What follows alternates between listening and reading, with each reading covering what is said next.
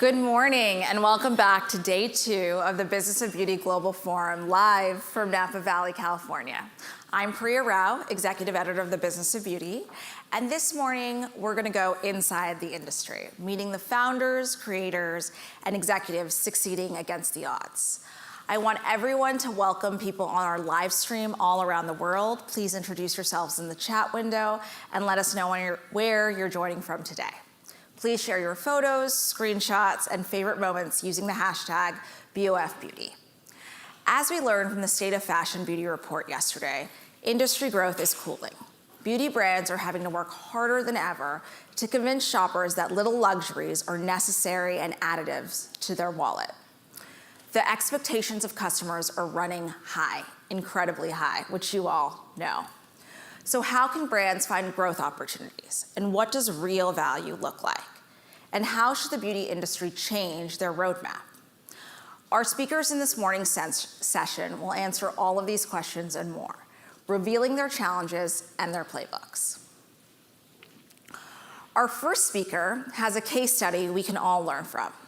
For over 20 years, e.l.f. has turned the proposition of beauty on its head. With its scrappiness and agility, its speed to market is unparalleled, with a nonstop slate of big, buzzy marketing campaigns and products to match. All of this has been made possible through the work of its team, primarily its chief executive, Tarang Amin, who is here with us today. He's experiencing all of the issues that you all are here in the room are too: tariffs, inflation, a slowdown, but still bucking the odds. And we're so happy to have Tarang here with us today. Please welcome him to the Global Forum stage.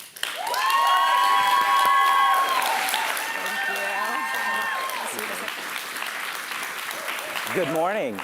It's a pleasure for me to be here today. Thank you, Priya, Imran, and the team for having me on this stage. It's quite an honor. But I know what you're thinking. You're thinking, what the heck is keep the e.l.f. up? Right? Now, I know Priya is also worried. My style is quite visual. I have a lot of slides. She doesn't think I can nail this presentation in 15 minutes. But I'm going to ask you to trust me. In e.l.f. we trust. Over the next 14 minutes and 40 seconds, I'm going to take you on our journey of what we mean by keep the e.l.f. up. But first, a little background on myself. I'm of Indian ethnicity, born in East Africa. Ever since I was a child, I love watching wildlife. Every morning in Africa, a gazelle wakes up, and it knows it must outrun the fastest lion or it will be eaten. Every morning, a lion wakes up, and it knows it must outrun the slowest gazelle or it will starve. Now, the point of this story is it doesn't matter if you're a lion or a gazelle. When the sun comes up, you better start running.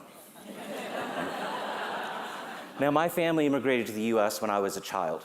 And like many immigrants, you had to move fast or perish. So I put on a suit and got ready to run.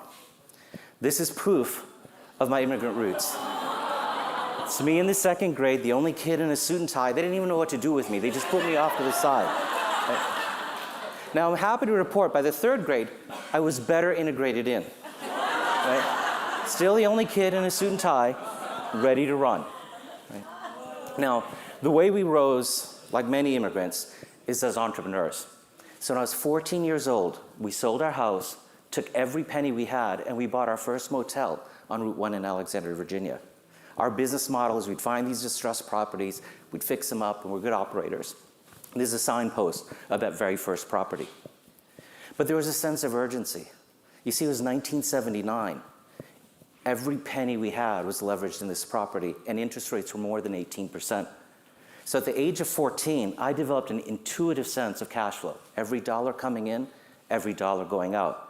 I also knew what economic profit was more than a decade earlier than when I actually got the definition. But most importantly, it's where I honed this combination of speed and heart. I knew as an owner the power of treating your employees well so they could better serve your customers. I also learned the power of resiliency, because when you run fast, you're going to get knocked down. And boy, I've been knocked down a lot. But you pick yourself up, you dust yourself off, and you keep running. Because if you don't, that lion will eat you for breakfast. Right? Now, I took many of these entrepreneurial skills to scale big brands in big companies and do it fast. At Procter & Gamble, the Pantene brand had existed for 50 years, yet it only amassed $50 million in annual sales. Over the course of 8 years, I was part of the team that transformed that business into a $2 billion global market leader, a 40-fold increase. At the Clorox Company, the namesake Clorox brand had existed for 100 years and was focused on hardcore cleaning. But over a 4-year period, we transformed that business to health and wellness, giving 50 million kids in America a healthier childhood and their parents peace of mind. In the process, we doubled that franchise from about $750 million to $1.5 billion.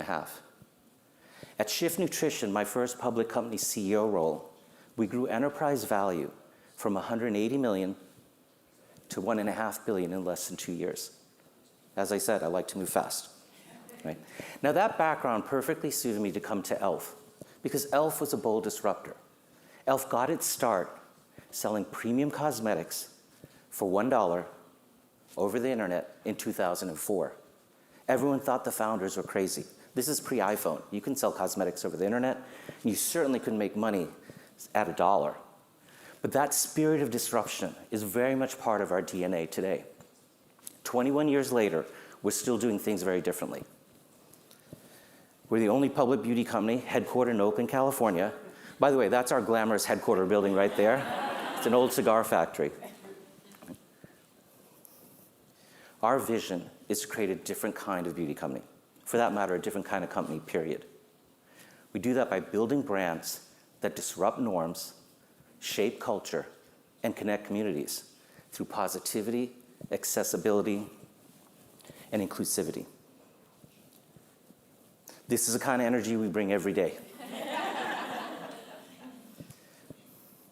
We're a 21-year-old startup that's agile, nimble, with a bias for action. Renegade spirit, bias for action, and we operate in real time, something we call e.l.f. Speed. Now, in the 11.5 years I've been CEO, we've taken net sales from about $100 million to over $1.3 billion. But more importantly, we've grown shareholder value from $135 million to $7 billion, a 50-fold increase.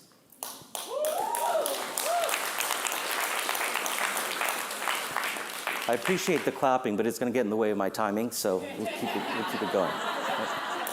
Now, if you want to blast off to new frontiers and build a different kind of company, you need a different kind of rocket fuel.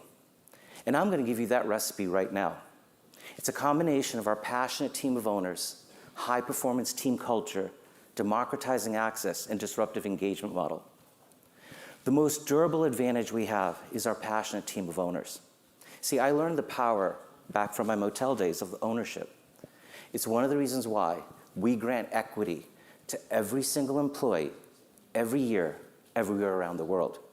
And if you exclude the named executive officers, since our IPO, we've granted $220 million of equity in a stock that's gone up 7-fold for meaningful wealth creation for every single member of our team. Now, that passionate team of owners is driven by a high-performance team culture. You know, I'm often perplexed, this polarized day we live in, how you have to somehow choose between being inclusive or having better performance. We're living proof that both go hand in hand. Right? Now, we've never had a DEI program, quotas, or some of the things that are being attacked because it's more fundamental to who we are. We strongly believe that if your team reflects the community that you serve, it's a competitive advantage. Our team is 74% women, 76% Gen Z and millennial, 44% diverse. They absolutely reflect the team that we serve. But it's not enough to have a diverse team. We also train every single employee on high-performance teamwork, how you develop passionate relationships, how you give pinpointed specific feedback real time in the spirit of helping the team succeed, and how you draw strong mutual accountability.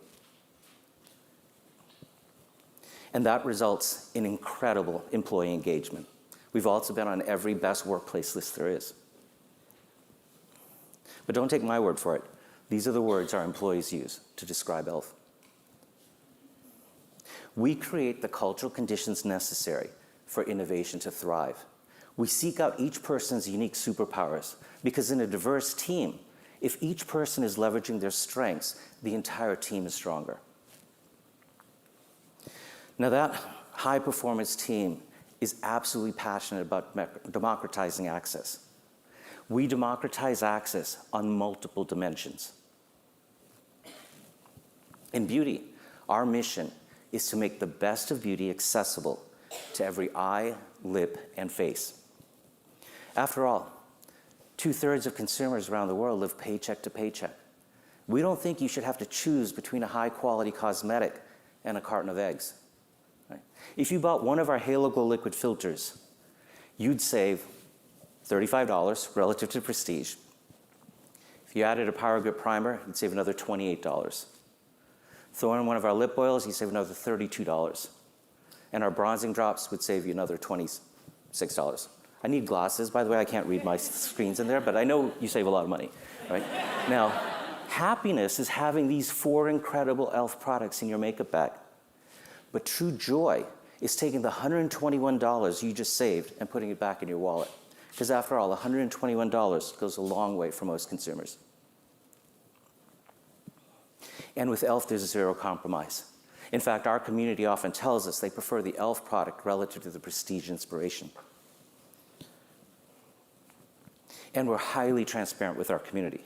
Like many of you, we're facing real headwinds with tariffs. But we announced a $1 price increase, and we do that directly to our community. Right? We don't try to pull one over on anyone. And our community appreciates it. 98% positive sentiment of this is why I buy e.l.f. You're always upfront with me. You're always transparent with me. Now, there's also zero distance between our C-suite and our community. In fact, I actually gave Michaela my CEO title for a day, and she crushed it with our community. But what also happens is Corey Marchesotto, our CMO, absolutely terrorizes me from time to time by dragging me onto TikTok Live. And she'll start with something as simple as like, hey guys, you got the boss man here, tell him what you want, right? The chat will light up. Last year, it lit up with, hey, there's this Prestige bronzing drops, we love it, but we can't afford $38. Help us out, e.l.f. And I'll look at the chat and I'm like, yeah, okay, you want bronzing drops. And then there'll be like another 100 texts after that, which is like, no, boss man, we want them now, right? Like I said, I will leave that TikTok traumatized, but I'll call up my head of innovation and say, oh, please tell me we have bronzing drops in our pipeline. She goes, yes, we do. I'm like, thank God. When are they? She's like, 18 months from now. I'm like, oh, no. I cannot get on another one of those TikTok lives and have our community scream at me. So we pulled it up and launched them within 6 months. But it's not just me. Corey also takes our CFO, Mandy Fields, our head of sales, Jenny Lar, on these TikTok lives, reducing that distance to zero. Not that I'm competitive, but I just heard that Corey and Jenny's last TikTok actually got more views than mine, right? So I'm going to cheat. Michaela, I'd like to invite you next time I get on TikTok. We also democratize access to our board of directors and the highest seats of power. In fact, we're one of only 5 public consumer companies out of 4,000 that has a board that's 67% women and 44% diverse. And we use our platform for societal good. Our Change the Board Game initiative serves up facts with Billie Jean King, does provocative campaigns, publishes a not-so-white paper actually showing the correlation between board diversity and performance. And we're also sponsoring 40 members of color and women through NACD Accelerate program, qualifying them for public board service. The insight behind our So Many Dicks campaign is quite simple. There are more men named Richard, Rick, or Dick on America's public corporate boards than entire populations of people. Right? Now, there's nothing wrong with being a Richard, Rick, or Dick. There might even be a couple in here. We just want to make room for others and use our platform to empower others. Now, our focus on democratizing access directly leads to our overall consumer engagement model. We know how to engage and entertain our community.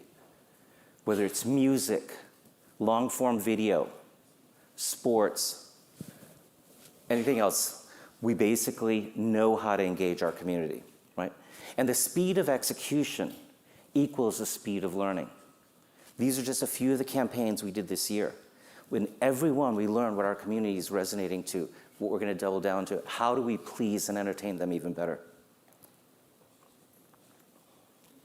So there you have it. That's the recipe of a different kind of rocket fuel. And I'm happy to share it with you. I want you to be able to use this recipe, because if you do, you may defy gravity. Right? We're powered by our ethos. Our ethos powers our purpose. Our purpose powers our people. Our people power our performance, and our performance enables the possibilities. We love to say, anything is elfing possible. Now, we just reported our 25th consecutive quarter of net sales and market share gains. Right? We're one of only 6 public consumer companies out of 546 to be able to grow net sales 25 straight quarters, averaging at least 20% sales growth. We're also the only cosmetics brand out of 1,000 that's been able to grow market share for 25 consecutive quarters. And that's really enabled. I mean, actually, if I think about it, all of you know how hard it is to scale brands in our space. There's 1,900 cosmetics and skincare brands tracked by Nielsen alone on the mass side. So I'm very proud that e.l.f. Skin and Naturium have more than 100, or one of only 26 that have more than 100 million in retail sales. And e.l.f. Cosmetics is one of only 4 with more than $850 million of retail sales. And that's enabled by our multi-generational appeal.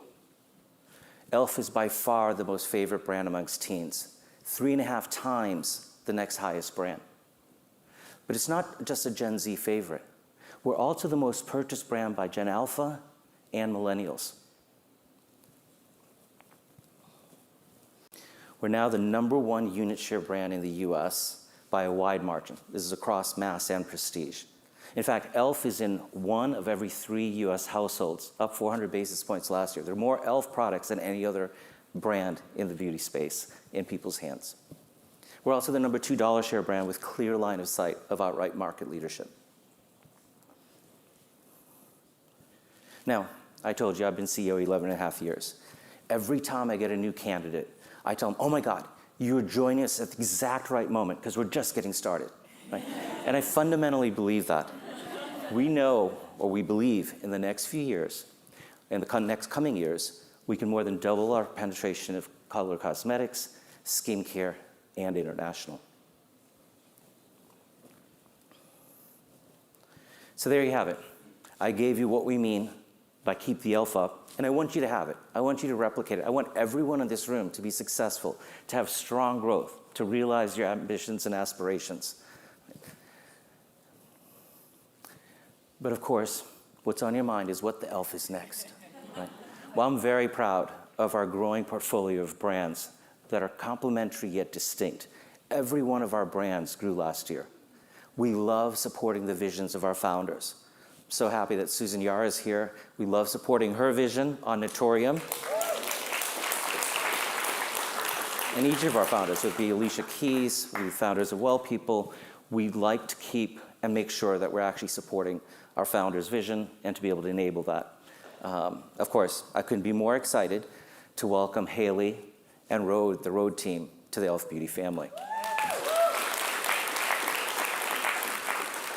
Now, the program says I'm going to come back on at the end of the day with Haley, but I want that to be her time to shine. She's done an incredible job. She's way more than a celebrity. She's one of the most thoughtful founders I've met, similar to Susan, with incredible instinct, a beautiful aesthetic, and astounding success. And I couldn't be more excited to welcome her to us, and I want you to hear from her directly. All right, so there you have it. Jump in the rocket ship with us and keep the e.l.f. up. Right? Now, I got to tell you, I absolutely nailed the timing on this. Right? So I feel as happy as my grandson Rian does right now. Thank you.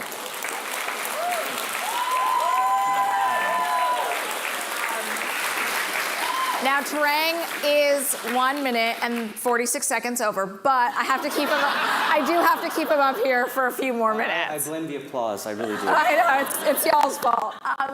Tarang, we have to ask.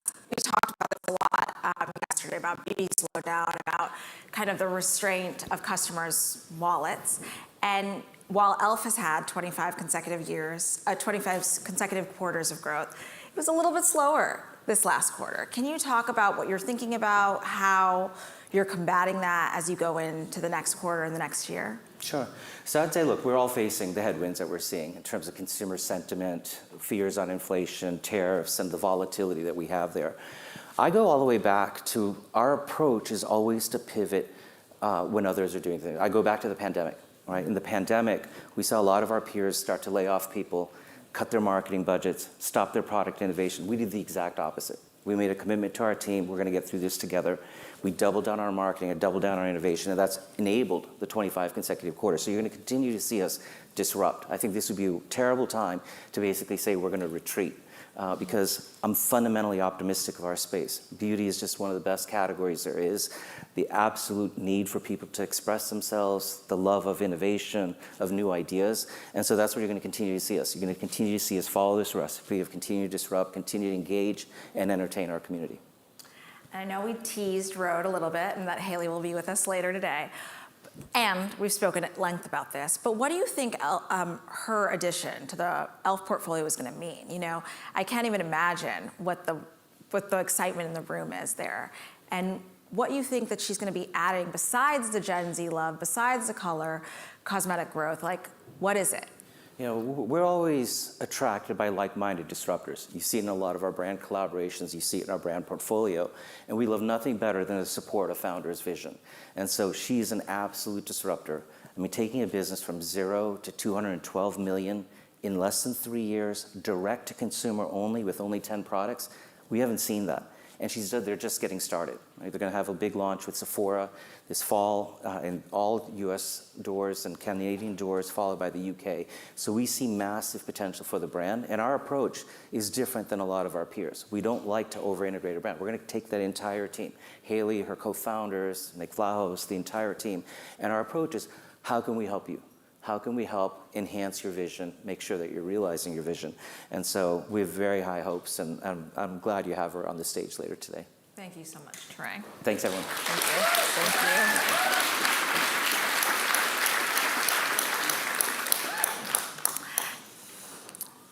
you. We often hear that men aren't interested in beauty, that they want the women in their lives to choose the products for them, and they won't ever buy more than the basics.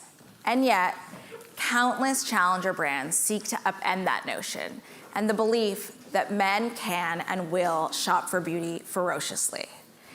Here to talk to us about the men's beauty opportunity is Marc Terlet, founder of French grooming brand Horus, and John Ludique, the Senior Vice President of Marketing for Dr. Squatch, in conversation with BOF's Brendan Kilbane. Thank you. Good luck. Thank you.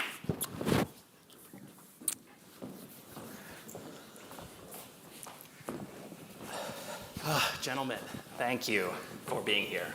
And speaking of gentlemen, as our topic is today, we were talking about this backstage. The men's beauty is in the title of this panel, but that doesn't seem to be a agreed upon term for this category when it comes to men. Do you guys have any feelings about this when you talk about it, amongst yourselves or talk to your customers? Is it men's beauty, grooming? What do we call it? We call Horus a men's grooming fragrance because, as I said to you earlier in backstage, as a men's brand, we are dealing with fragile masculinity of heterosexual men.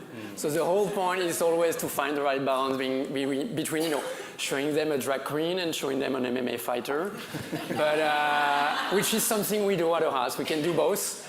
And but the truth is, when I talk about it with the team, we talk that we are in the men's market rather than the beauty market, because I want them to frame that we need to behave as men expect us, rather than what you expect from a beauty brand. Right. What about for Dr. Squatch? Yeah, similar to Mark, we focus on the terms men's grooming or men's personal care. I think beauty is not really what men use to describe themselves very often. So even though it's a similar category of products, the terminology and the phrasing might feel a bit foreign. And I think what we found is, from a marketing perspective and positioning, developing the sense of closeness and talking to men in their own language is the best way to do it. Yeah. Let's call it like men's handsome or something. Yeah, men's confidence. Yeah, something like that. Men's confidence. handsome. Yeah. Men's debonair, for a French word. Yeah. When it comes to personal care, grooming, or whatever you want to call it, how do you guys, how do men approach the category? What are they looking for in these products? Yeah, do you want to start, Mark? Do you want me to? I mean, us, it's really like they are looking, but I think it's true for women as well. Like people want efficacy and a good price for efficacy. And for men, because most are really newbies into the category, especially for us, because most of the business is skincare and fragrance. Like you have to be very simple. So a face cleanser is called a purifying face cleanser. It's like it does what it does. And the whole point is just making sure that they get, you know, what it does. I'm saying that again, but the whole point is really, really that. Yeah, similar for us. I mean, we find that men in general are first looking for functionality and efficacy. And if the product doesn't work, they're not going to buy it again. Right. But what we've also been seeing is that I think like guys haven't really been spoken to that much by the industry as a whole. And they've been treated as kind of a monolithic group of people that don't really care or don't invest much time and energy into the category. So I think where we've had a lot of success is actually treating them as a unique audience and an audience with specific needs and specific desires that might actually be different than what people assume. And so by finding ways to connect with them in a meaningful way, it allows you, once you get beyond the functionality and the efficacy, to deliver a brand and products that connect with them at an emotional level, at a psychographic level, which is what people are really looking for these days. Is there a price component as well? Because I feel like men, like even like Horace, the products are high quality, but it's a pretty accessible price point for what you're getting. Do men not want to pay a lot of money for personal care? I mean, I remember like having a conversation with someone that has like a really high-paying jobs, and he was telling me that, like the product he used for shaving and it's Gillette. And the whole point was like I was talking again and again with like a lot of men, and they were like, they don't want to pay that much. But I think it's now like also a broader appeal. Is like people are very aware of what is the real price of a product, and health was like a very good example of that, and many brands are a very good example of that. And people just expect a very good value for money, and they want brand to deliver that consistently. Yeah, same for us. I mean, our flagship product, still outselling everything else, is an $8 bar soap. We have #1 dollar velocities at Target, at Walmart, at most of the major retailers in the U.S. with an $8 bar soap, which is significantly more expensive than a normal six-pack that most people would generally buy. And so what we found is that men are willing to pay more if they see there being a reason to pay more, but they're not willing to necessarily pay more, at a mainstream level, just because of the brand or because of the label. You have to do things a little bit differently. But for us, I mean, price points, we play, I think, at a slightly lower level than Horace. So we're more kind of in the prestige range. But people are definitely willing to trade up, especially these days when they're looking for more out of their personal care products.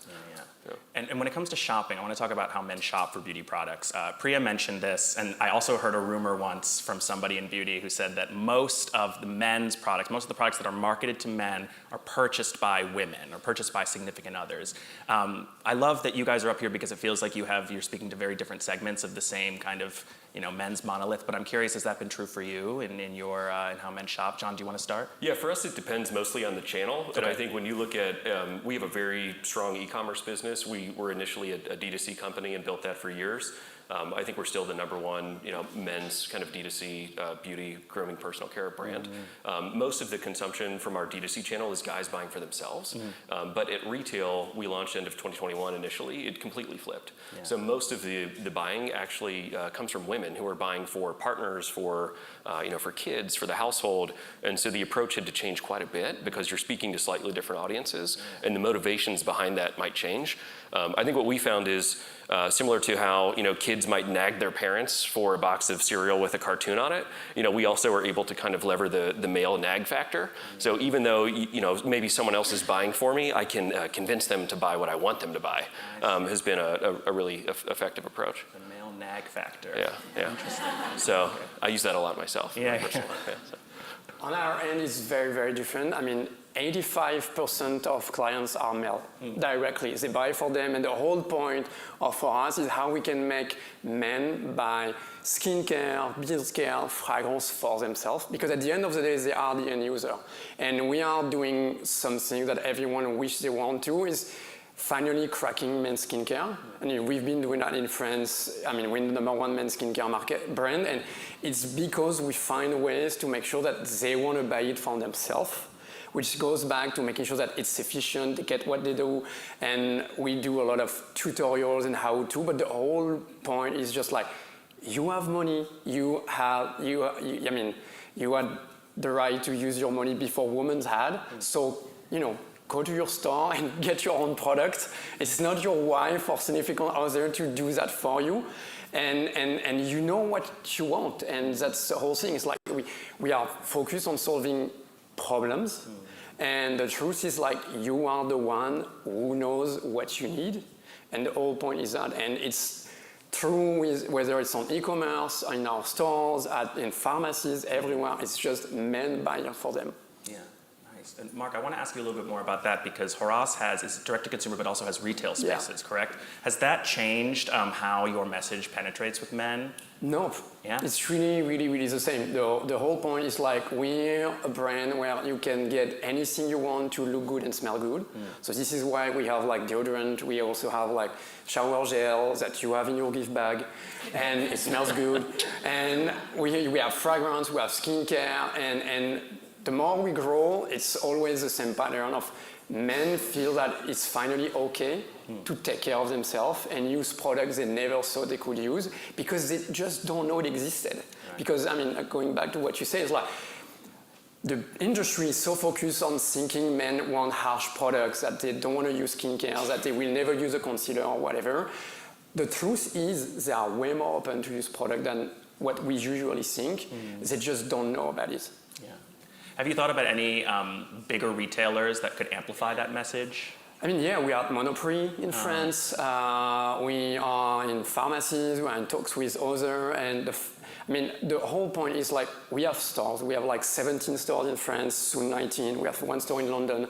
The truth is, if we want to be accessible, which is one of the main things at Horace, we will need to have partners that can help us go deeper and further, because we can have like 6 stores in Paris, but we cannot have like a store in Nottingham in the UK. We cannot have like a store in Atlanta in the US. So we need partners that have like the same mindset of we want to change the way people buy skincare and buy fragrance and buy beard care, and like we need to build partnerships. Yeah, absolutely. I want to talk about marketing to men, and I want to ask you, John, I feel like Dr. Squatch has killed it in marketing. It's a great brand for reaching men, and you guys have minted your own mascots in the past. You've also had celebrities, Sydney Sweeney recently, I don't know if you guys saw, infused her bath water into a bar soap, and I understand that is a bestseller. Sold out in less than 1 minute. Oh, yeah. That is crazy. It's pretty crazy. Me, who sells well to men in your experience? What we found is that I think guys kind of have their own language sometimes, and it's really important to understand your customer at a deep level. The morning breakfast session, there's a lot of conversation around using things besides demographic data to understand your customer. We spend a lot of time, and I know, Mark, you were saying this, just talking with people and finding out where does the white space exist. And I tell my team pretty often it's more about reading the tea leaves of culture and trying to figure out where are people headed, what's going to be important a year from now or 2 years from now, and starting to not dilute your brand or to change your brand, but to position yourself to really be on top of where the trends are going to be headed. And so what we found is that using a variety of partners, using a variety of content is the most effective. I think if you, especially at our size now, when you're trying to go after a much wider audience base, you can't rely on small niches to be successful. And so how do you start to combine different subcultures, or how do you really start to play at a more kind of mainstream level to win becomes really important. Then I think the other thing that we found is people just have very short attention spans these days. And so for you to be successful, most people, maybe they don't care about your story. And so how do you figure out what is their personal narrative and what will they focus on and what do they care about, and how can you play within that space? Especially in men's, I think is even more critical because historically, at least in the area that we play in, it's been very low emotion. Most guys just haven't really cared. And so how can you get them to pay attention and to focus? A lot of times it's by doing things that are going to be a bit more disruptive and a bit more out there so you can capture people's attention. And then once you have the attention, you can use the attention to communicate something that's really important. And so we focus on disruptive, like highly engaging marketing, because then once we get your focus, we can talk to you about the benefits of natural products, the benefits of using skincare, the benefits of using full hair care routine. And you trust trust and believe in us more, A, because you're paying attention, but B, because you feel a closeness with the brand. And I think the beauty industry historically, I think for men at least, can be pretty intimidating. And I think for a lot of guys, you feel uncomfortable, you're not sure what to buy, you're not sure how to really use the products. And so by communicating with men at a level that they understand can be really impactful in terms of driving growth. And on the marketing side, it also just gives you a lot better content to work with. It gives you much better creative that you can use in ad campaigns that is much stickier and much more effective. And so the whole flywheel starts to work on itself. Yeah. And taking that connection a little bit deeper, tell me a little bit about how you guys build community with this customer base, because it feels like community is so important for beauty brands. I'm not sure how you wrangle men. And first thing is like we answer every comment people put on social media. We answer every emails. We basically handle 300 to 400 communication per day, just like from guys, asking questions, saying like, anything, and then it's a lot of me connecting with people. So I do a lot of community events in store, and for example, we just launched a fragrance called Vetiver Primavera, which is our biggest launch yet. And I went in store, and like half of the session was like, let me introduce you about the fragrance, and the other half of the question was just like, fire question about what's next. Like, when is this product coming? I need that. Do you have this? But like, people want to be heard. That's like people want to be seen, and communities is really about that. It's like you want to connect, and a lot of brands forget that social media is about engagement. It's not about reach. It's not about, so you need to follow people. You need to engage with them, and like we spend a lot of time just doing that. Yeah, engagement over reach. Yeah. Anything you want to add to that? Yeah, I would totally agree. I think a lot of brands, you feel like you're talking down to somebody, but it's not the right way to do it. And I think it's also worth talking about what is a real community. Within a brand, a lot of people say, oh, we have a great community because you have maybe a lot of social followers, but I don't know if that's really community. I think community, to Mark's point, is talking with, engaging with people. It's listening. It's showing them that you're listening. It's launching products based on what they tell you they want. It's responding to issues based on what they tell you the issues are. But then it's also allowing them an environment where they can kind of connect and share the love and share the enthusiasm. And what we found is really helpful because as they get more excited about the brand and the products, it helps fuel your business as well because they're sharing with their friends. And if you tell me about something, it's going to be way more impactful for me than if a brand tells me about something. And so community done well, I think to Mark's point, like where there's actual back and forth, can really become something that allows for much more exponential growth. Yeah. Nice. So. I want to ask you guys one of my favorite questions, which is, and I know that from your brands, you cover skincare, fragrance, body care, men's makeup. I feel like we're always ready for it to take off. It's always next year, like the men's makeup is going to go mainstream. There's going to be that great men's line, and then it never happens. How close are we? I think we are very, very close. I mean, we have like a product called the Healthy Glow Fluid, which is basically a bronzer, which is one of the best-selling products in the US and in the UK, and like. We call it tinted skincare because, again, like dealing with fragile masculinity of heterosexual men. I'm an heterosexual man. I know what I'm talking about. But I have a very good example. At some point, we launched like an under-eye cream, which is one of the best sellers. And like guys came and said like, this is nice, but I want something that works instantly. Yeah. And the whole thing was like, okay, so it's makeup. Yeah. Because the only thing that works instantly for your under eye is that. And so we launched it. It's not as big like an under-eye moisturizer, but the work was just like showing them pictures of before and after, and they started buying it. And I remember like being at one of our Parisian stores a couple of months ago, and I was with a journalist, and like the journalist was coming exactly for the same question as you have, and he was like, have you ever buy men's makeup to a client? He was like, no, but I just didn't know it existed. And Horace showed me it existed, and I understand what the product is doing, so I'm going to give it a try because it actually works. Yeah. Nice. Imminently. Yeah. Wait. It's now. Yeah. Thank you guys so much. Thank you. Thank you.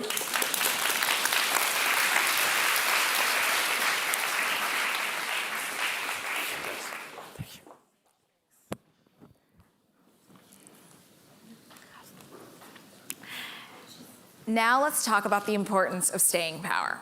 It's never been easier to start a brand, but building a brand that can go the distance, withstand shifts in trend cycles, and consistently stay connected to the customer is much harder. You all know this. Prestige skincare brand Tatcha has done just that. Here to talk to us about its approach to brand building, Nicole Frushi, Global Chief Marketing Officer of Tatcha, Christopher Skinner, Chief Revenue Officer at Brand Accelerator Front Row, is in conversation with BOF's Alice Jividan. Please welcome to the Global Forum stage.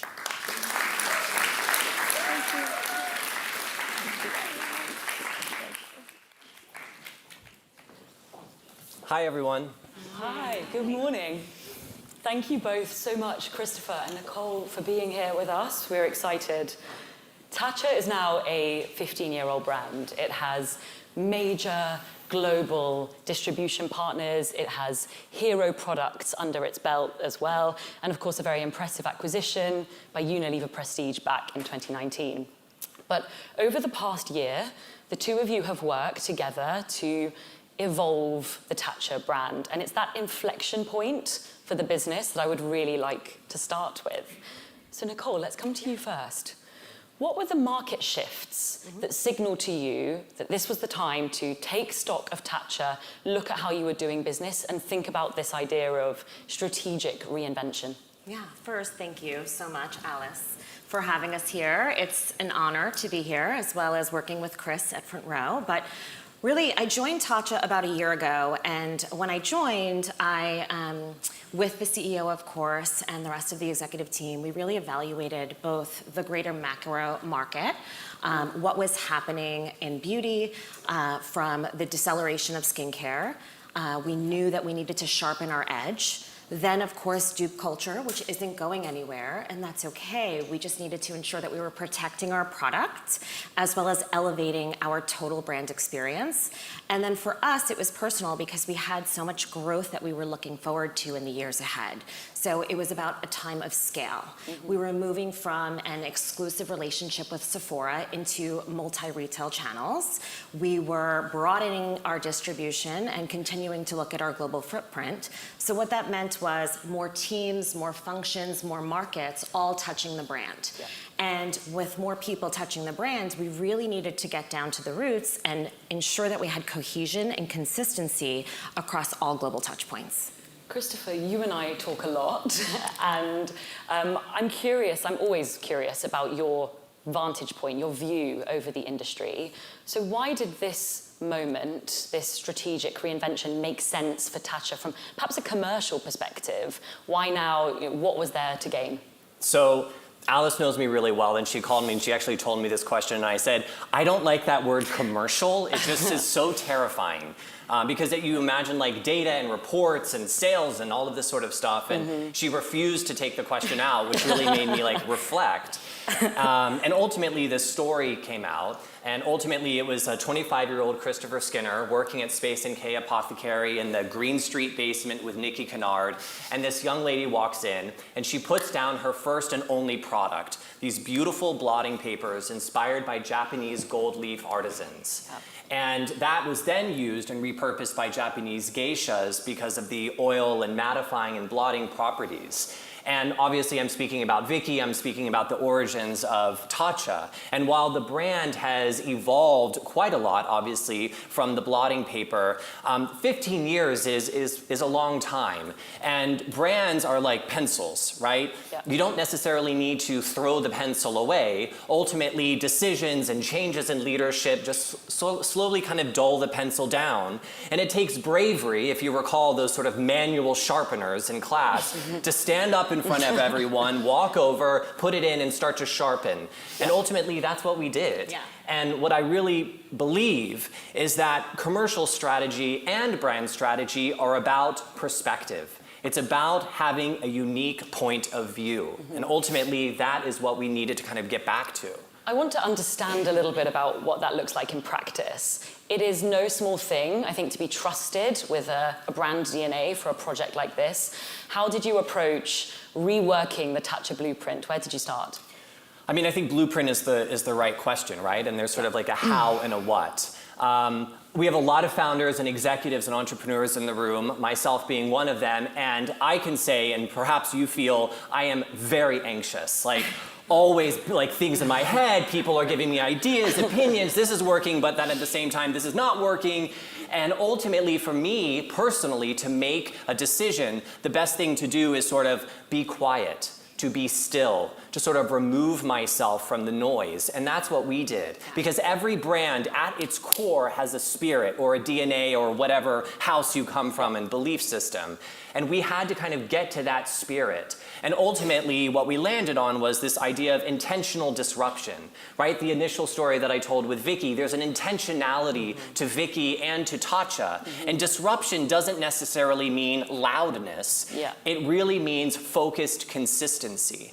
And that really became our spirit, which we then sort of evolved into a purpose. And ultimately, we all have spirits and energy unto ourselves, but to invite others to join us in that, you need to create a purpose, and a purpose truly needs to be an invitation, and Nicole's going to speak to that. Yeah, let's talk about purpose, because Nicole, when you and I caught up last week, we said how when a business makes a concerted effort to rethink its brand, it needs to land with customers, we know that, but you need that organizational buy-in. That's something that's really important. So how has this work helped to build cohesion within Tatcha? What does that look like? Yeah, so when you have a founder who has an incredible vision, and there are many founders here, I think Mariana spoke about it yesterday. There's this intuition, there's this gut, and there's this vision that you have. You have the teams that are then following you. We had that with Vicky for close to 15 years. She's still an advisor on the brand and has been a part of this work. But what we found is that people want to be a part of something that's larger than themselves. And purpose became that thread that united the team. So when we were doing this work, it wasn't about changing the purpose just for change's sake. It really became about going to the roots of what that purpose meant and what we wanted to then transcend for the next 15 years. So the original purpose, which was to reawaken beauty from skin to soul, we really thought about that and what it meant. And for us, it was really came down to the emotional territory of self-love. That began with the founder story with Vicky experiencing burnout on Wall Street, which then turned into her skin. She had eczema, psoriasis, etc. That showed up on her skin. So for us, it was about how can we provide that stillness, but really go down to this emotional territory of self-love. So our new purpose is to inspire self-love as a quiet, lasting revolution. We believe that self-love is a daily practice. It's a part of your ritual. We like to say that we bookend people's day, both morning and evening. And for us, when you have that self-love, it then is that ripple effect that you bring out into the world. So for us, it became our North Star in everything we do, from creative to culture to organizational onboarding. When we have new employees, we really rally everyone around this North Star of our new purpose. Can you tell me a bit about how that shows up actually in creative? What does that look like? Yeah, so incredible. After we did the strategic framework, we really, we started building additional campaigns. And our first campaign with the new purpose is Moisture That Makes You Feel. And what that was about reframing skincare to emotional care. Because what we want to do is really connect consumers to something bigger than just our products, but to our brand, to experience a shift in themselves. So while, of course, product efficacy is so important, especially in a competitive market where everyone is talking about claims and clinicals and what their products can do, we wanted to go beyond that. So we looked at our full funnel, a full 360 campaign, and starting in the top of the funnel, we really put our dollars into CTV, digital video, with a broader message that was really about emotionally grounding the product. We leaned into the sensorial textures that we know people love from our brand. And then, of course, down the funnel, we, of course, drove more of the performance with product marketing, but it all laddered back up. So what that really showed is that united the creative team, the brand team, and the performance team, and it showed that resonance and results can exist together. I'm glad you talked about these channels, because one thing that I know you're obsessed with, Christopher, is this idea of a unified strategy. We talk about omnichannel. There are conversations around the swing or the pendulum between brand and performance, but you're obsessed with this unification. What does that actually mean? Why is it so key? I mean, I think one of the biggest vulnerabilities that a brand can have is that they have sort of story and soul in one part, and then sales and strategy in another part, and they sort of work separately. And I think we've all paid for PDFs that just sit on a desktop and we never see again. And ultimately, that is the detriment of brands. I believe, and Front Row is really built around this philosophy of connected commerce. Long gone is sort of this omni-channel strategy where we have, one distribution channel, one distribution channel, one distribution channel with individual teams and individual budgets and individual tactics. And now that's sort of a stacked strategy, almost like a pinball machine. And ultimately, the consumer, is discovering, validating, and converting across multiple channels all at the same time. And so connected commerce means that every single aspect of the brand has to work in concert with one another, which means your teams need to work in concert with one another. And brand equity building and brand strategy needs to work in concert with execution. And ultimately, it just means more from every touch point. Before we close, I did want to talk about the kind of cultural foundations of the brand, because from speaking to you both, this is something that's very important. Nicole, I'd come to you first. Those roots or those foundations in Japanese philosophy, how important is that over the next 15 years of Tatcha? It's everything. Japanese culture or Japan is not just the location or a pillar of our DNA. It is the strategic framework for our brand. It is the point of difference. It's what differentiates us as a brand.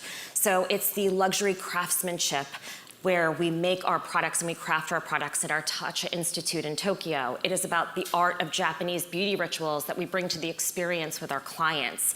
It's the intentionality of all of the decisions that we make for the brand. It's that slowing down. It's also ingrained in our culture at Tatcha as an organization. One of our values is omotenashi care, which is really about selfless hospitality and the service that we provide to both our clients as well as our partners. But ultimately, that's just the internal piece of the brand. I think what you're also talking about is culture as the zeitgeist. Yeah. And for us, we really think about that as another way. We really try to find the places where we can play. We've identified 3 culture pillars as a part of our brand, one being mindfulness, one being culinary, one being craftsmanship and artistry. Those are key elements of our brand that we look at as where we can play. But I think that there are other elements, right? Right now, there are bag charms that are having a moment. In our next campaign, we're launching, we created a character together. That character, Jiyu-chan, who's on our social right now, this little bunny, he's from Tokyo. His name is Jiyu-chan. He has a whole story that's grounded in Japanese culture. He will be a bag charm. He will be our character for our next campaign, but that is where we find places where we can play and bring something unique and different, but grounded in Tatcha, grounded in Japan, that puts us in the moment, but also is really inherent to the brand. I think Nicole has touched on something quite interesting, Christopher, which is this, I don't want to say the word tension, but maybe this nuance or this balance between navigating a brand DNA and those cultural foundations and moving through culture and responding to the zeitgeist.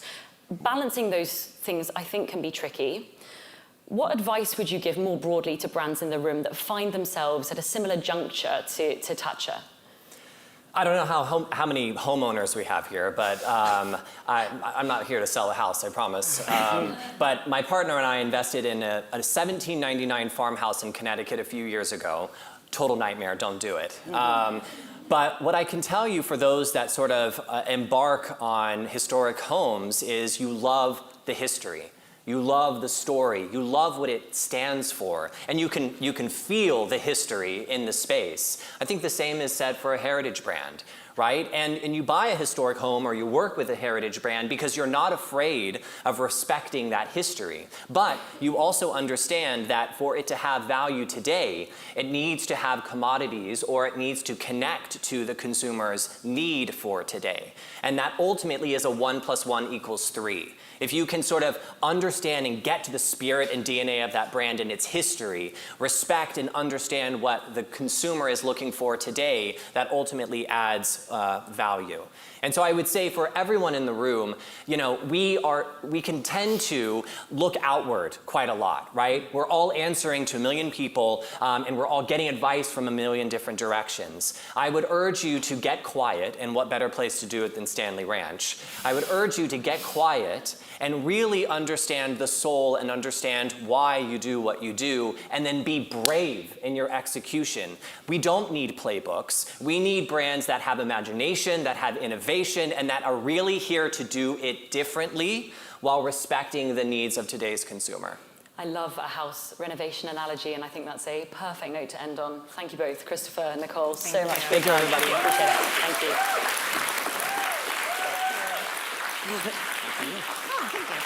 Thank you.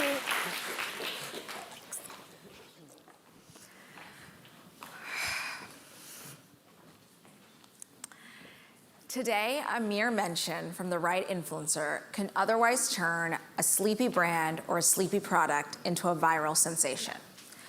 But influencers don't always find the same successes in their own brands. Incubators and investors are sometimes reluctant to partner with them, fearing that their popularity is ephemeral, making a long-term investment risky. But when influencers have a clear market and a loyal fan base, they can become some of the most well-informed beauty founders, leveraging the direct insight they have into their customers' wants and needs.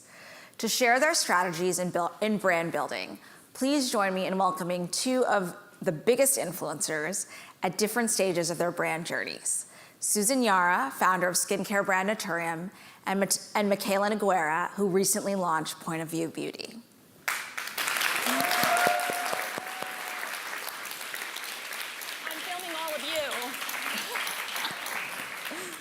And Susan's already making content from the stage. Gotta do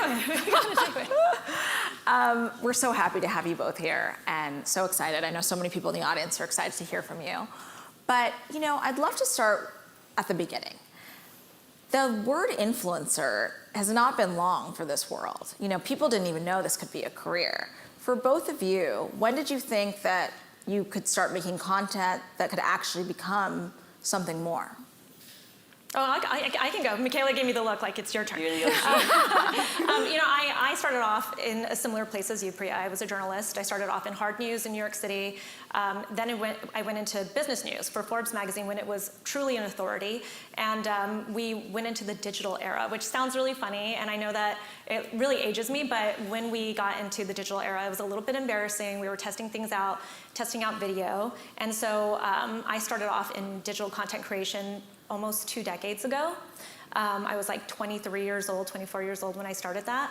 And it's been a really fun journey. And when I decided to leave journalism, when I had finally become a beauty editor, I knew that being a content creator was going to be a real job. It wasn't going to be a hobby. This was going to be something that I really pursued. What about for you, Michaela? My story is not as cool. So I began creating content when I was 12. I started a blog and a YouTube channel. By the age of 14, I had 60,000 subscribers on my blog.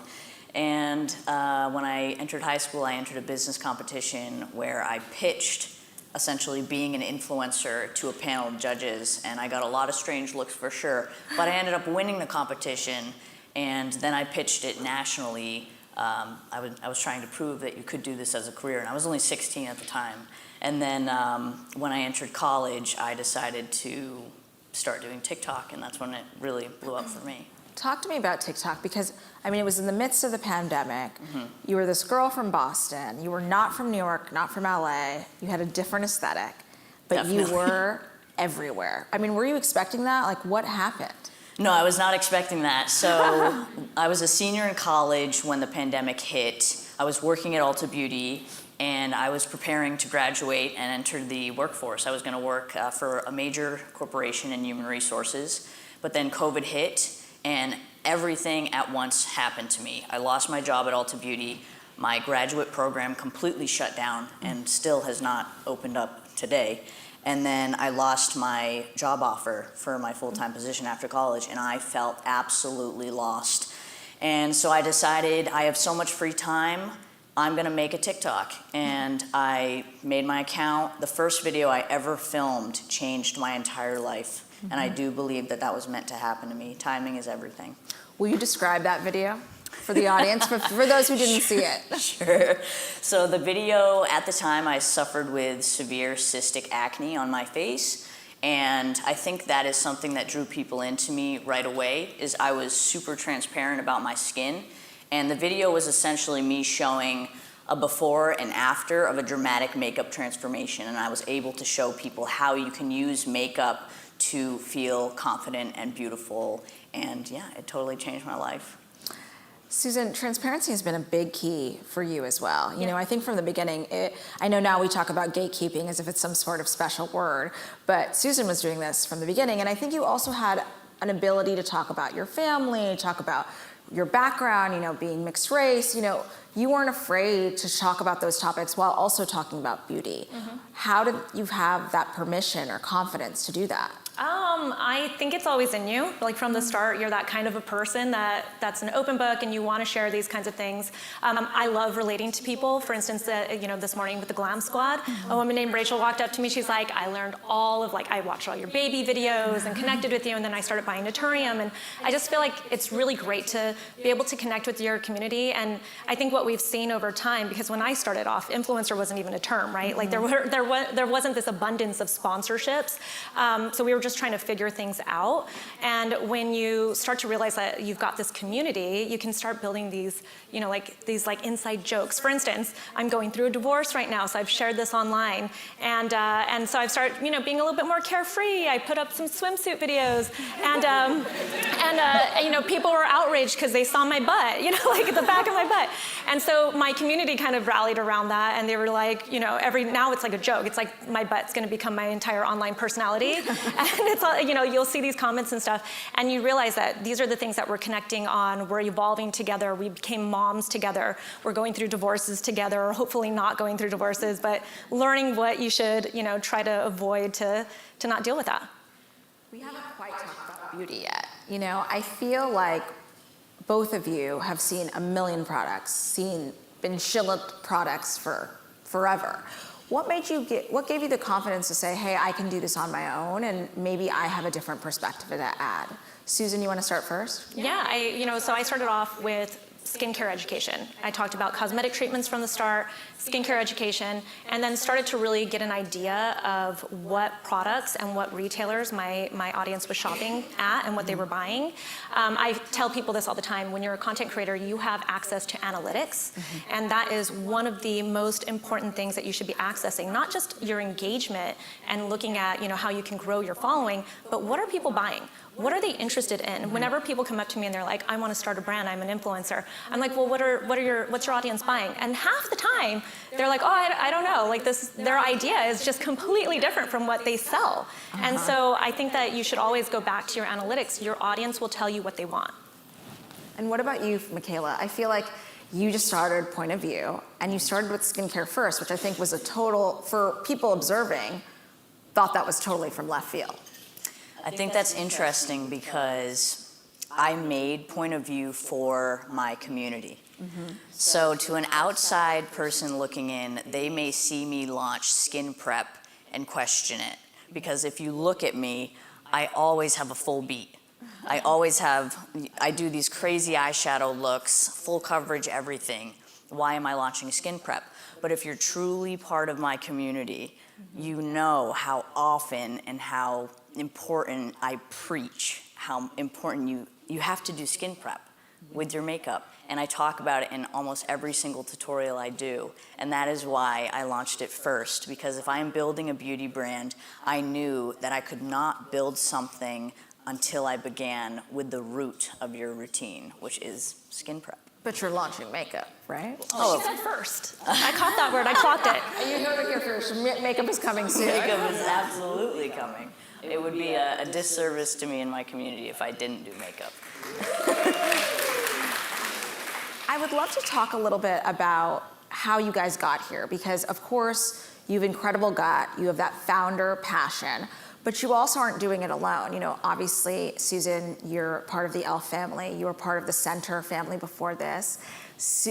Michaela, you have some great investors. It seems like you guys knew early on that operators and finding the right team was important. Will you start, Michaela, with that? I was approached by many investors, venture capital, everything you can imagine for years, wanting me to build a brand. And there were many times we would meet, we would talk, but if it didn't feel perfect, if it didn't feel right, it was an absolute no. But when I was approached by Imaginary, what I really appreciated about them is they understood influencer culture, and they understood that I had a very strong vision, and that I needed to, as a creative, bring that vision to life. And them providing me that investment, they gave us the full creative freedom to do whatever we wanted, which was amazing. The designers we worked with, they let me have full control of the packaging design. It was very important to me to be able to go to Korea to have these formulas made, and they allowed me to go to Korea. I didn't want to have those restrictions, and I loved that they just gave me full control, essentially. That's very unusual, though, right? Susan, what about for you? I mean, you've been on either sides of it now with Elf, and then also with the center before that. Well, I think one of the most important things you can learn as a founder is to know what your actual talent is, right? I think growing up, I always thought I want to be the CEO of a company, a huge company. And now I'm like, no, why would I want to do that? Tarang is amazing at that. That is his job, right? I am not an operator, and I realize that. And so when I approached Ben Bennett, who was my investor in Naturium, that was one of the first things that he asked me. He's like, do you want to be the CEO? And I was like, no. And he's like, great, this is going to work really well. Because it gives you the opportunity to really focus on what you do well. And what I do well is innovation and marketing. And so I get to really focus on that. Don't get me wrong, in the beginning of a brand, you have to learn every aspect of it. You have to deal with the cash flow problems. You have to deal with, management and being an inspiring leader. But now I'm on this other side of it where I really get to focus on what I do best, and that will help your brand thrive. Both of you also have dealt with some controversy in your influencer careers and also your brand journeys. I think, Michaela, we know about Mascaragate, or most of you know about Mascaragate. And Susan, you just revealed that you were going through an FTC investigation at the beginning of starting your career. How do you guys deal with such intense scrutiny, from all sides, while also trying to build, credibility in this industry? Well, I think something a lot of people don't realize about influencer brands specifically is that we are the brands held to the absolute highest of standard. We are held to higher standards than the most prestige brands like La Mer, Augustinius Bader, Sicily. We're held to higher standards than that. We're held to higher standards than traditional founder brands where it's just founded by, say, a makeup artist or a hairstylist. We're held to standards because when you build a parasocial relationship with your community, they see you as a friend. And the most important thing in friendship is trust and honesty. So when you launch a brand to your community who you've built this relationship with, they are putting their full trust in you for this launch. Specifically when it comes to your ingredients, your marketing, your community building, everything you do is under a very, very fine microscope, which is a blessing and a curse because as a new brand, for instance, it gives you a minimal amount of grace to make mistakes. And it's a positive thing because it allows you to make the necessary changes, adjustments, and fixes to your brand at a quick pace because you get called out immediately for it. So I appreciate it at the end of the day. What about for you, Susan? I think when first off, if you're not being talked about, you're not it, right? So I think it's important to know that whenever people start to draw up controversy about you, that means that you're worth talking about, you're living rent-free in their minds, and that's a good thing as long as you're not an actual terrible person. I think that when you start to look deeper at controversies online, it's almost never your actual community. They rally behind you, right? It's usually people that are on the perimeter or don't even know who you are who really want to draw up this controversy. And when you start to separate it and you really pay attention and focus on your community and the people that support you, then you're really getting something beneficial from it. Like the FTC, they're a little bit outside. Well, they're a little, you don't want to do that, trust me. Every brand, make sure you're tagging everything, getting all your influencers to add all of that stuff. But yeah, it's not fun, but yeah, when you look back on it, you can learn a lot from it. And by the way, it's not just influencers. Every founder in here is or has gone through some kind of controversy at this point because we're online. So you have to learn how to leverage it and learn from it and speak to your community. Why do you think that influencer brands, and I put you guys in the celebrity bucket too, get such a bad rap? I mean, there's been so few exits, so many have failed, so many, and I think Melissa Butler said this the other day. I mean, maybe they were just bad operators, right? Yeah. But why do you think that there's so much hype at the beginning and then kind of such a free-for-all at the end? Yeah. First off, we're entrepreneurs. We're just people that have followings. So just like any other founder, we can be good or we can be bad at it. But there's something to also know about influencers. There are EMV drivers and there are sellers. And the sellers are rare. I think for sellers, I know this from my analytics, I'm sure Michaela knows it too. When you can actually sell product, then you have a better chance of really having a brand, because that is what your followers follow you for. They want to know about products. They want to know what you recommend and why you recommend that. But if you're just an EMV driver and then you just launch a brand, what does that do for that community? It just surprises them and they're just kind of like, what are you offering that's different? What about you, Michaela? I think when you're an influencer and you choose to create a brand, you have a responsibility to not create the brand for yourself, but to create the brand for the community. Mm-hmm. So I have a bond and relationship with my community, and I know exactly what my community is needing, what is the white space, and you have to listen to that. Mm-hmm. So when we created Point of View, I created that line based off of what I consistently heard from my community, which is that main liner, why does my makeup always look like shit? And my answer to that is, well, what are you doing to prep your skin? What are you doing to ensure that your makeup's going to lay beautifully on your skin? And then the follow-up to that is always nothing. Or I don't know. I don't know how to layer things. I don't know what products work well together. I don't know if it's gonna pill, if it's gonna get cakey. I just don't know. People just don't know. And I took all that feedback and I created Point of View based off of that. So I think you can agree that when you really hear your community and you create something for them rather than something for yourself. Yeah, and they know it. They know it too. Like for years I talked about how eye creams are just kind of moisturizers in a jar, and they are. And so we launched eye cream, and my community immediately was like, this woman, like launching an eye cream. But when you explain it to them, I was never lying about that. Like it's a moisturizer, but it's made specifically for the eye area when we think about how we formulate it, what we're doing, what benefits you want to get. So I think when you're talking to your community and you tell them why you created it, then it's good. Do you feel like when you're going into different categories, obviously skincare for you, and you've moved into body, do you feel like the customer and the community is willing to go there with you? Because I think in beauty generally, when you see a skincare brand launch makeup or vice versa, it's kind of like, what am I gonna do this with them?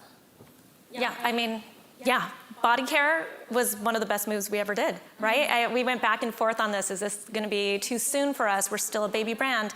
But what we looked at when we were looking at the market, we were kind of like, it's kind of crazy that we only buy body wash for the scent, right? What about all the body skin issues? Everyone's dealing with stuff like this, like bumps on their skin, redness, acne, all of these things. So why not do what we did with serums, for instance, and do it with body wash? And it was a huge hit for us, and I'm so happy we did it because our body category, I think, it's setting the tone for body skincare across the industry. Mm-hmm. And Michaela, obviously you just spoke about skincare, but do you feel like that there are other categories that you can play in besides makeup? Yeah, I think I'm someone who shares my entire life. Mm-hmm. So for instance, I just moved into a new home and I've shared every single step of that process. Mm-hmm. And I foresee being able to launch something, say a fragrance. If I wanted to come out with a Point of View fragrance one day, I think it would be a big hit. I think merch. Mm-hmm. I'm someone who loves, jewelry and cool phone cases and accessorizing, and those are all things I would love to be able to do with Point of View, and have Point of View head to toe. I think that's really cool to be able to expand, and I think my audience would follow. We've talked a lot about community in this conversation, and we've talked about it throughout, I think, the sessions earlier today and yesterday. But community is such an overused word, and I think it's kind of losing its meaning. I'm wondering, are your customers your community, or are you finding that your customers are much bigger than your community? I would say much bigger.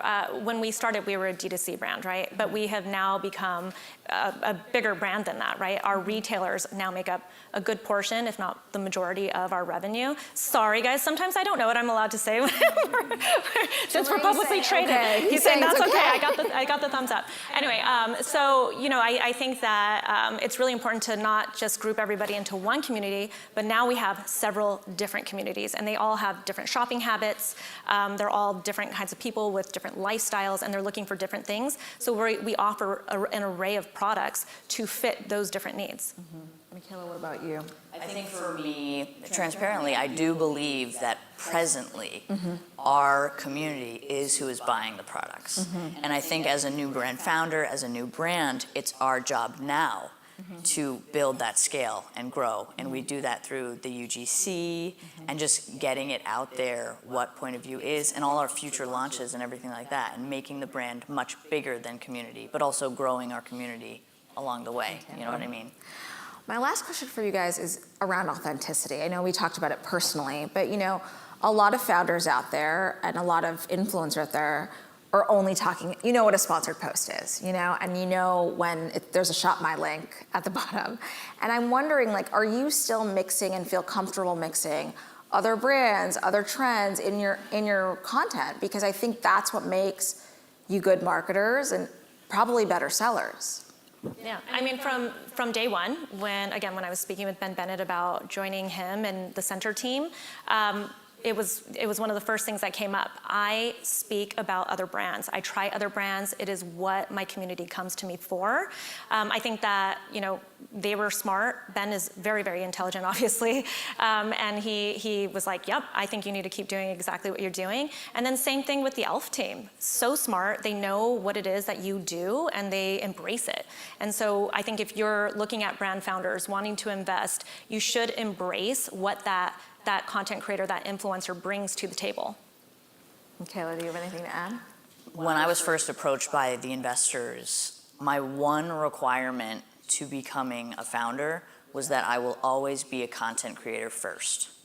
I never want to put founder above content creator because a content creator is who I am, and it's the reason I am able to be a founder. And that requires me to talk about thousands of brands. And my community really appreciates that, and I see that in my comment section. I just did a video, it was a sponsored post the other day with a Korean skincare brand. I have Korean-inspired skin prep products. And the comment sentiment was actually, I so appreciate that you're still using other brands you love. It wasn't, how dare you use another brand. So I think my audience actually really enjoys that I still am someone who's super passionate about product. Can I respectfully interject? Yes. You're in the very start of the brand founder journey, and I guarantee you, a few years from now, as your brand continues to grow, you're going to say, I'm a founder and not a content creator. We'll see. Thank you guys so much. It was so wonderful having you here. Thank you. I'm so happy you're here. It was great.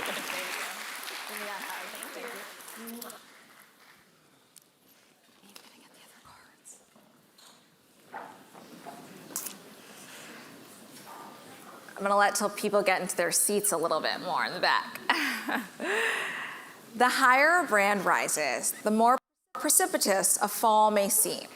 For Olaplex, a dizzying climb to a multi-billion-dollar IPO led to shakier ground when competitors began jostling for shelf space and distribution came under pressure. I've been trying to get Amanda Baldwin here to talk to us for a while, and Chief Executive Amanda Baldwin has been working steadily on Olaplex's next act. But she's not calling it a turnaround. She's calling it something else, a transformation. Please welcome Amanda to the Global Forum stage. Thank you so much. I'm so happy to see you. You sit there. Okay. Amanda, like I just said, I've been working on you for a couple of years to get here, and you've been in your role now about 1.5 years, right? Is that right? Mm-hmm. Tell me the story about you.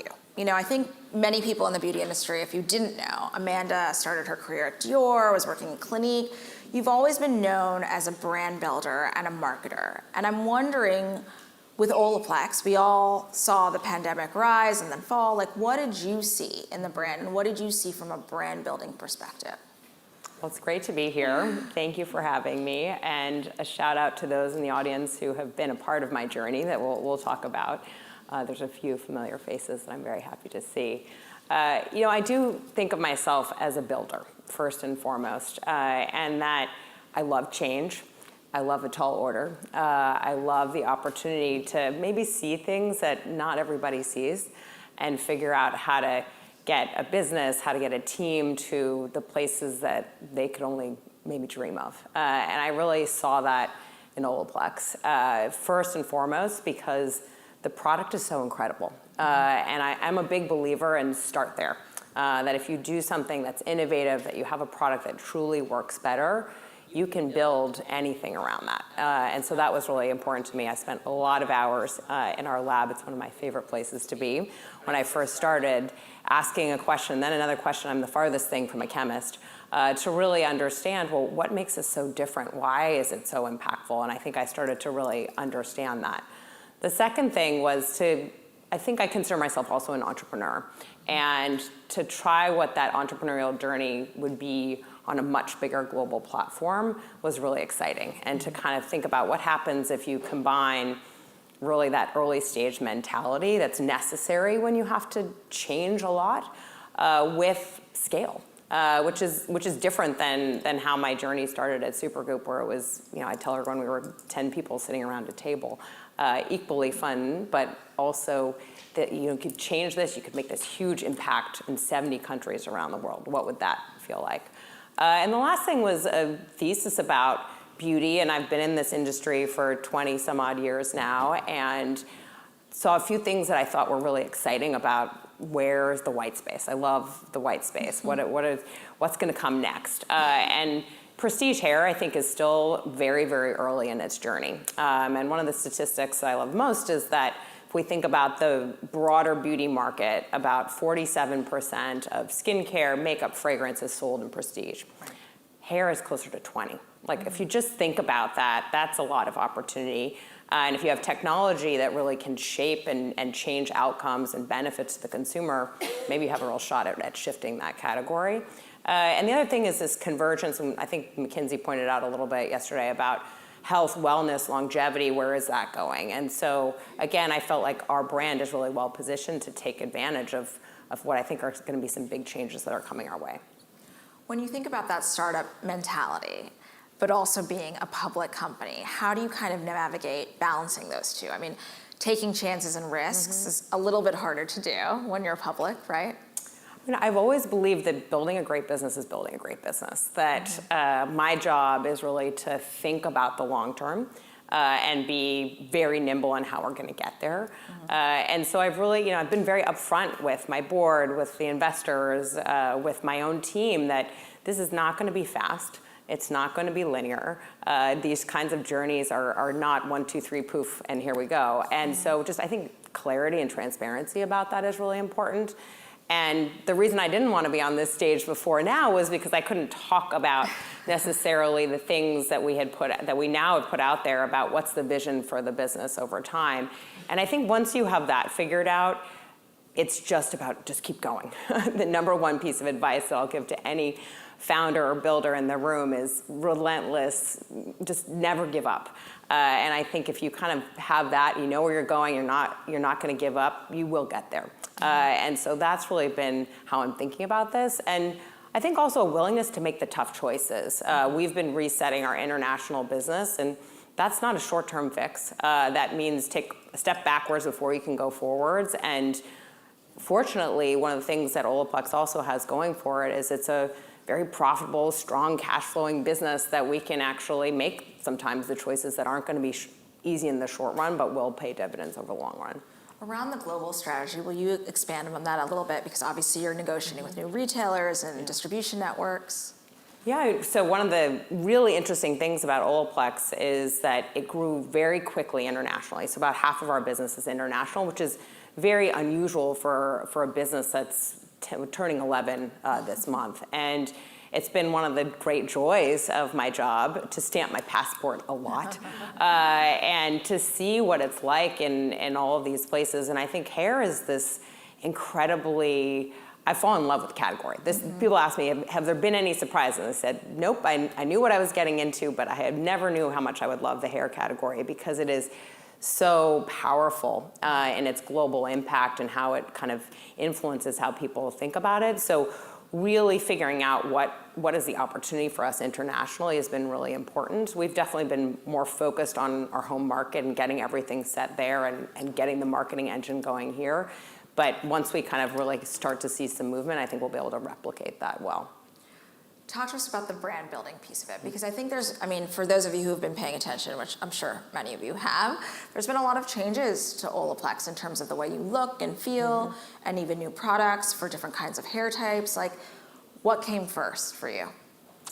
I think I think about the world through the lens of brand. And so for me, the first thing that I looked at was, what are we trying to say and how are we saying it? And I felt like we had this incredible story to tell. We have this really amazing product, but we didn't have a brand. And this was my own hunch, but we also went out and did a lot of research about where are we successful, where do we have opportunity. And it was in things as simple as what's the visual expression of what we say. And I'm sort of wired in a way that I didn't know how to move us forward, to come up with a strategy, to know what our product innovation calendar needed to look like without knowing what we were trying to express. And so I had a lot of fun in the beginning, really, again, spending a lot of time in the lab, but also spending a lot of time with our pros. And I would talk to, and I still, any hairstylist who will tell me about their story and their journey and where they come from. And what I found was that we had this alchemy of science and style that wasn't necessarily coming through, that the brand was very clinical and dare I say cold. And that's what the research said. And hair is not a cold category, right? Again, it's like this very emotional thing that really changes how you feel every day. I'm feeling very lucky to have had Glam Squad this morning, so shout out to them. And how could we capture that? So literally in a little over a year, we flipped every single image in this brand, and that's not a small feat. And to bring some life and emotion to the potion, so to speak, was really the mission of what I'll call phase one, which was just what do we look like. And then you've got to build on top of it, how are you expressing yourself in the upper funnel and what's the entire content that's engine that's driving all this. So we're working our way through all the pieces of the puzzle, but it definitely started with what's the DNA that we're trying to express and is it coming through? I loved what you said just then. You said we had a great product, but we didn't have a brand. I would love for you to give some advice on that, because I think there are a lot of brands in the room and a lot of brands out there in the world that think they have a brand, but really they have a product. How did you even distill that? So my theory is that if you can put your thumb over a logo and instantly know who's communicating that, again, we live in a very visual world and an auditory world, then you have a brand. And I spent 5 years at LVMH, actually went to school for this to really understand what's brand DNA, what's codes, how does it come through. So I think that's really, it in your heart. I think it often comes from founders. And at Supergoop, I worked with a tremendous one who had her own vision that it was really my job to figure out how to make it real. This one was different. The founders aren't in the business any longer. So I've really looked to the pros as our founders and our scientists in the lab and what they're creating. And so we really want to live up to that. But I think it's the little spark, it's that little gut feeling. I think Carolyn talked about that on the stage, that you just know it when you see it. And I think somewhere along the line I developed an instinct for that. Let's talk about hair specifically. The hair category, I'm also a big hair person. It's complicated. It's really complicated. The prestige hair category is very new. Largely you guys kind of invented it. And there's so many different networks. It's not D2C and retail. There's this professional network. And it's interesting that you're kind of leaning back into that, because I feel like a lot of other brands have kind of gone the Amazon, they've kind of pushed away from that. How important were the stylists and that distribution network and the marketing? Because I mean, I'm starting to see it, obviously. And I think Tracy Cunningham, what you did with the White Lotus and get all those three blonde friends that looked alike, you know, I think like those things were things you weren't doing before. Yeah, but Olaplex would not exist without the pro. And I think one of the things, if you haven't heard the story about how Olaplex actually started, it was this magical potion that was born in the lab, but it became real in the chair. It didn't have any meaning until Tracy Cunningham herself, and she's an incredible inspiration for all of us, tested it out on some of her Hollywood red carpet stars, and really what Olaplex enables is the craft and the artistry of being a pro. That's really what the science does. And so in the most simple terms, if you're turning someone's hair from blonde to black to red to all these things and back again, without Olaplex, you can't do it. And one of the things that I've really loved about getting to know the pro is that they are artists first, and then often entrepreneurs and psychologists on top of that. But they really are artists, and to watch one of them, it's like watching a painter paint a canvas, and it's really, really extraordinary. And so really getting back to that, part of getting back to the brand and finding this sense of the DNA and the emotion was finding the pro again. It's why we put red into our color palette, was to really inspire and have the passion of the pro, to have a nod to the red carpet origins of the brand. And it's not just in how the brand looks. You're right. When we did our big first brand campaign, we put the pro and their client literally into the work. But that's just on the surface, right? It's really got to be, what are you doing for that community every day? And it really is a community. I've also, besides stamping the passport, been to a lot of hair shows, which if you haven't been to one, you're just, you haven't seen it all yet. And just such an incredible energy of this community. And it really is a community. And how can we support them and everything that we do? How do we educate? Olaplex is a complicated product. This is real science. Before this brand, because the product was so incredible, it just kind of grew so quickly that we now get to play catch up and build some of the educational tools and the things that really are needed to continue to scale the business. And last but not least, there is pressure on that community because people are going to salons less often than they were before. They color their hair in a different way. There's a lot longer hair if we look at this audience, the different kind of upkeep. And so how do we create other services that are going to give another reason for somebody to go to a salon? So we launched something last fall called Bond Shaper, which is completely different technology than the original Olaplex technology, that's specifically designed for waves, curls, and coils because they work in a totally different way. And so you need different technology to really kind of harness their incredible beauty. And we're just about to launch a scalp treatment that's designed just for what happens in a salon and kind of the strains and stresses of what you can see, and how do we kind of really make sure we're supporting the scalp through that. So it's got to come in a lot of different ways, but I feel like it's my mission to do right by this community that Olaplex wouldn't exist without. When we spoke on the phone, and it's in the title of this talk if you guys weren't paying attention, you said you weren't running a turnaround, you were running a transformation. Will you talk about that? Because I think so many people expect one thing and you're saying something totally different.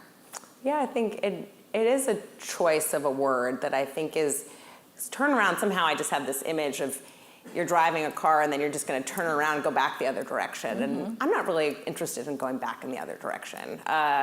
I think that everything that happens to a brand along the way, the ups, the downs, everything, it's part of a journey. And so how do we think about going forward? What do we really want to build that I think does have to be rooted in our past, right? Everything that I've been talking about, I've spent a lot of time really trying to understand what has made this business so special and really reframe it. I think the world still sees Olaplex as what it was, and I want people to see what it is and what it can be. And so that's really why that choice of words is so important to me. What do you think it can be? I think we are the most incredible at creating innovative product. To me, disruption, innovation, really pushing the boundaries of science is so important to us. I think that we can support our pro in a way that they deserve to be supported. All of our partners, that was really important to me. I also think we can create a brand that showcases that there isn't necessarily, if you have great science, it doesn't mean you give up on all the emotional payoff of this wonderful category that we're all a part of. Mm-hmm. Talk to me about a little bit, because we don't have that much time, about that emotion, because hair arguably is the most emotional category. I mean, skincare too, I mean, in a different way. But, you know, that's why good hair days exist. That's why bad hair days exist. And I mean, I'm just wondering, you know, putting so much emphasis on the pro and also the customer, are they feeling more connected to the brand? Are you seeing that in the stages of transformation? Yeah, we're seeing some early green shoots, and we've certainly seen that we're able to, you know, again, this gets back to having the scale and the platform, and that we've seen some really great receptivity to everything we do. I mean, it is certainly a humbling experience to be in the background and then have this brand that a lot of people know, and then to put out a new look and feel, and what's the response going to be? And it's been terrific. I think our partners have been really enthusiastic. Our pros have been really enthusiastic. And the best message that I've gotten is, you know, this feels like Olaplex. And that means that we're really onto the right thing. Thank you so much, Amanda. It was great having you. Thank you so much. Thank you. We're getting down to the end of our second session, and we have a great speaker up next. Too many beauty executives use the buzzword community, as we just heard a second ago, as a catch-all for investors and retailers. So much so that the word community is losing its meaning. But actually creating a community means giving space for people to celebrate their differences and their similarities, and create an environment where customers become companies' most important sounding board. Tracy Ellis Ross, the multi-hyphenate actress and producer, has done just that with her change-making hair care brand, Pattern Beauty. Please welcome her to the Global Forum stage with BOF's founder and CEO, Imran Ahmed. Thank you. So happy. Thank you. How you guys holding up? All right. All right. All right. So wait, can we do something first? Yes, what's that? Can I ask, can we just take a deep breath for humanity in Los Angeles right now? Yeah. It's hard for me to shift into other things. I have a really whole sense of looking at the world. And so my heart is heavy. And if we could just take a deep breath for humanity.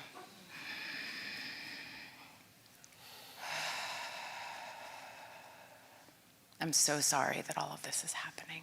Yeah, I want to talk a little bit about that later, because, you know, doing what you're doing, operating in this chaotic, constantly changing context, is one part of being a founder.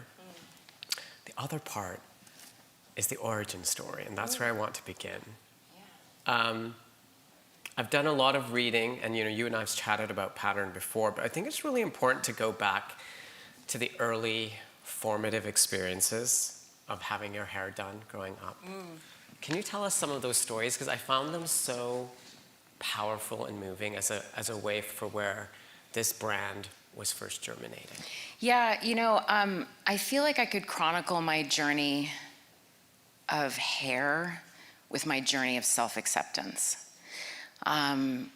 The way my hair grows out of my head was mirrored back to me in my family, but not necessarily culturally. And so making sense of, as a young girl, how my hair grew out of my head was great. I didn't think about it. But you start entering high school and those years, and it's different than the people I went to school with. It's different than the newscasters. I mean, we take it for granted now, but newscasters, like people on TV, did not have natural hair. I mean, I could name on my hand the women that were wearing their hair in its natural texture. And so even though my mom, in her own right, was wearing her hair in its natural texture. I don't care who your mom is. When you're a teenager, you're not trying to look like your mom. And so trying to figure out and master and understand and gain a sense of love and celebration in my hair was difficult to navigate and find. And so some of my early memories, I mean, honestly, we would go to my grandmother's in Detroit for Christmas and for the summer or whatever it was, and all the cousins would be lined up outside of my grandma's nice bathroom downstairs. And she would put mayonnaise in our hair. Because it was a deep conditioning treatment. And we would all joke that we would smell like sandwiches for the rest of the week. And she would line us up in front of the bathroom, boys, girls, all of us, and we would lay on the sink, and she would wash our hair in the sink and condition us with mayonnaise. I would go to a salon as I got older, and on Saturdays I would go for the never-ending journey of getting my hair washed, roller set, sit under the dryer for 45 minutes to an hour, then wait for the good salon guy Joe, who would blow our hair out, and then I would try and make that work for the rest of the week. And then as I moved into high school, I started to gain this understanding of my hair. I started to gain a relationship with my hair. I started to experiment with everything. I don't know what age I was, but my mother came in my room and she was like, listen here, little girl, you're gonna either need to get a really rich husband or a really good job so that I can handle these hair products. And I was like, Mom, my hair is dead, like I need these. And so instead, I don't have a husband, but I built a beauty company. Yeah, that's right. But so through all those years, I was gaining this experiential knowledge. And little did I know I was not alone, that the hair products that my mother and my aunt and my grandmother were choosing from, that shelf space was the same for me that it was for them. It hadn't changed. It had not changed. I don't need to name the products, but I mean, you know, hair food, pink lotion. I mean, we can go on. But they were the same products. My mom was like, there is shampoo, conditioner combined. We all know what that product was. In your shower with a rubber brush. That's what you've got. Like, get it together and make it work. And so I started experimenting with everything. I put beer in my hair. I had ironed my hair with an actual clothing iron. I had friends who did that too. Yeah, I put Kerry lotion in my hair because it was hydrating. I had tried everything. I used to wake up in the morning and dial 1-2-1-2-777-1212, and it would say at the tone the time will be, and the percent and the temperature, and then the percentage of humidity. If the humidity was over 73%, I wouldn't wash my hair. So I was learning that wherever I went, whether the texture of the water was different, the products that I was using would change the way my hair looked. And to wear my hair naturally, there weren't a series of products that existed to help me do that. And so I remember dreaming at that time and thinking, God, wouldn't it be nice if like I could have like all the same products, like not like a smorgasbord of other things, but like beautiful products on my counter that worked for me. And so little did I know I was beginning my entrepreneurial, my business building, experiential knowledge to put together what became my brand Bible before I even met my partners. And it really was that I realized that I was not the only one that was not being mirrored back, that beauty and black beauty and textured hair was not being mirrored back as a celebration, but instead it was a problem, that it was not being mirrored back as a sense of joy and a sense of beauty and a sense of power and a sense of history and a sense of legacy and a sense of culture and a sense of selfhood. And so that was what I started to dream of. And I came at this as a shopper. Yeah. You know, I was just a beauty shopper and a shopper. And this idea that people don't, that you have this idea of marketing that you have to make you feel bad in order to buy things. I buy the most when I feel good. Like when I feel empowered in my skin, that's when I want to go out and buy things. So let's talk about that for a minute, because at that stage in your youth, when you stopped relaxing your hair and putting it through all of the the paces, rigmarole. We were just hearing right now about how important a category hair is, about the good hair day. So what was the transformation that happened inside of you when you started accepting and celebrating your hair naturally? It came from knowledge. It came from knowing myself. And it came from finding the right products. And so it happened when I came, so I went to boarding school in Switzerland in 8th and 9th grade, and I didn't have access to my mom, who could do my hair. I didn't have access to the salon, and there was no one but me that could do it. And so I started to really, I mean, my hair was dead. Like, it was, you know, you could look at it and see the little white bits on the end. Yeah. Like, it was just fried and dyed and all of it. And so I came home and I was a track runner, and I had to figure out how to condition my hair. And so it sort of became this blossoming of me. And my hair started to blossom. I started to grow out the relaxed hair. I started to wear my hair naturally. There's early pictures. It wasn't cute. I learned how to care for my hair, how to love my hair, how to accept my hair, how to know my hair. And that was the beginning of, and what is pattern. It is, you know, to allow people to have the access to their most beautiful hair, their most beautiful self, their most conditioned self in their own bathroom or someone else's. As opposed to having to always trust a professional. Even if you wear lace fronts or braided styles or whatever, that in the privacy and the intimacy of your own home, in your shower, on your wash day, in between hairstyles, when you remove your wig, you have a sense of empowered relationship to your own hair.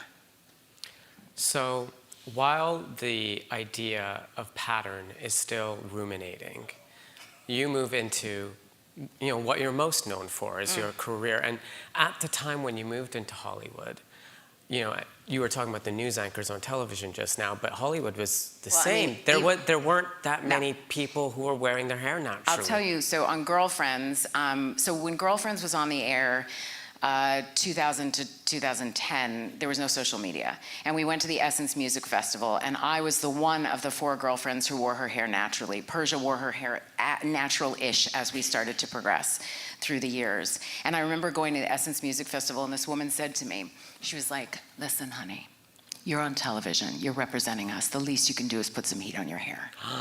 And I was like, what do you mean? And she was like, I mean, come on, girl. And I said, this is how it grows out of my head. Like, God gave it to me this way. I think it's fine. And that was, you know, part of the journey, is really a sense of joy in expressing yourself in that way. And allowing that, I mean, even now I'm inspired. Like, I watched Solange and some of these other girls coming up at the beginning of their career, wearing their hair in all these natural forms. I used to say, like, you know, I had my movie star hair was with heat. And then I remember on Girlfriends really claiming in sexy scenes that I was gonna wear my hair braided or natural texture. I wasn't gonna put heat on it. I could do all different kinds of styles, but that I was going to make an actual choice to be in a sexy scene with my hair in its natural texture, and start to change that narrative around what textured hair means and how sexy looks. You know, and so it was after Girlfriends that I wrote my first hair care brand pitch. And what existed, and first of all, I was coming from Hollywood, so, and I'll tell you something else that's very funny that I like to say, like C-suite, the whole C-suite thing, I didn't understand what that meant. This is how much of not business school I went to or understood. I don't have corporate people in my family. There's doctors over there, but like the product that is being sold in the world I live in is your creativity and your soul and your voice, you know? So the C-suite, I was like, I don't understand. Why would you want to be in the C-suite? Don't you want to be in the A-suite? Like, I just didn't understand. I was like, you want to be A, right? Not C? So I really didn't understand any of that, but I knew that and the expression white space drives me crazy. There was a void, you know, and there was this gap that existed that was not just me as the customer looking for that thing, but there were so many people that I had had access to on Girlfriends. But again, no social media. So I wrote my first hair care brand pitch, but basically it was a treatment for a TV show. Like, I knew how to write a one-pager for a TV show, but everything that was on that one-pager is what became the initial list of 6-7 SKUs that we started with. Okay, so let's talk about the creation of pattern, because for any founder, taking something from an idea or a concept into actuality is challenging. Yeah. You are also a very busy, active woman in a completely different career. How did you create pattern while continuing your how you made your day job Yeah, effectively. I mean, the truth is, so the myth that I was like this famous actress who had lots of money to start a company is like garbage. I'm a black actress in Hollywood. Let's be clear about my finances, okay? So it wasn't that, and I had been told, someone told me like, don't use your own money. So I was like, okay, but I didn't even know what that meant anyway. I didn't know how to make goop. So my journey was actually interesting. It was 10 years in the making. It was a lot of no's. It was a lot of why don't you partner with a professional?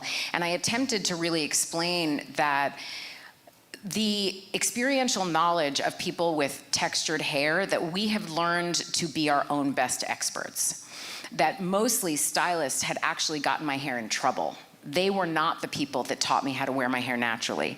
The history of my family, the legacy of my life, and others is how, and my own trial and error is how I discovered what worked for my hair. And so I was trying to explain this to people and really trying to shift my language to explain something that I felt was unexplainable to a certain extent, because there's this myth around there's so many hair products, I don't understand why we need another one. And I'm like, because they don't exist in this area. And so I just started going in the direction that I knew how to go. And I tried all these different versions of things. We don't have much time to talk, so I don't want to go into, I'm trying to think of one or two of the interesting stories. My favorite was attempting to, I wrote this hair care brand pitch, and somebody read it and said, why don't you do a line of wigs? I was like, I think you've misunderstood. And they were like, well, no one can have your hair. And I was like, no, no, I don't want anybody to have my hair. I want people to have their hair. And the point is that they need the right products to support their hair. And that's what doesn't exist. And so I went into a store, and this was the beginning of me thinking I could make a brand, I was in a beauty supply shop, and they have the salon in the back, and the guy said, you have no idea the amount of people that come in here and say they want your hair. And I tell them I'm gonna sew it in. And I'm like, no. They just need the right products. And he said, well, if you make a line of products, you'll be a millionaire. And now I'm like, why don't I become a billionaire? So the process was a lot of no's, and where I ended up was I met with retail partners first. So I met with 2 retail partners, and I brought them my idea. And is this just you solo at this point? Yeah, with my Hollywood agents. Wow, okay. All right. Just trudging through. And in these 10 years, all these different versions of no's that I got, I decided to take an ambassadorship with a large brand in hair care, thinking that I could make a deal that would get them to create a line for me, because I had seen that in fashion people do diffusion lines. And I was like, maybe I could do a diffusion line under a larger brand. And that didn't work. And I ended up excusing myself from that and taking my money off the table, which was a scary thing for me to do. But I was like, this is not walking me where I want to go. I didn't want to continue to tell my hair story without having a reason to be telling it. There was something on the other end. And so I went to these 2 retail partners. One flew to LA to me, the other I flew to, and I brought my idea, and on that, they wanted it. And then came the journey of how do I operationally run a business. So when I why have did a day they job. want it? Because you've told me in the past before that a lot of the people you met with said that the textured hair care market is niche. You've also said that this is not a celebrity brand. This is a brand about community. So what were you able to say to those prospective retail partners that bought into your vision of this being made for textured hair and built around community, not around your celebrity? Non-white customers are always underestimated and not always understood. So I came with the expression of this community needs to be supported. And the paradigm of how products are marketed to this community is based on you have a problem that needs to be fixed. And I don't believe, particularly in the paradigm of a Black customer, that that is helpful or productive or effective or lucrative. However, if you come from the place of supporting and celebrating the joy, the beauty, and the power of who this customer is, you actually have an opportunity to take all that wasted space that is not being served for this customer and turn that into money and purpose and value. And so I started with my own routine. This is what I do, and I want to be clear that I want this to service the full breadth of this massive community and not just me. And so that was where we began. And it was about discovering, and then the question was, how operationally do you do that? Yeah. And so I had those retail partners suggest to me different business partners that I could work with. I tried the avenue where I was going to do it myself, and I realized I have a day job, and this is also not my expertise. And as a business builder, one of the things I've discovered is the best thing you can do is not think you know everything. Ask for the help where you need it. Go to the people that have that experience. That's why I ended up bringing in a co-CEO. We were scaling at a pace and at a rate and moving into areas that were out of my expertise, and I needed the support of somebody who actually knew how to do that while I could keep my focus properly on being a guardian of the vision of the brand, creating the culture internally in our organization, and also being out in the public talking about it in a way that matched the vision of the brand, making sure that everyone that we hired, it was like mission critical that everybody, not just the legacy talent that we have, really understands the mission and the ethos of the brand and is passionate about it in that way. And so, and the retail partner that I started with, Ulta, Mary Dillon was the CEO at the time, and she has been a very instrumental person in my career and my journey as a business builder, mirroring back to me the truth of my intelligence as a business person and not treating me as a celebrity. And 2019 is when, right before the pandemic, is when we launched. So we're a mobile first brand and a digital first brand, but now we are, omni-channel. We have 11 retail partners, and we, it's a big company now. So talk to us, in that 5 or 6 year period since you've launched, you've hired a co-CEO, you've scaled the team. Give us a sense of where you've gone from those 7 initial SKUs back then to what it is today, the number of employees and the scale of the business that we're talking about. Well, in the last year, we've grown 25%. Brand awareness is really our focus right now. And from December 2023, we're up 30% in brand awareness, and that's an area of great growth for us, which is such an opportunity for us as a brand to know that it's that people just need to know about the brand, and once they try it, the efficacy brings people back. That, I don't know what you call that, some word that you learn in business school. People come back. I don't even know. Great. So I went to business school and I don't know what you're talking about. I don't know. Anyway. With the people that come back, they come back all the time. You know what I mean? Repeat customers. Yeah! Repeat customers, they come back. You know what I mean? Doesn't have to be jargon. Yeah. It could just be. Once you buy it, once you use it, you come back and you want more. Yeah. That's what's happening at Pattern. Okay. Now, so part of what's happened is, we were a startup company, and 6 years in, startup means everybody wears a whole bunch of hats, and you're scrappy, and everybody does everything. But as you get bigger, that does not function well. And so we're limiting the hats for people so that they can do what they do. Specialization, we call it in business school. People are doing more specialized things. What they were hired to do, they do. Yes? And they do it with great depth and intelligence, as opposed to, what do you need? Yeah. Right? When does it have to be in? So now people are doing those things. So there's a lot more. This is a big word. Corporate Kathy uses this word, cross-functional. Yeah.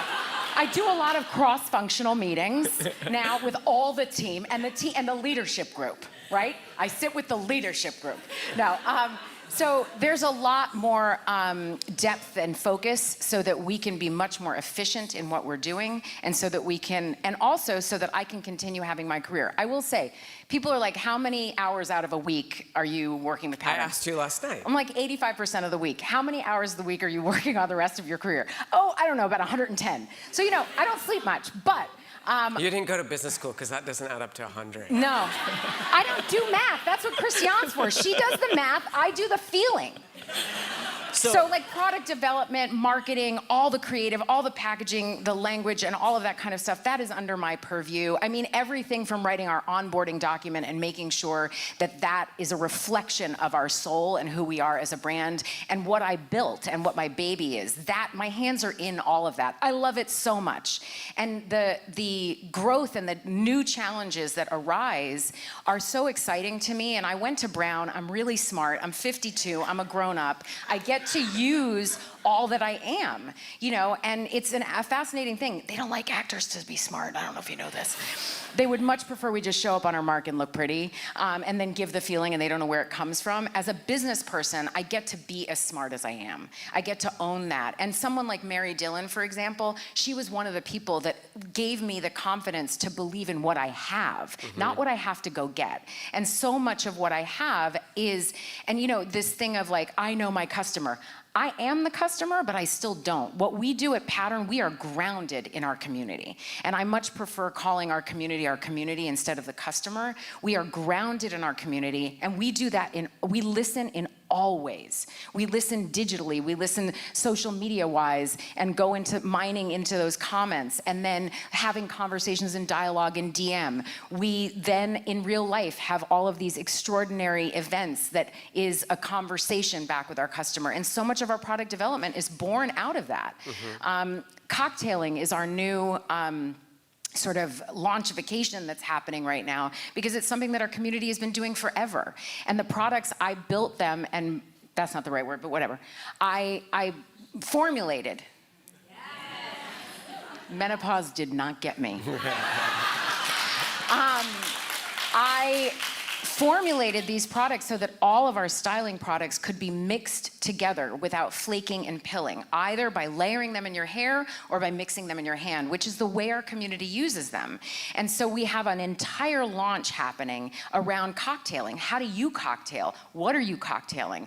And putting that together in that way, and that's been a really fun. Are they telling you we have to stop? No, I don't want to stop talking. I think we need to go for a few more minutes because there's a few more important things I want to discuss with you now that we finished the business school phase, because we had a very interesting diversion last night. Yeah. And we were talking about, you know, even with your position, even with your fame, even with a successful, you know, business that's growing and a very impressive team, there are still systemic issues in the way this industry works. We were talking last night about, I wrote it down, instrumental tool testing. Can you talk about that? Because that blew my mind. It blew my mind too. So these are some of the roadblocks and barriers that we run into all the time. I brought this because this was a report the team gave back to me in October 2024. And so as we are doing, so instrumental testing or just consumer testing or product testing that we do, my hair's so long, it's just like in the way, sorry.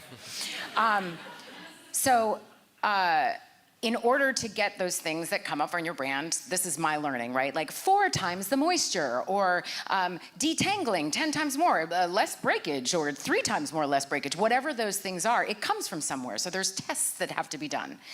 And there's instrumental testing that's done, which is basically instruments that are used to test the hair to determine what the efficacy of that product is. The word efficacy was one of my favorite words I learned when I was originally designing and formulating the goop, because I ended up working with manufacturers that were in Los Angeles so I could have face-to-face, in-person dialogue with them, because in order to explain that the efficacy of a product being determined on straight, non-textured hair was not a way to determine if a product was efficacious or not.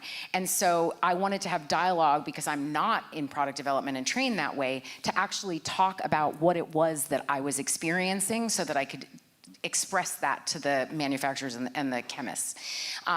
When we were testing products in the beginning, I would take videos, and I would get out of 75 samples I tried for our first 7 SKUs, and I would get out of the shower like 4 times to make videos so that I could say what it was I was trying to say without having the knowledge of a chemist. So as we're doing these this testing recently, 2024, on new products and trying to gain new information as we're launching things, one of the things that was determined, and I wanted to read just from the report so it's not like my my version. But so alternative methods to exist, the proposal, okay. So the testing labs had sort of eliminated testing type 4 hair altogether. And what is type 4 hair? So there's categorizations with textured hair, with hair in general. There's, and 3B to 4C are tighter textured hair. So pattern meets the needs of the curly, coily, and tight textured hair. We could have given you the numbers. Most people don't even know their own number, but from the industry standard, those numbers categorize your hair type and how tight your texture is. So the tighter textured hair, they had just stopped testing because the instruments weren't working on them. Doesn't that make you snag a little? So when Tracy told me this last night, it reminded me of when I learned about how they created film photography initially only for certain kinds of skin. It's the same thing. It's like systemic things inside the industries that are so culturally important that limit our ability to say like, well, this is also good for other kinds of hair or other kinds of skin. Correct. And the customer doesn't know this is happening. And so, for example, it says, we specifically ask that all tests be conducted on type 2 and type 4 hair to ensure that the product worked across all different hair types. And Christiane and I, in the meeting, I was like, hold on. We need to go back to that company and say, you've got to figure this out. Like, you have to figure out how to be able to test all types of hair. And so, I want to read, okay. So ease of combing, for example, is a common industry instrumental testing method to determine how well a product conditions the hair. The easier that a comb or brush can pass through the hair with minimal snagging, tangling, or friction means that it's more conditioned. The product being evaluated is applied to hair tressers alongside a control of untreated hair, and that's how it's tested. Dry combing was only offered to hair types 1 and 3. Type 4 hair was eliminated due to the difficulty of managing the hair. Get out of here. Get out of here. Now, if I was not in meetings and didn't hear that, that's a dialogue that's not going to come up. Our head of PD, Nikita, went back and she's worked with them. They had determined that there was no clear way to effectively test the products on 4 hair. So now we have silicone fingers that measure the force used to mimic a consumer running their fingers through their hair, which is more in line with our core consumer behavior. And the fine tooth comb is replaced with a wide tooth comb, and hair is lightly misted throughout the test to prevent it. And basically, where's the part where it says, the testing laboratory, the outcome. The testing laboratory now offers our solutions as a standard method for testing textured hair. I mean, but see, this is... And these things come up in so many different areas and in different ways that we don't realize. And if you're not in that dialogue and don't have the courage, which I learned as an actress, to say, hold on, can we talk about that? Yeah, no, I think that's really important because as we learned with some of our awards nominees, like the people who are really changing the industry from the inside, those are the ones that we really have our eye on. And Tracy, you've really done that. It's not just a brand at the surface. It's not just a kind of pet project. This is something where you're actually changing the way the industry works and the way hair is tested, which is really incredible. We are 12 minutes over, but I have one more question for you because we opened the session with that deep breath. And as someone who is navigating building a business in this environment where it feels like every hour there's something else disruptive happening that's changing the context in which we work, what advice do you have to offer to people here around how you navigate all that change and how it's emotional? You said it feels heavy. How do you get through that? Well, I believe in a sense of wholeness. Wellness can be challenging at times to me because it has the connotation that you have to be well. And the reality is sometimes I don't feel well. But what I want to do is make space for my whole self, for the parts of me that are afraid, for the parts of me that feel hurt, for the parts of me that are confused, that don't know. And I think that's really what Pattern is built on. And I think it's at the core of a really strong business. The idea that you can't build a business of purpose and do something with purpose in your life with your eyes closed and your heart closed. Having those things, having your world be a part of what you make, I think is incredibly important. But how do you do that when, DEI is being rolled back? Even using the words diversity, inclusivity, all of that has become this, it's become taboo. Like, people are literally erasing it from their websites. Well, it's becoming illegal. Yeah. Well, you can't erase me. I can't erase you. I can't erase you. You can't put the genie back in the bottle. You can't tell me as a Black woman that I am not as smart, as powerful, and as important as I am. I don't care what words you use. And I think that this is a time for us to remember that we are as strong as the most vulnerable among us. I am as whole and as free as you are. And we are inextricably tied to each other. And I am grateful for that. That, to me, is where the best of life comes from. And so I think whether it's building a business, living a life, being a parent, being a friend, whatever that is, as we as human beings remember our humanity, we are all better off. And to me, the diversity of our humanity is what makes our world great. And in all honesty, it's also really good business. Yes. Thank you. Thank you. That was amazing.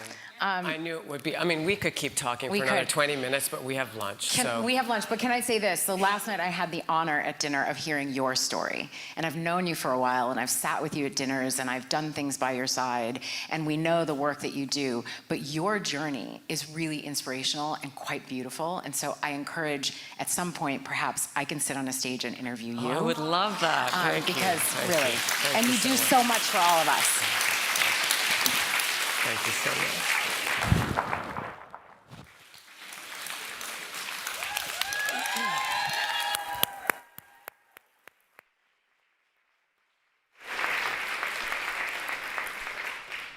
That marks the end of session 2. Thank you to all of our speakers for sharing our insights. You can expect more of that in our third and final session, where we will explore connection in the age of disruption. After a short break and lunch for everyone here on the ranch, we'll hear from many more powerful voices, including Haley Rode-Bieber, Sydney Tao, and Yasmin Soul. To all of our BOF professional members watching online, see you back here this afternoon at 2:30 p.m. California time, 5:30 p.m. New York time. And for those of you watching late at night, and I see some of you on Instagram are doing that, that's 10:30 p.m. in London, 11:30 p.m. in Paris, and 6:30 a.m. in Seoul and Tokyo. Thanks again and for joining us, and see you all very soon.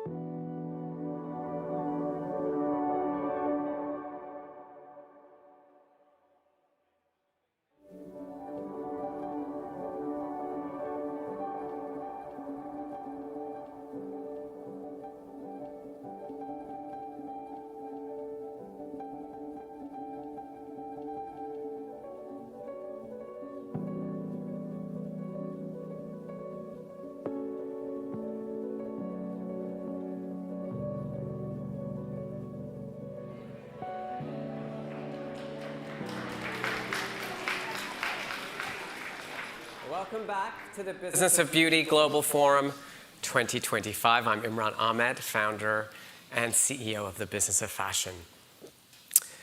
Turning on the news or scrolling on social media at the moment can feel a bit disheartening, dystopic, and chaotic.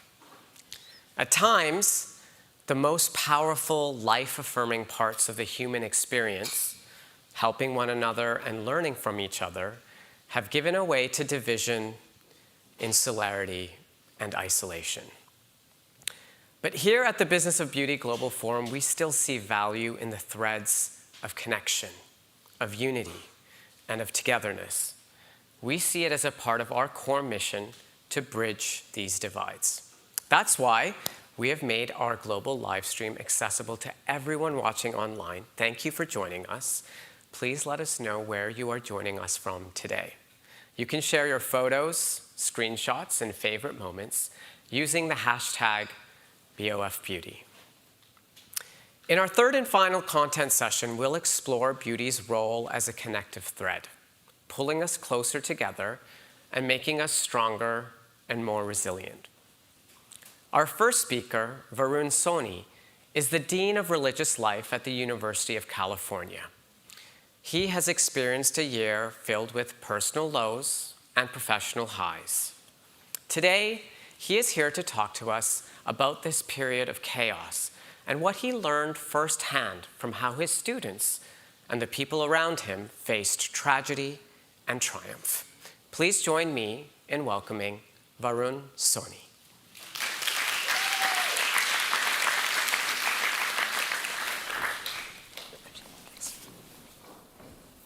Good afternoon, everyone. Thank you all for inviting me to join you all for this extraordinary summit. My name is Varun Soni, and I'm the Dean of Religious and Spiritual Life at the University of Southern California. Being here at the Business of Beauty as a career academic, I can't help but feel like the class nerd who finally got to hang out with the cool kids at lunch, and that's been very therapeutic in helping me resolve all my high school trauma, so I'm very grateful for that. And attending the summit has also given me a lot of street cred with my wife. In fact, being here is probably good for my marriage, and I need all the help I can get. So for the therapy session and for the marital support, I'm very grateful to all of you. For nearly 20 years, I've been the chief spiritual leader of the University of Southern California. And my congregation is comprised of 70,000 people who represent 140 different countries. In my role, I oversee more student religious groups and campus chaplains than anyone in the United States, right in the heart of Los Angeles, which is the most religiously diverse city in human history. Suffice to say, there's never a dull moment at work. As the university chaplain, I walk alongside students, faculty, and staff in their times of agony and ecstasy through tragedy and through triumph. And in doing so, I really get to see the soul of the university in a way that no one else does. What I've noticed is that in my thousands of conversations with thousands of people about thousands of topics, mostly what we talk about comes down to one single question. And even though it's such a central question, such a life-defining question, it's not a question that anyone ever asked me growing up. I wish someone had. And so what is that question? The question is, what is your true north? Or as the kids say these days, what is your North Star? Different people will answer the question of true north in different ways at different times in their lives, but ultimately our true north is not the stuff that keeps us up each night. Our true north is what gets us up each morning. We all have stuff that keeps us up at night, especially in this age of anxiety and outrage, but we don't need that stuff. That stuff is totally overrated and completely exhausting. What we really need is something to get us up in the morning. And what gets us up in the morning is what philosophers call purpose, what theologians call the sacred, what businesses call a mission, and what I call true north. A few weeks ago, we celebrated commencement at the University of Southern California, and the experience of our graduating students read like the treatment for a disaster movie trilogy. They started college in the aftermath of a global pandemic, and they ended it in the shadow of the Los Angeles fires. Their college years were literally and biblically bookended by plague and by fire. But all of us went through that, not just graduating students. As we're constantly reminded, we're all living through unprecedented times. And so at a time when so many of us are grappling with despair and disconnection, both at home and at work, how can we calibrate our internal compass to point to our true north? I used to think that if I found the right answers to life's big questions, They would provide me an anchor throughout my life, and that the right answers would somehow get me to my true north. But the answers to life's big questions change over time. Indeed, the answer to life's biggest questions, who am I, should change over time. You should be different at ages 25 and 35 and 45, and unfortunately for my wife, I can keep going with those numbers. That's evolution, that's growth, that's the point of life. And so what I've found over time is that it's not the right answers, but the right questions that give us an anchor across our lifespan, because the answers change while the questions remain the same. And there are 3 essential questions that we can ask ourselves throughout our lives that I believe can empower us to calibrate our internal compass to point to our true north. I call these questions the 3 T's. I've been thinking about these questions for a while. This is the first time I'm presenting them, so please be gentle.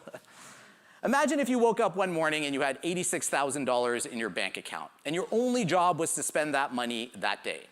The next day when you woke up, you had $86,000 more, and your bank account kept replenishing with $86,000 each day for the rest of your life. How does that sound to you?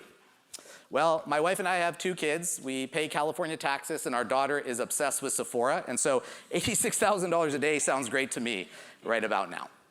But what if I told you that we all have something more valuable than money that gets replenished every day, something that is in fact the most important asset of our life, and something that we will be able to spend until the day we die? I'm talking, of course, about time.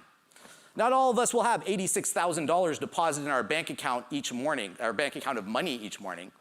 But all of us do have 86,000 seconds deposited in our bank account of time each morning. Or as I tell young professionals, you might not be cash billionaires, although at the Business of Beauty, you never know, you might be. But you are all time billionaires, meaning you have more than 1 billion seconds left in your life, which is about 32 years. And as a result, you are richer each morning than you will ever be again. We can all make and lose money and make it back again, but we can't do that with time.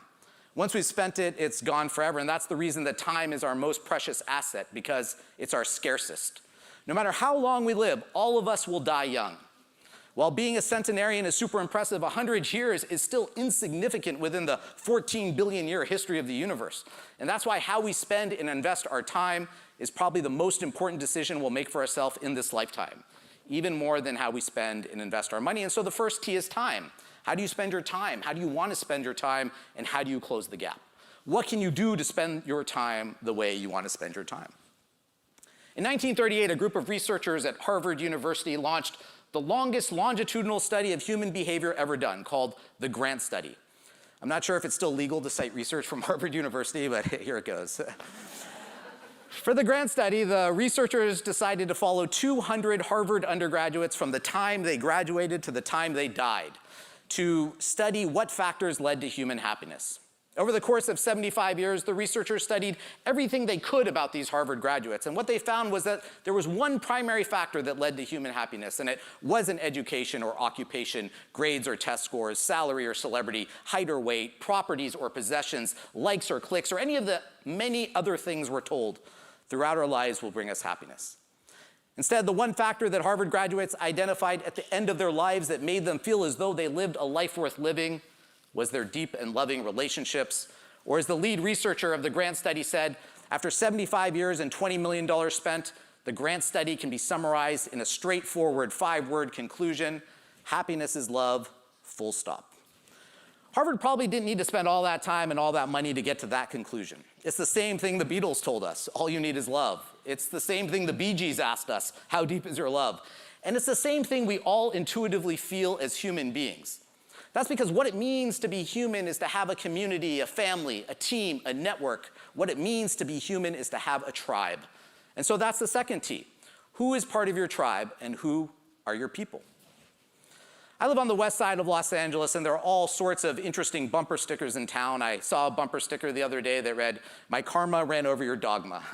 I love that one, even though I don't know what it means. There's another one that my wife loves a little too much, as it probably reminds her of living with me, which says, "Jesus loves you, but everyone else thinks you're an asshole."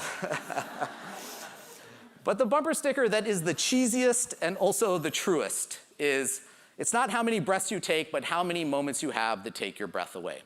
In other words, it's not how long you live, but how well you live. We all wear different masks in our life, and as we all have to be different things to different people at different times.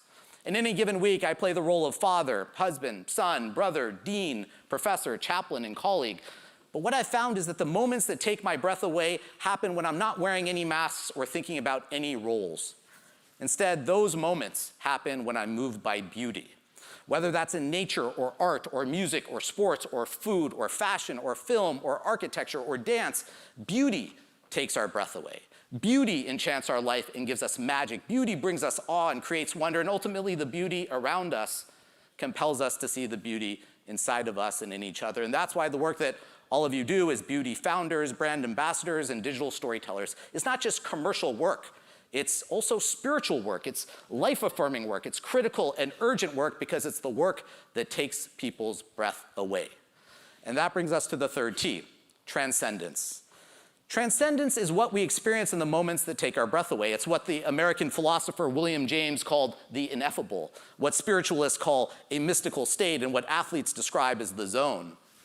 The late, great Kobe Bryant once told me that when he was playing basketball and he was in the zone, the game slowed down for him. The basket got bigger, and he started to hear Beethoven's Fifth Symphony in C minor in his head. Once he heard it, he knew that nothing could stop him and that he was only competing against himself at that point. And so he played for those moments. He played to hear Beethoven. A few years later, Steph Curry told me that when he's playing basketball and he's in the zone, he's not thinking about himself or anything else. When he's in the zone, his jump shot is an act of pure devotion. And when he's hitting every shot from every angle and every corner of the floor, as the greatest shooter of all time, there is no shooter. There's only shooting. Believe it or not, Kobe, Steph, and I have a lot in common. Between the three of us, we've won 9 NBA championships. And so I know exactly what they mean when they talk about being in the zone. For me, that doesn't happen on the basketball court, but rather it happens in the space between my thoughts. It happens on a hike, or on my bike, or at the beach, or at a concert, or while doing breath work with Manoj, or when I catch a fleeting and unexpected moment with my kids. It happens when I'm not thinking about work or home or anything or anyone. It's an experience beyond words, beyond description, beyond duality. In the age of disconnection, it's the experience of connection. At a time of isolation, it's the experience of oneness.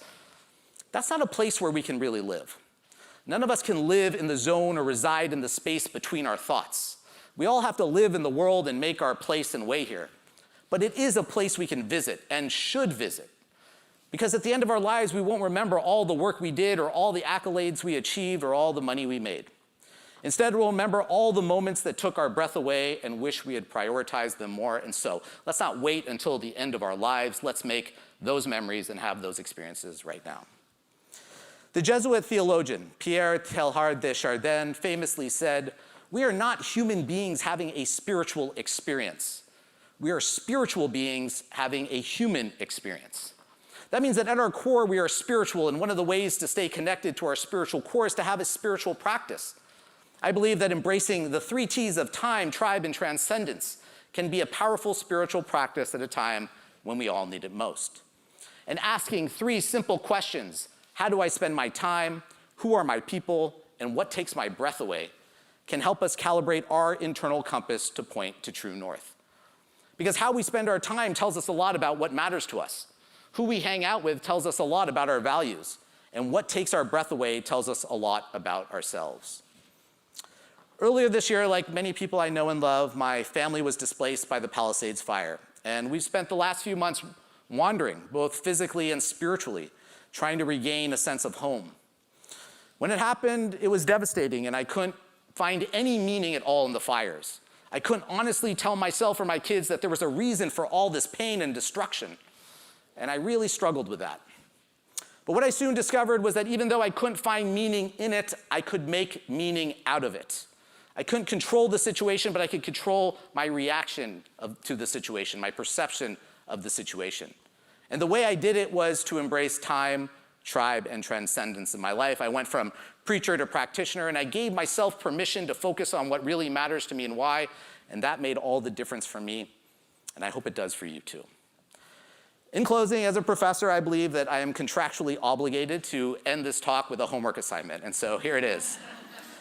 I have found that one of the ways I can bring the 3 T's together in my life is by doing something I love with someone I love. When I do that, I'm spending time with my people doing something that takes my breath away. And so your homework assignment for this week and for the rest of your weeks is simple. Do something you love with someone you love, because that's probably the closest formula for happiness that we'll ever have as fully realized human beings. Thank you again for all the inspiring work that you do, for inviting me here, for making me cool at home, and please take good care of yourselves and others. Fight on, everyone.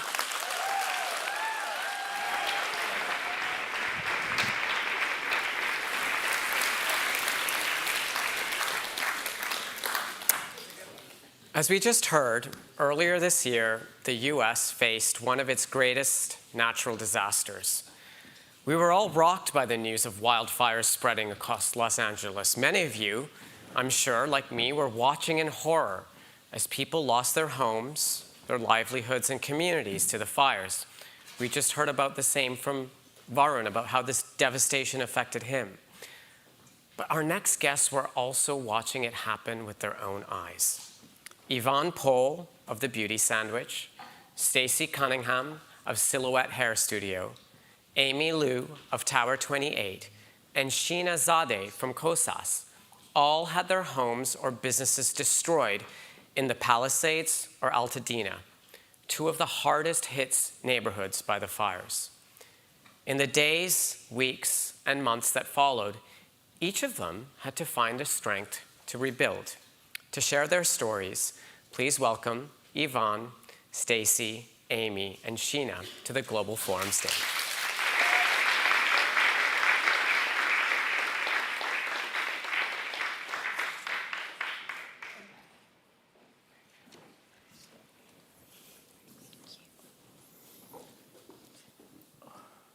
Hi, everyone. I'm Sheena. I'm the founder of Kosas. I am joined on stage today with Amy Liu of Tower 28, Stacey Cunningham from the Silhouette Hair Studio, and Ivan Pohl of The Beauty Sandwich. This is an emotional conversation. It's a conversation about resilience, and resilience does take some time to show its face, because I think in those early days we were very much in survival. So I lost my home in the Palisades fire as well. I'm sitting here on stage, not next to you guys, but with you, because I'm part of the story as well. So I'm holding the space for us to have this discussion of how you moved from survival, from the initial moments of survival, into resilience, which is where we are today. So the first question that I have is for all of you, because we really want to understand what happened and what your state of mind was when we were going through this catastrophic natural disaster in our homes, in the homes of your businesses that you've built for more than 20 years. Can you walk us through what it was like in the immediate aftermath for your businesses, for your teams, and what practices and mindsets, and how did you actually stay grounded? How did you survive in those early days? I mean, for me, it was, it was a surreal moment. It was my birthday. So I opened my business 6 years ago. I started The Beauty Sandwich. I gave myself the ultimate gift on my birthday, which was founding my brand and building the spa of my dreams. And it burned exactly that same day, 6 years later. So it was extremely emotional to kind of see the thought of this dream crumble. But what really kept me grounded was, the thought of skin tension, like the talk before me. Staying grounded in your dreams. There's so many founders here, so many creators. I'm, on the stage with founders and creators. Our love of beauty, my passion for beauty is what kept me grounded in that moment and gave me my resilience and snatched me to continue on, so I am able to deliver, my message to the world. Have you made any meaning of the dates and the starting of your birthday and having it end on that same day, now that you have some distance from it? It is everything in life. I say it's love, beauty, energy, right? Love is the fruit of everything, but it was that energy. I think it was the closing of that chapter for me.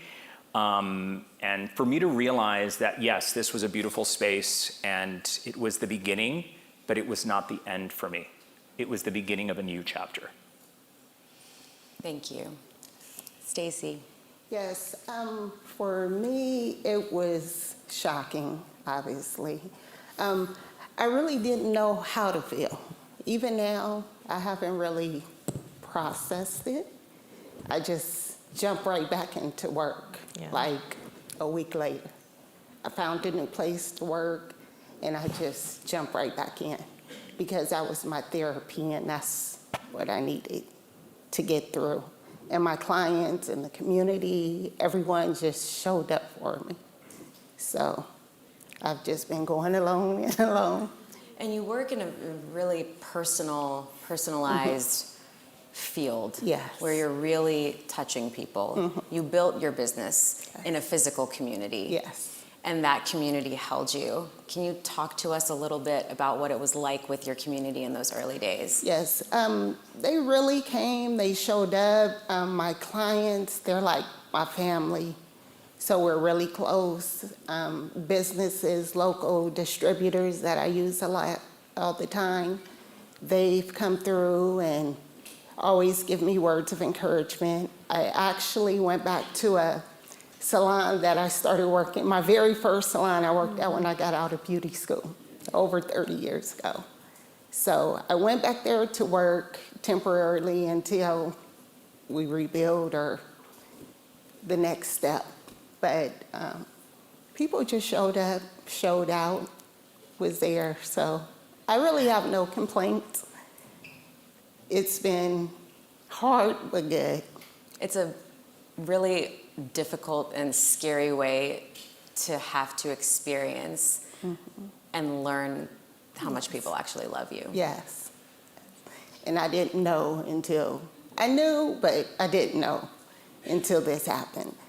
Clients that I haven't seen in years showed up, called, sent text messages, just dropped money in my Zelle account.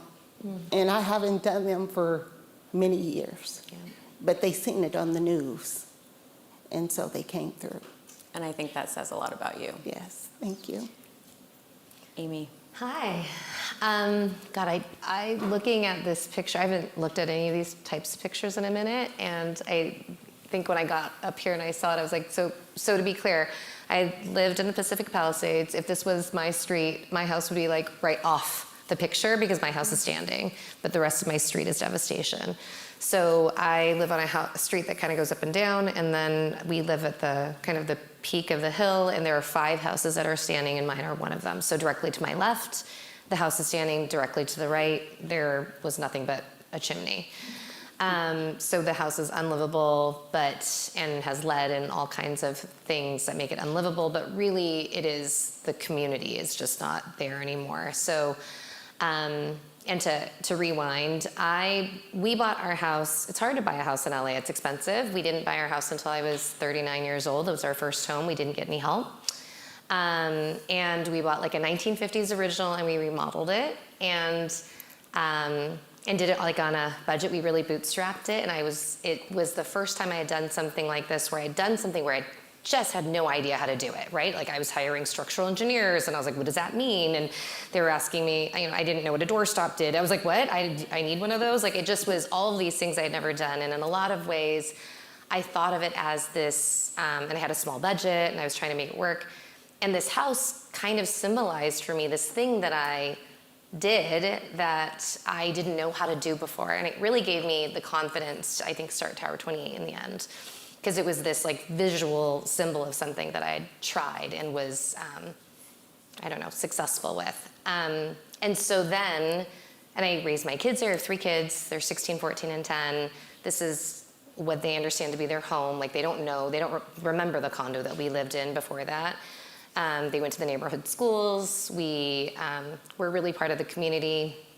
And when the fire happened, I was at home.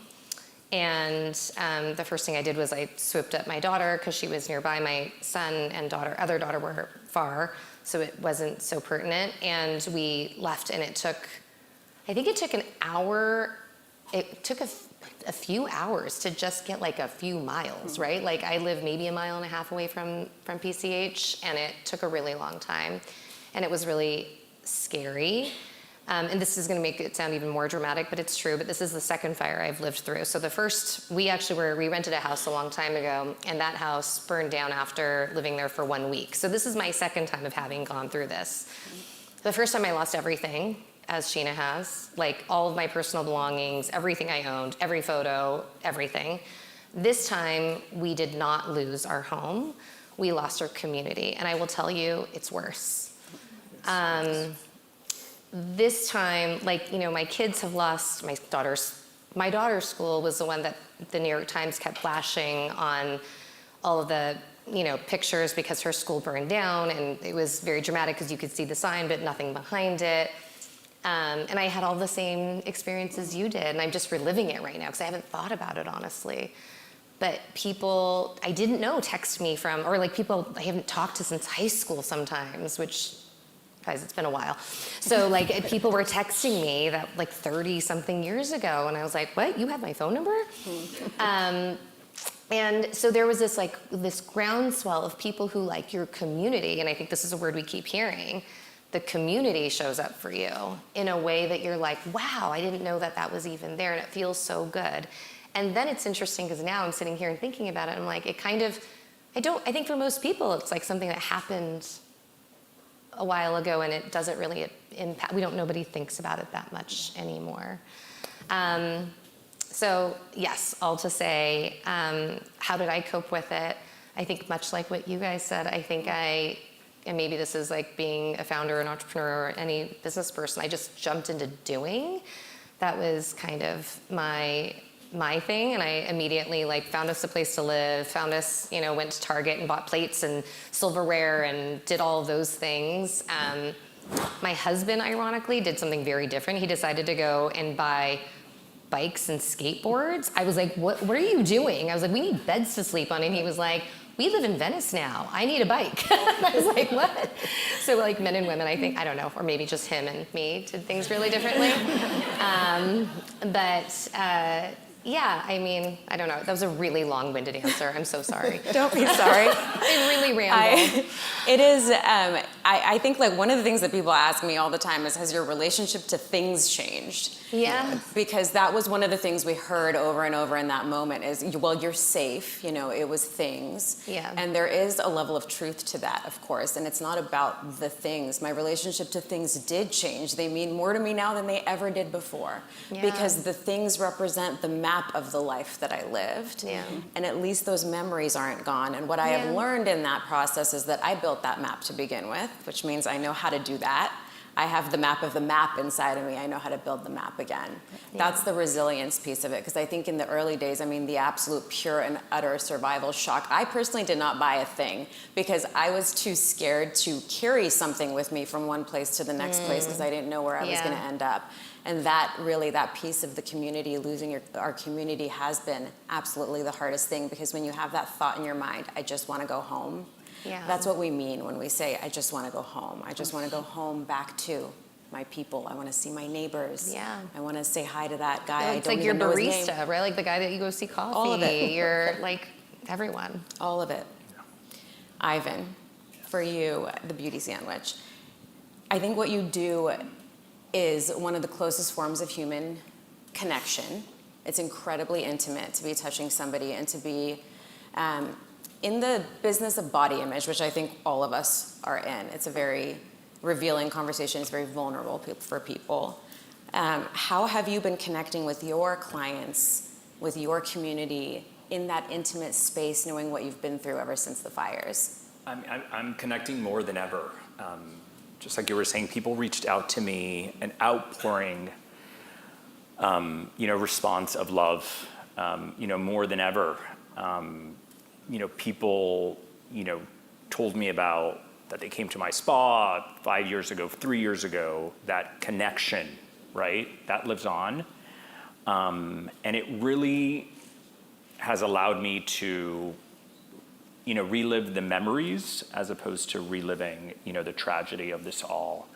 But, human connection is everything. We are made of energy. That energetic exchange that we have, those moments, that's what we take with us, right? The community may be gone, but those moments that we shared, when I moved to Los Angeles 6 years ago, I didn't know anyone. This community opened itself up to me. The Palisades, with open arms, took me in. So I was more devastated for everyone around me than I was for myself, because so many people lost their homes, their businesses, their, even members of their family. What I had there, I could rebuild. So what keeps me going is that connection that I have with my clients. They keep me, grounded in my mission, which is to, it's that connection of snatching your skin and your spirit. That's what keeps us going. Yeah. That's the message. Human connection. And will you rebuild? I will rebuild, absolutely. I have 2 other locations, New York and Miami, where I'm from. But, I founded this brand in Los Angeles. Los Angeles is my home. It's what I call home. It was the birth of this brand. So I will rebuild. I've been fortunate enough to find a new space, and it's important for women to have that safe space again, because that's the number one thing that I heard was, I felt so safe in the space that you created. So I need to definitely continue with that message, so that we can all feel, seen, heard, but absolutely safe. My guess is it's you that brings the safety to the space. So Thank you. I have no Thanks doubt so you'll much. be doing that again. You mentioned LA. Here's a question for you guys. Did you ever think about leaving LA? I never considered it. I mean, I built a brand or kind of around the, visual aesthetic of LA too, and Tower 28 is named after a lifeguard tower in LA, and I never thought about leaving it. Literally, again, that buzzword community, but it's true. Like I think that's, at the end of the day, it's where your friends and family and your people are, and that's what it is for me. Yeah, no, never thought about leaving. That's my home. I love it. I love the area I was in, Pasadena, Altadena area. I would never consider leaving. So. It's magic. LA is magic. The topography. I never thought about leaving, even though I have 2 other places to go. It's where I built this brand, and it's where the brand will continue. And there are so many beautiful places in the world. Like don't get me wrong, I've thought about leaving LA many times over the course of my life. But until this happened, actually, because what I realized through this situation was how much I needed people, how badly and desperately I needed my friends, my family, and we're lucky enough to, I grew up in Southern California. That's where everyone was. Yeah. Leaving LA would mean leaving the people, and that is the thing that would be really, really difficult to tolerate. Amy, you mentioned that you really jump into action, and you really did. You did a lot in the aftermath. You organized the LA Fire Community Support Event. You organized 150 brands. You donated 70,000 pieces of product to 1,500 impacted families. I was watching you. You were out there.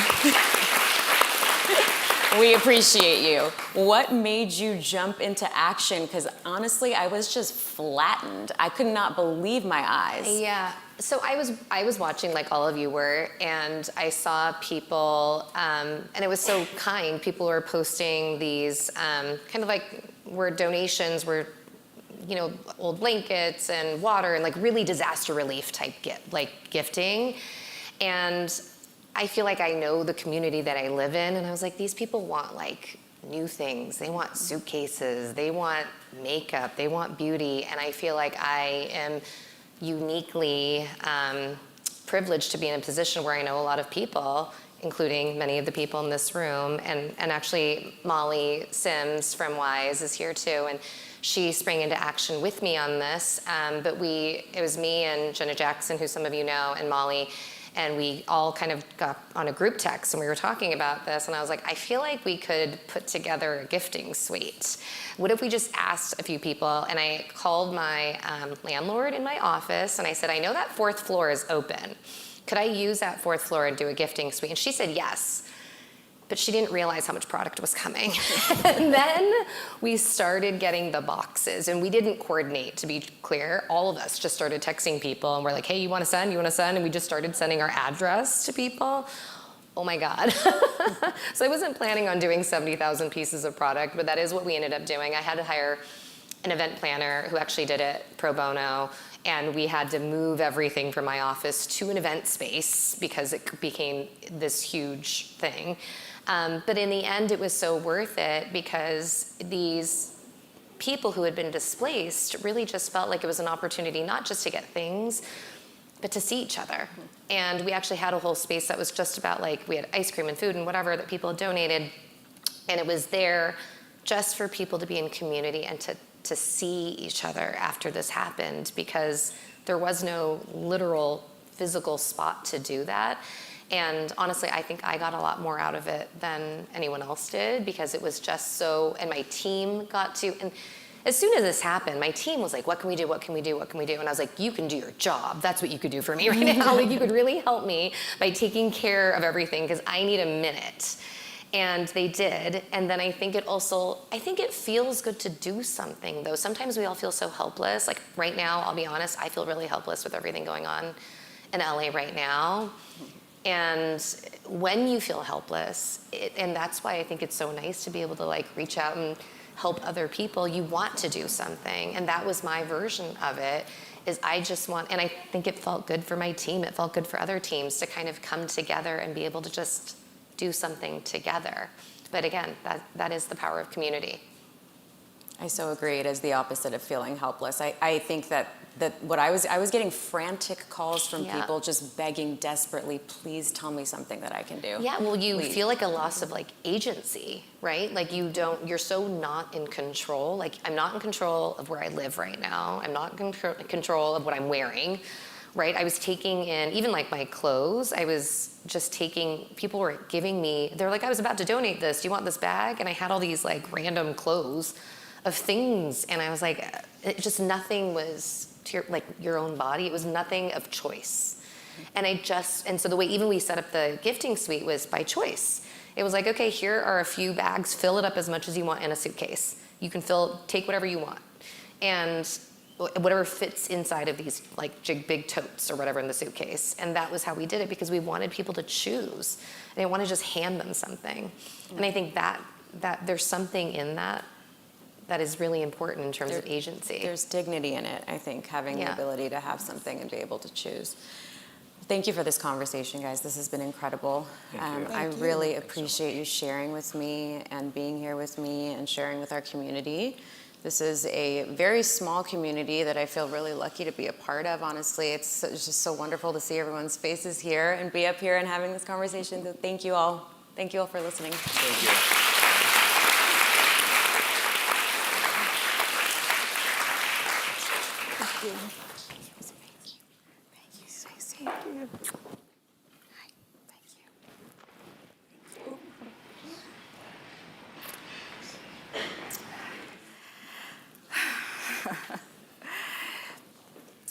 Sydney Towle is a content creator, a travel enthusiast, an animal lover, and a life on social media that feels bold, happy, and free. She's also a young woman battling stage 4 bile duct cancer and has been subject to an online smear campaign that has accused her of lying about her health and well-being. Next up, Sydney will chat with BOF's Brendan Kilbane about the disinformation effect and how creating trust in science and wellness and health is mandatory. Please welcome Sydney and Brendan to the stage.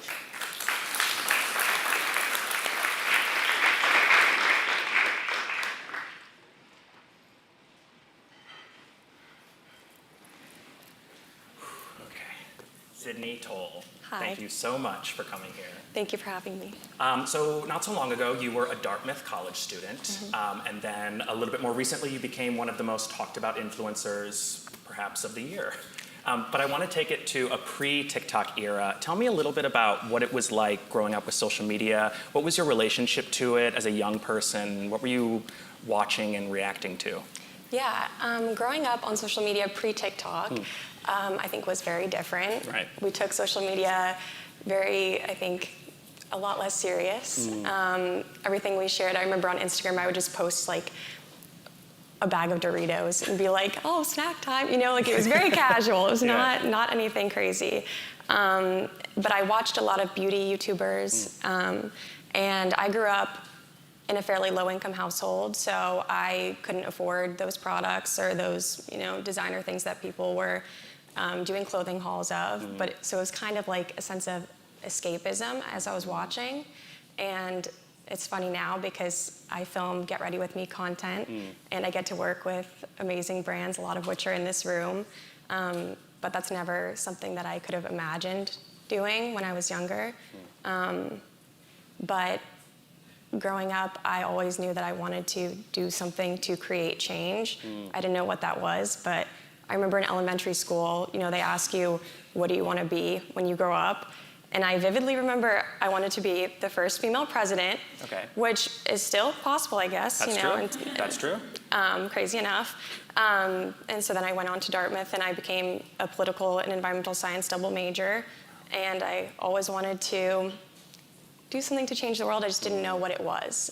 And now, unironically, I have something that I am doing that I have purpose for. Well, let's talk about that too. So you joined TikTok in 2022, I believe? 2019, when COVID hit. Really? Yes. Okay. What was your aim there? Were you trying to build an audience, or was it just kind of more Doritos, snack time sort of vibes?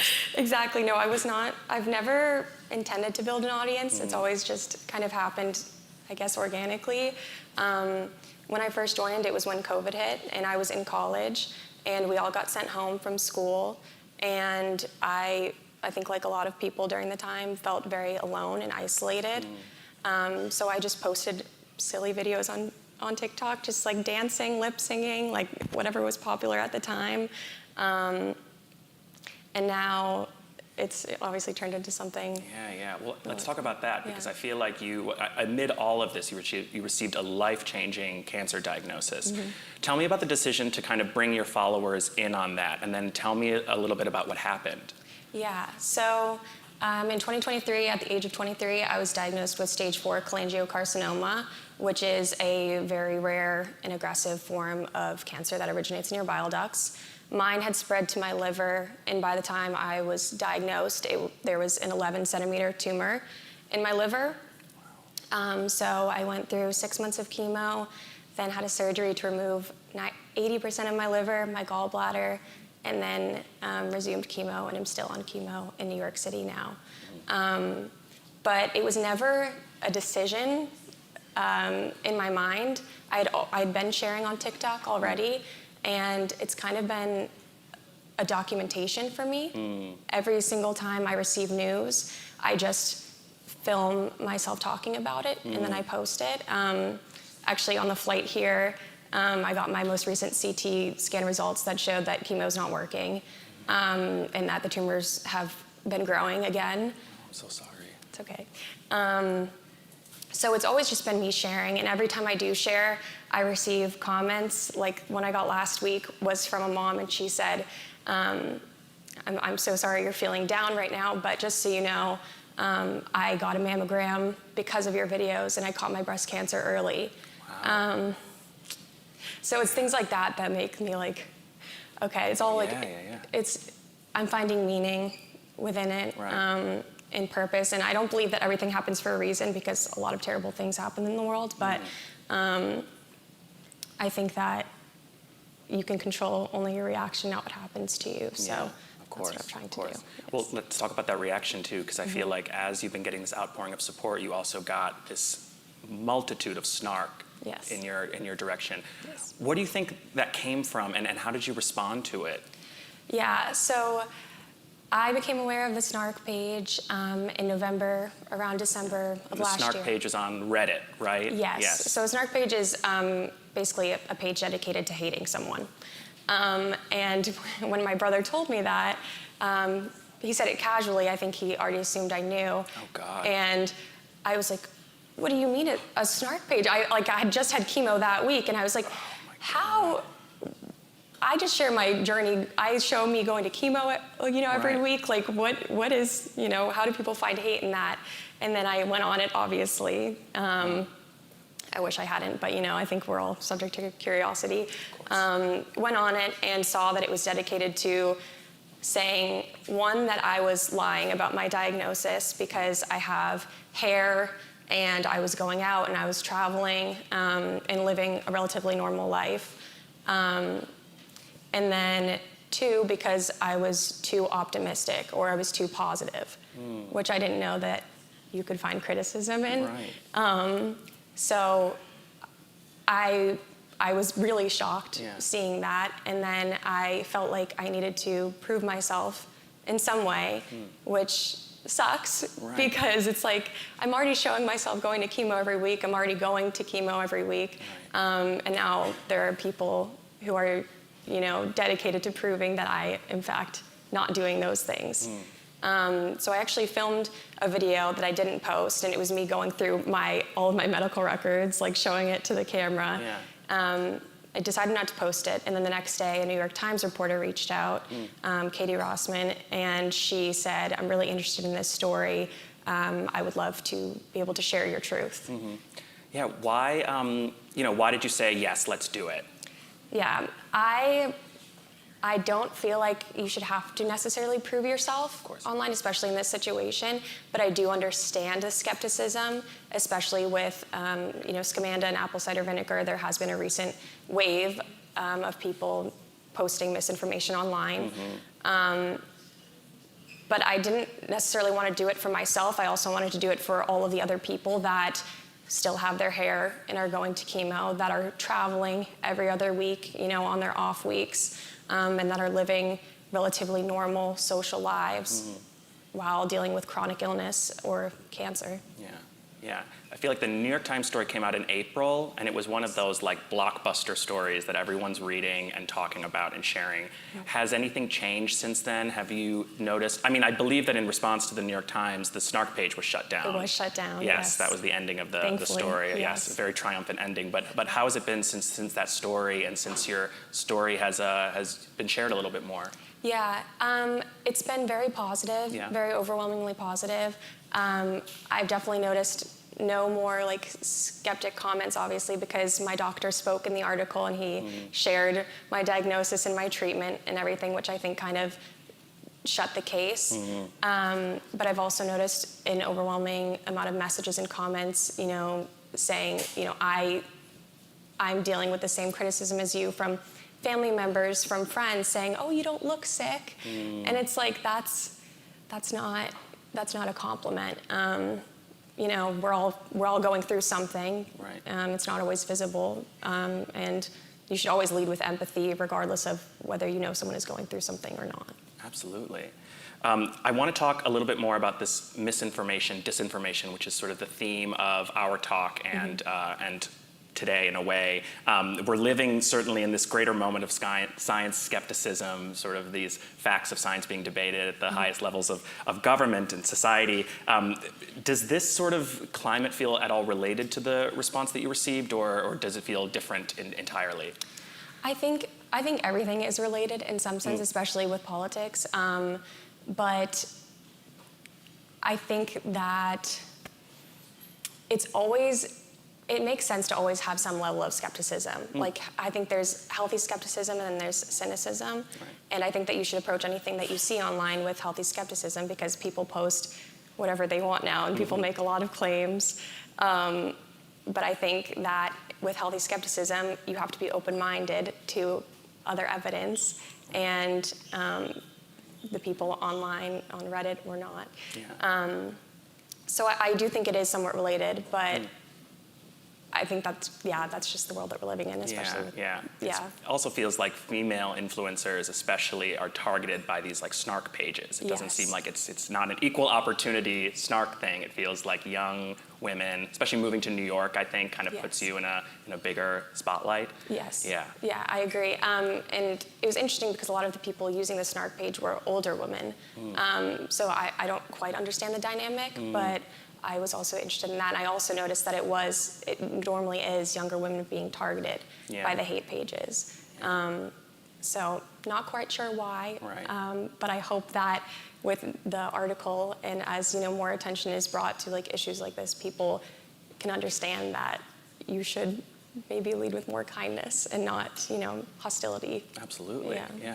As misinformation is rampant, but we're also in this culture where we have any sort of health question, we're immediately Googling it, or we're going online and trying to get that quick answer. Is there any sort of way that you recommend people go about finding medical information that is either online, on social media, or some other, talk to your doctor? I was going to say, talk to your doctor. Yes, of course. Have a real life conversation with a physician. Exactly, because as soon as you start to Google symptoms online, especially on TikTok now, people will respond with crazy claims. When I first had symptoms, it said I had a hernia, which is definitely not the same as cancer. But I had the same physical symptoms as a hernia, a bulge, pain in my abdomen, and that clearly was not the case. And if I listened to WebMD or Reddit or TikTok, then I wouldn't have gone to the doctor and actually gotten checked out and an MRI in my diagnosis. So I think that if you have any sort of inclination in your mind that something might be wrong, you should definitely go to the doctor, because TikTok cannot diagnose you. Absolutely. No matter how many times they try to tell you what you're dealing with. I know, and it kind of, to go along with that, it feels like there's more actual physicians, getting on social media. It's becoming a lot more crowded. We have a lot of brands in the room that are on social, a lot of influencers like yourself. I'm curious, do these people who gather in these public online forums have a responsibility to champion the truth, in your opinion? Yes, I think so. I think influencers and brands both do have a responsibility to champion the truth, especially in this age of misinformation and where you can't trust the government even with what's going on. I think that we are the only ones who can lead to change and who can hold people accountable and the people in power accountable. And brands have the money, consumers have the money, so wherever you're directing the money is where decisions are going to be made. And I think as influencers, we have a huge range of people that we can reach and interact with. And so it's our responsibility to stick to the truth as far as we can. I never claim to be a medical professional online, and I say that in a lot of my videos. I say, I am not a doctor, please consult your doctor, but this is my experience. And I think people come to me not for medical knowledge, but for a sense of connection. And that is what I've always tried to do, is establish a sense of connection, never spread medical information. But in doing that, I think that it does lead to more awareness and to people going to the doctors and actually, seeking out a source of truth. Yeah. I mean, earlier you spoke about, you kind of seeking an escape and that sort of connection online with some of the other creators that you were following, and now you're able to be that, offer that connection to others. Yes. I feel like if any of this happened to me or anybody in the audience, I would shut down all of my accounts and, head for the hills. But I guess why stay on social media? Why not shut it all down and say, like, you know what, you guys mistreated me, I'm done? I thought about it. Yeah? I thought about it very strongly at first. I was like, I called my mom when I saw the Reddit page. I said, why did I do this? Why did I ever share anything online? And then she said, you know why? It's because you're helping people. And then I post a video and I see all of the comments of people saying, you're helping me better understand my diagnosis. You're helping me better understand my mother's diagnosis or what my friend is going through.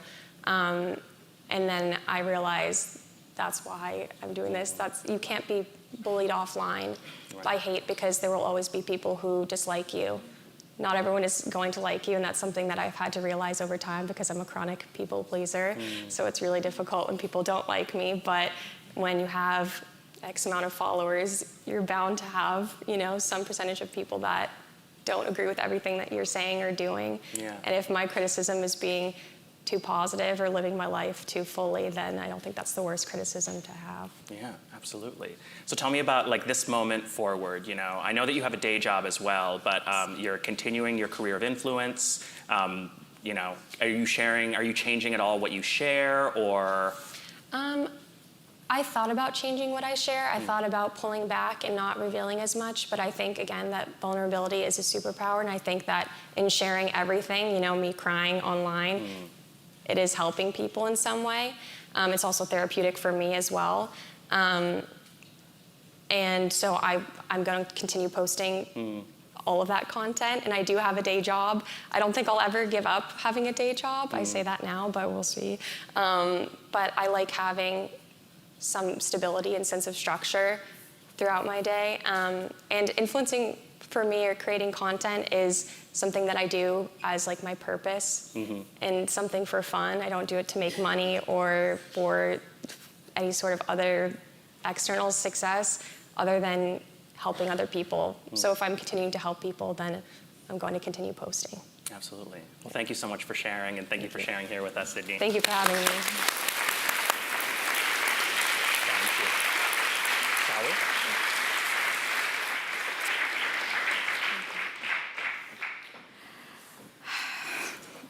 So now we're going to talk about a different kind of connection.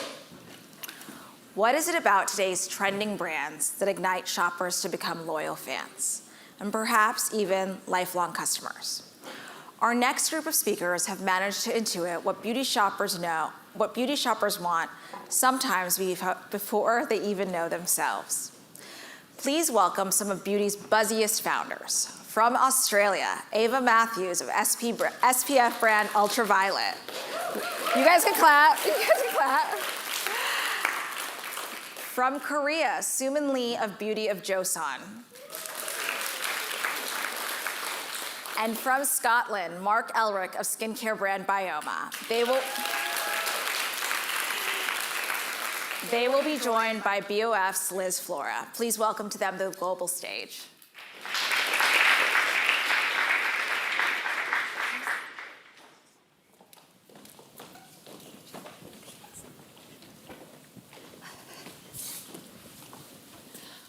Welcome, everyone. Going on a more light note now, Sumin, when we first spoke last year, you told me your annual revenue went from $83,000 in 2020 to a projected $250 million in 2024. Beauty of Joseon is 7 years old, and the growth came after a rebrand. How did you revamp the brand into what it is today?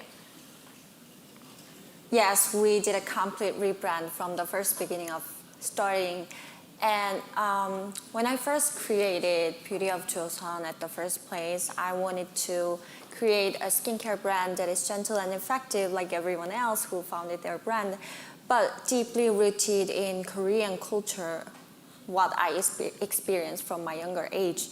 And I inspired by Hanbang, which is traditional Korean herbal medicine, and how the Hanbang ingredients like ginseng, rice, green plum have been carried for centuries. And as growing up as an ordinary Korean girl, I still remember my mom saving water after cleansing rice so I can cleanse my face with that. And also, we sometimes take ginseng to make that energy when we're lack of energy and everything. So yeah, those kind of experience that I had really inspired me to deliver to the world how those ingredients and beauty wisdom, the beauty wisdom from Joseon Dynasty are amazing, and even through the lens of modern science. And also the second thing is the SPF, obviously. We got that viral moment from TikTok like 2 years ago, and everyone was so happy with our formulation and texture that is so lightweight and breathable without leaving white cast, which is so crucial for SPF. And yeah, those two things, like we're deeply rooted in Korean culture, and the SPF formulation, those two are the main things what made us became what it is today. And Mark, since launching in 2022, you've also seen fast growth with a $200 million revenue projection this year. What do you think were the biggest drivers of this growth in such a short time? 200 million. Is that what I'm worth? Husband, where's my money?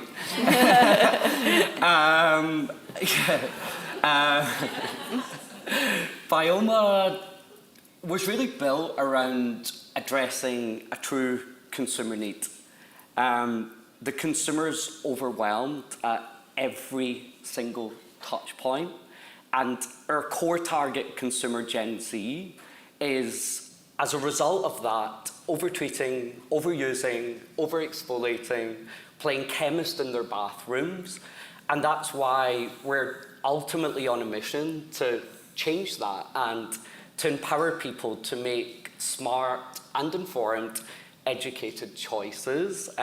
Skin barrier health is our North Star and a subject that we're incredibly passionate about. But I think what's made Bioma so successful is a combination of delivering serious science in a not so serious way. I believe that serious skincare doesn't need to be so serious, right? And there was literally a lot of white space within a very sterile, clinical, and homogenous white space, and I'm not a very bland person. But I also think community really informed and inspired everything that we do, so it's this combination of science, community, and education that has helped us achieve what we've achieved. And Ava, you're focused specifically on sunscreen. It's such a hot category right now with so many startups. What has it taken for your brand to capture consumers' interest? I mean, when we launched 6 years ago, it was the prestige sun category didn't exist really. You know, in Australia, we didn't have Supergoop, so it was a bit of a wasteland when we launched. And now, of course, it's very buzzy. But I think when you do one category, you have to do it really, really well. And I think with sunscreen specifically, the consumers, I don't know, for some reason, they're like so passionate about sunscreen, but then they will turn on you if you get it wrong, which, you know, it is really, really easy to do in a category like sunscreen. So I think, you know, as a brand, we've been really laser focused on two things. So product, really excelling in our product. And, you know, I think as a business, we really pride ourselves on the innovation in our range, and also brand. And I think, you know, being from Australia, we have a really nice, strong brand story. We have a very clear visual tone of voice. We like to have a bit of fun in what is a pretty stale, boring category. It's kind of hard to sexy up sunscreen, but, you know, I think we're doing it. So your brands are all over TikTok. What's the playbook for finding that viral spark? Sumin, I'm sure everyone here wants to hear the Beauty of Joseon's story. Yeah, I still remember that period of time that we got the first viral moment on TikTok, and it was not only on TikTok, it was on all over on social media like Instagram and YouTube. And I was on the phone all day long calling to the manufacturer to add more production line to keep up, and they were like, I was definitely feel the vibe that they're thinking we're crazy because we were just a small brand, and they were like, I did feel their skeptical vibe, and I even tried to find their CEO, the email address of CEO, and sent a long email that we are so desperate to keep up with this huge demand, because I remember it was mentioned during the session, when there's no stock available, that viral doesn't have any meaning, right? So I think what made us go viral is because of the texture and finish, obviously, because everyone had a huge expectation about Korean SPF, and that SPF we made at the moment use the newest innovative filters at the moment that feels super lightweight. It's breathable and blendable under makeup. It didn't leave any white cast. So I think people genuinely surprised and started to upload so many contents on their social media channel. So many people ask me, how did you get that, viral? How did you manage to, make that happen? But it was like totally organic. So I feel so grateful and lucky to have that viral. And Mark, we're seeing Bioma in almost every major influencer's Get Ready With Me videos. You also have a really big retail presence. What do you think are the most important factors for widespread brand awareness? Yeah, now I know where the 200 million's gone. I think from a TikTok perspective, it starts with product, right? We actually spend more money on clinical trials than we do on influencer marketing. So it really starts with understanding the customer. What do they want? What do they need? And finding ways, unique ways to connect with them. I often say to my team, I think direct to community is the new D2C. And it's finding deep, meaningful ways to connect. So since launching, we've hosted over 1,000 in real life events, between retail pop-ups, between retail activations, immersive experiences. We're really committed to meeting our consumer wherever they're at. And what we're seeing now is the lines between physical and digital blurring. So for me, what's really critical is connecting with the community as frequently as possible in the most authentic way, but also in the most disruptive way. Let's talk about the state of skincare overall. Some of the bigger players are seeing a slowdown. What does that mean for indie brands? Ava, what do you think? I mean, I think it's an opportunity for a young brand to kind of stand out and be a bit more agile. I think that's kind of been the benefit for Ultraviolet, where in a lot of markets globally, we're in 30 different countries, which is too many if you ask me. But I think it's an opportunity for us to kind of do things differently and move faster, and we've definitely seen that with our product. We're one of the very few brands, I think we're probably the only sunscreen brand that we've reformulated our products for each market that we're in. And I think being a small team has allowed us to do that. We've got a really great NPD team in the business. We've got regulatory in the business. And I think, for us to be able to, not quickly launch into a market like the US, because it did take some time, but to kind of pick up our formulations in Australia and kind of quickly adapt to be able to launch, globally has been a real advantage for us. So I think, our nimbleness and our agility is definitely an advantage for us. And I think, as a privately owned small brand, we can get away, and in a category like sunscreen, we can get away with saying things that the bigger brands can't, and we can really, put our stake in the ground and have a real opinion on.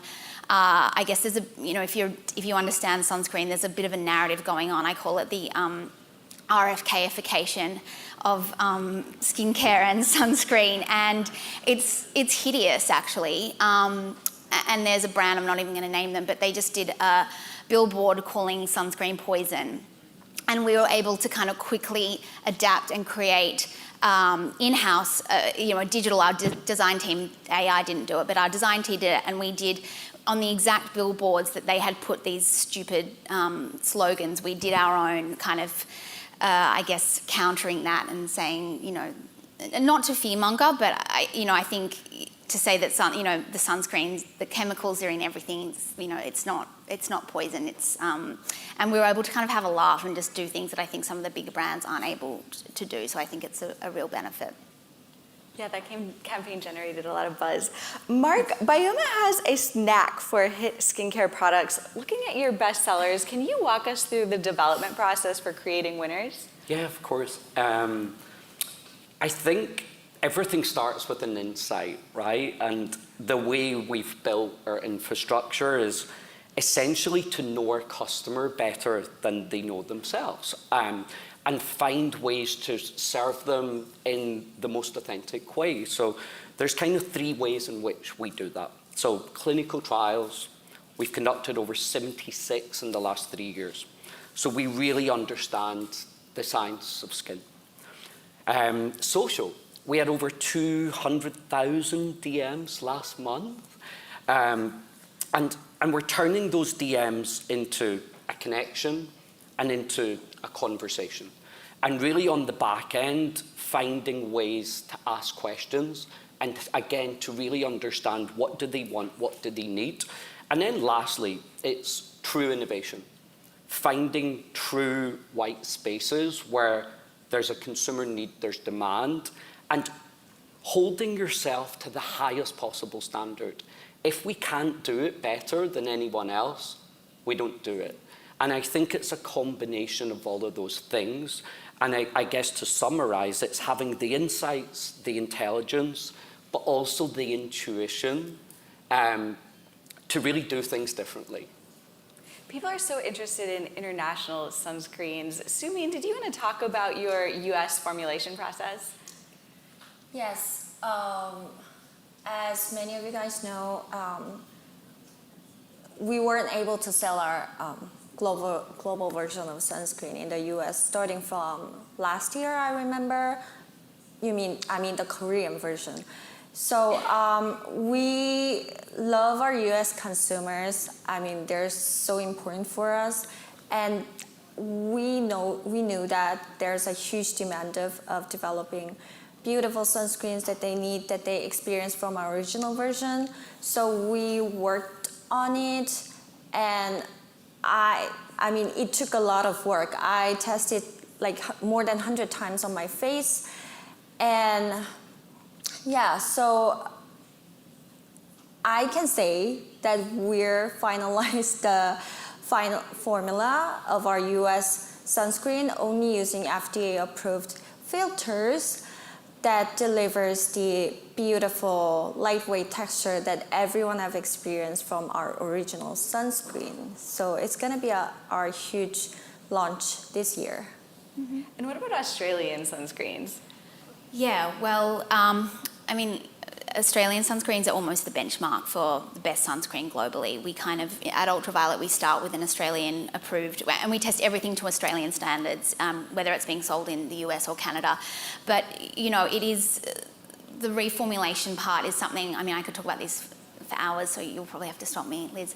But, you know, the reformulation process for the US was hard, and it's, you know, we've been around for 6 years, and we've got, you know, a really loyal following globally. So there was a lot of confusion around what formulas were being sold here versus the rest of the world, and people without really understanding so much about the actual filters. I mean, most of what people have learned in America about UV filters has come from Charlotte Palomino. So, you know, without that much of an understanding, they just know that they're better. So it's like, I want the better. And, but we did, you know, we spent 2 years reformulating for the US. We didn't actually ever want to do it initially, which was before we got investors. And then once we had investors, we were like, okay, yeah, well, I guess we need to do this.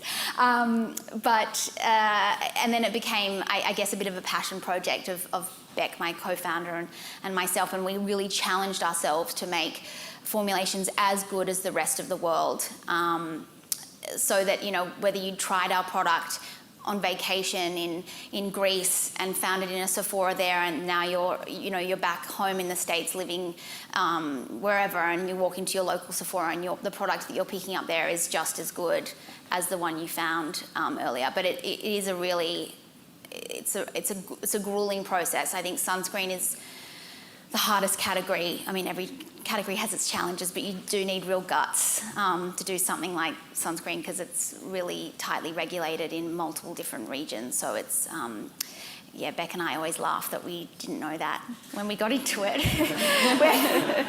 We're like, we could have done something easier. But Beck loves to do hard things, so, and I will do whatever she says so, yeah. Great, well, I think we're running low on time, but just to wrap up, I just wanted to talk about challenges for indie brands. You're launching at Sephora, you've launched at Sephora, you're launching at Sephora. Do you want to talk about the tariff situation and what's top of mind as indie brands right now? Do you want me to start? Do you want to go to first? Sure. I mean, the tariff situation is a challenge, of course. You know, we're in Australia. Everything we make is in Australia, so it's just we're in the 10% club. So that's not our biggest challenge, I don't think, at the moment. Although it is changing every day. So you know, every day Beck and I during that period we were like, what fresh hell are we going to wake up to today? But I guess for me, what's top of mind as we're building a brand is, you know, sunscreen is a category that's kind of like, no matter which way you cut it, it's almost, there's some fear-mongering in it. You know, you're either telling people that they're going to look uglier earlier, or you're telling people that they're going to have cancer if they don't use this product. It's kind of like a preventative product. And then the visual like cues, the befores and the afters, it's not, there's no instant gratification to sunscreen. So I think it's hard to get a customer that doesn't really understand why they need to wear sunscreen, and maybe they're 25 and we're saying, you're going to see the benefit in 10 years. Like, when you're 25, you don't give a shit about the next 10 years. Like, you're like just living in the day. Like, you're never going to die. You're never going to get cancer. You know what I mean? It's just, it's a hard, so I guess my challenge is like, what is the unlock to making it more positive and joyful? And I think as a brand, that's what we really try to do, is bring some fun and joy into a category that is, you know, historically not been joyful. And I know there is an unlock, because it can't be about scaring people into doing something. You want to make them love it. So for me, that is what I think about every night. And I know it's there. It's like, you know, I'm 10 months postpartum, so I'm like, it's just there. Like, I just have to wait till my brain kind of wakes up. They say 12 months, so the clock's ticking. Yeah, what about you, Mark? I also, look, I think arguably every single person in this room, we're navigating through probably the most uncertain times that this industry's ever experienced. And the way we've really approached it as a business is, let's plan for every scenario and be prepared to react. But also, you know, as Tarang said earlier this morning, you have to deal with it in a really honest way. Tell your community, tell your customers, this is what it means to us. And then from a business perspective right now, we're really just using this as an opportunity to level up, staying true to our purpose, hiring the best people, focusing on culture. How do we set people up for success? How do we create an environment where people feel safe being in the unknown, they feel safe failing, they feel safe taking risks, and then build amazing partnerships with the best retailers and the best partners that will support you through whatever challenge you face. So, what about you, Sumin? When you're talking about tariffs first, yeah, being affordable as a Korean skincare brand is such an important part of our brand identity, because everyone expects that K-beauty is really affordable, like under 20. So we're keeping that concept as well. So at least for now, we're trying to absorb that increased cost ourselves without increasing prices.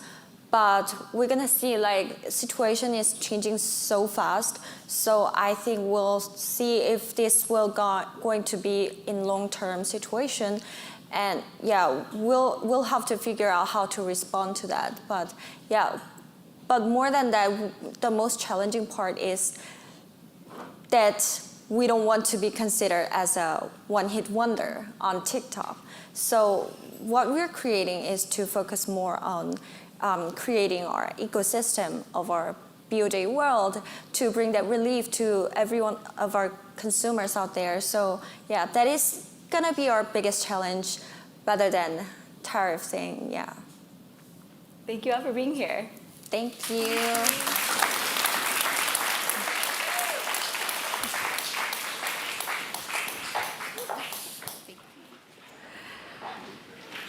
How much is too much to pay for a mascara or a lipstick or serum?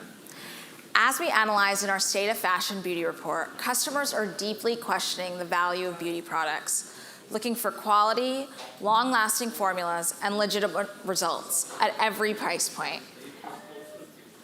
But prestige beauty prices have been steadily increasing over the last few years, and shoppers, on the other hand, are becoming more attuned to value. To better understand the nuance of the value equation, we will be joined by Mary Carmen Gasco-Bussian of Unilever Prestige in conversation with BOF's Chief Business Officer and Head of Beauty, Joanna Stout.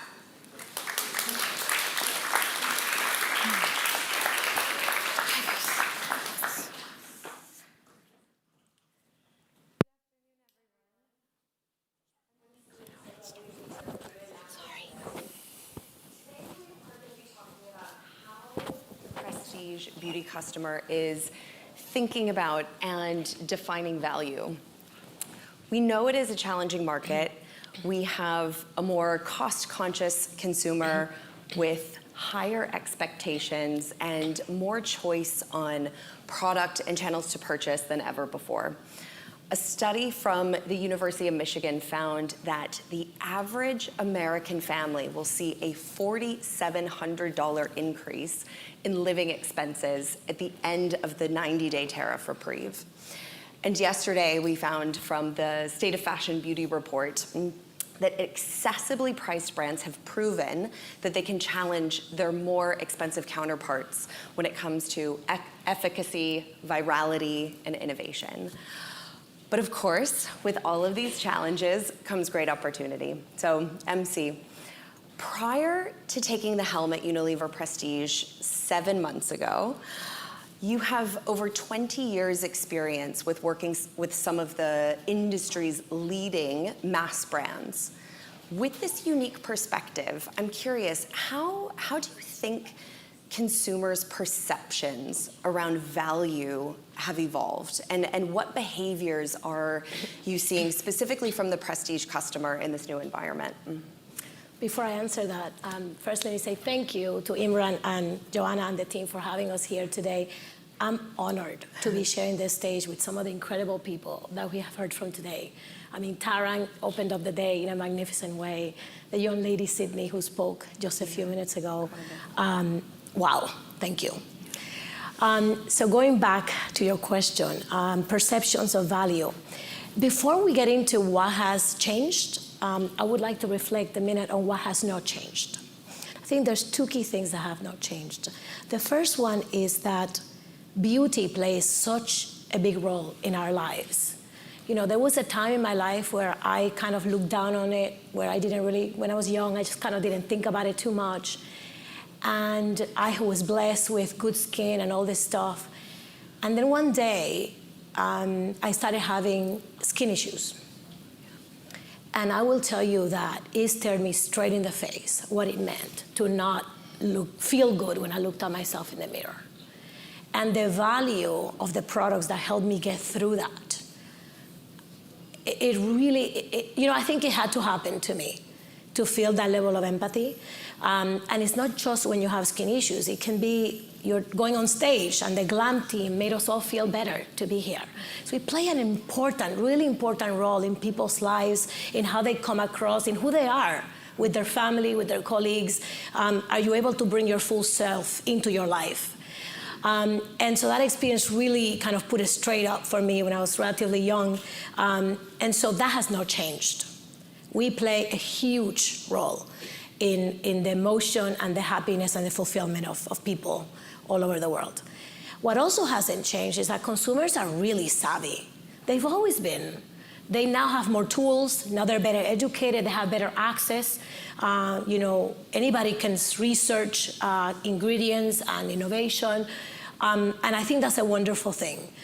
So they're more educated, but they've always been savvy, and they've always looked for value.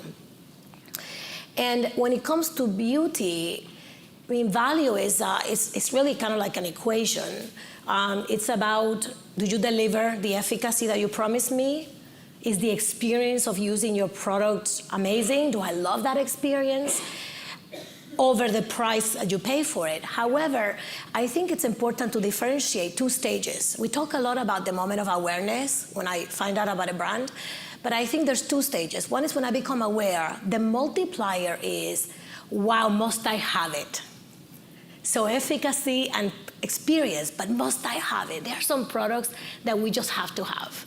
And that multiplier is really important, particularly today, where there's so much being sent at us, and there's so much information. So at that moment of awareness, do you do what you say? Is the experience, the packaging, the touch and feel of your product wonderful? And does it have that desire, that irresistibility of I must have it? At the moment of use, which is the other important moment, again, quality and do you do what you say matters. But I think the magic really happens when you start using that product. And when that product changes something that really matters to you, it becomes unforgettable. So I think we need to put more attention in that part, which is innovation that really solves something important to people. Innovation is not just the latest trend or the latest NPD, but it's actually real work of finding how are we going to solve the problems that are still not solved. And I think that, that is always going to be there. It's just that today the demands are higher because, yes, there's more options and people are more informed. I want to touch on what you were saying about efficacy. More than ever, mass brands have proven that they can compete with their more expensive counterparts. We found in the State of Fashion Beauty report that 63% of consumers do not think that premium beauty products are higher performing than their less expensive counterparts. How does prestige compete in this environment, and how are the brands within your portfolio thinking about it? Yeah, I think it goes back to they don't think that. And we need to look at ourselves as to why don't they think that. I think it has to do often with the fact that we may not put the same level of care into everything that we promise as an industry, and that perhaps we sometimes fall asleep at the wheel a little bit. When you look at prestige, why would anybody go to a prestige brand in a world where everything is accessible? It is because we expect higher level of innovation. We expect a more extraordinary experience. We expect, as consumers, a result that will become unforgettable. An example, I hope you don't mind me sharing. I was talking to Joanna, and we were talking about products that have done that for us. And she was sharing with me, you told me it was okay to share, so I will. I did tell you it was okay. After your maternity, you were having some postpartum hair loss. I had some of that myself, actually. Yeah. And if anybody here has experienced that, any kind of hair loss, you know what that means. It is devastating. And someone, luckily, suggested that you try one of our brands, actually, the dry shampoo from Living Proof. And what you said to me, tell them what you said to me. Yeah, I was coming back from maternity leave, and I was even struggling with my identity as a new working mother. And then my hair is falling out in clumps. It was incredibly jarring, and this hairspray, I had never thought about product in this way, but it genuinely gave me my confidence back. And it was incredibly powerful. And this brand has a customer for life. It was really, really powerful for me. And that's what we, as an industry, thank you. Yeah. That's as an industry what we need to strive for, is to keep raising the bar. Keep raising the bar. Understanding what really matters, what our customers really need and want in their lives. And sometimes is solving a need that is really impacting you emotionally. Sometimes is something perhaps more, like Tatcha. You guys heard from Tatcha earlier today. When I take my 5 minutes at night to do my Tatcha ritual, I feel like I'm self-loving. That's really, I run at 1,000,000 miles an hour. Those who know me know I'm always going. But those 5 minutes are mine, and they're self-care for me. And I aspire the fragrance of Tatcha and the feeling on my skin, and that is valuable to me, and that makes Tatcha unforgettable. So it's really about continuing to raise the bar and delivering higher value in not just the the experience, but also the results, and also the stories that we tell, and we give people aspiration and dreams. It's incredibly powerful. MC, final question. Thinking about future acquisitions, what are you looking for in the prestige category, and where do you see some of the most exciting opportunities? So loads of places. And that's the thing about this industry. I had left beauty to go foray into jewelry for a while. That was fun too, and healthcare for a minute. But most of my career has been in beauty. And I came back to it, and I remember thinking, oh my God, beauty moves so fast. It's really amazing. And at this moment, we're all seeing so many things that are disrupting. But with disruption comes great opportunity as well. And so what do we look for? Unilever Prestige, our model, and I have to acknowledge our founder, who I've taken over from 6 months ago, Vasiliki, she's in here somewhere, created a wonderful model where we embrace founders, and we bring you into the family, and we help the brands really codify what makes them unique and different, and we help them scale while protecting that founder DNA. And we're very blessed our founders stay with us and continue to contribute for years to come.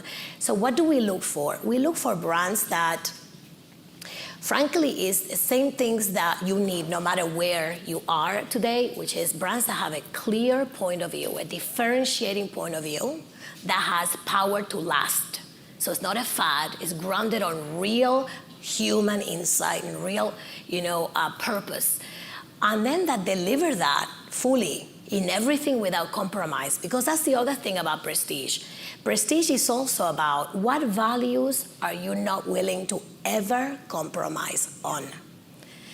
And we look for that. We look for vision from the founder. We look for strong DNA. We look for perfect execution. And of course, we look for businesses that can scale profitably. So it's both of those things. And of course, we're always looking for opportunities where we see unmet needs. So innovation, true innovation, where there's a consumer desire or need that is not being met and somebody is solving it. I'll give you an example of K18, our latest acquisition. My God, K18 went after hair damage repair in an amazing biotech advanced way, and that's what we're looking for. Yeah, amazing. Thank you so much, MC. Thank you.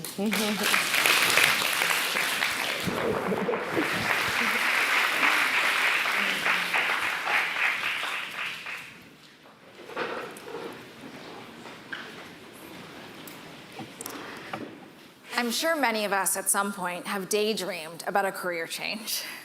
We may have a secret passion or talent for something that doesn't fit in our day-to-day working life, and wonder if we would be bold enough to make that leap. Our next guest, Yasmin Sewell, is someone who has bet on herself multiple times. She's been a stylist, a fashion editor, a merchant, and now she's a founder of a beauty brand, Vireo. Please welcome Yasmin Sewell together with Imran to discuss personal and professional growth and how to know when you're ready to step into your next act.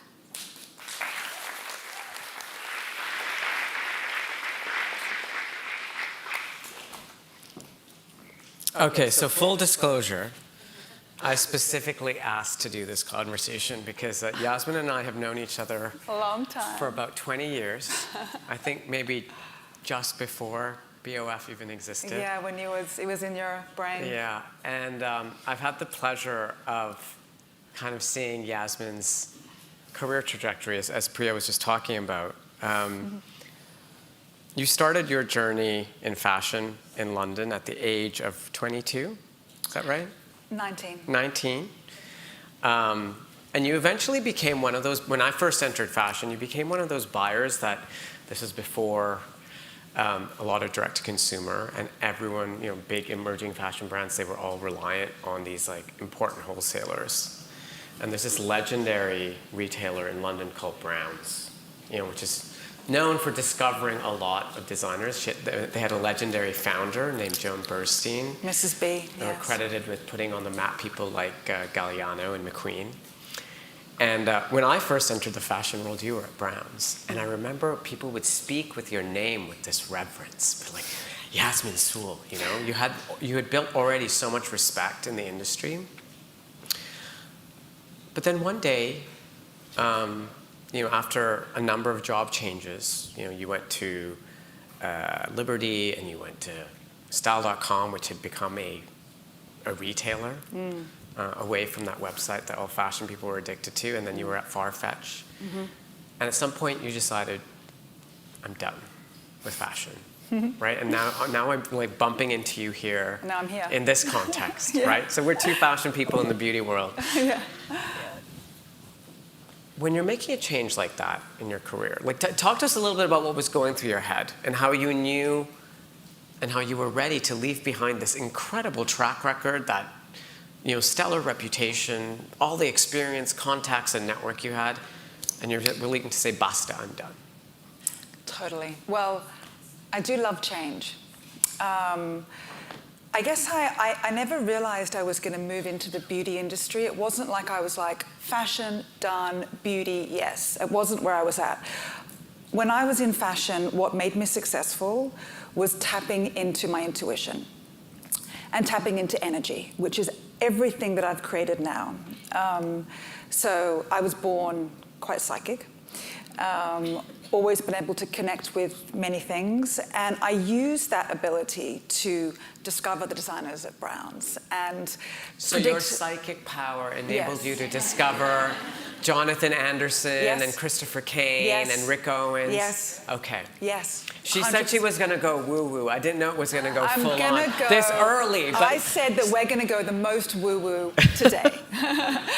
Yes, the answer is yes. Like, for example, Jonathan Anderson. Yeah.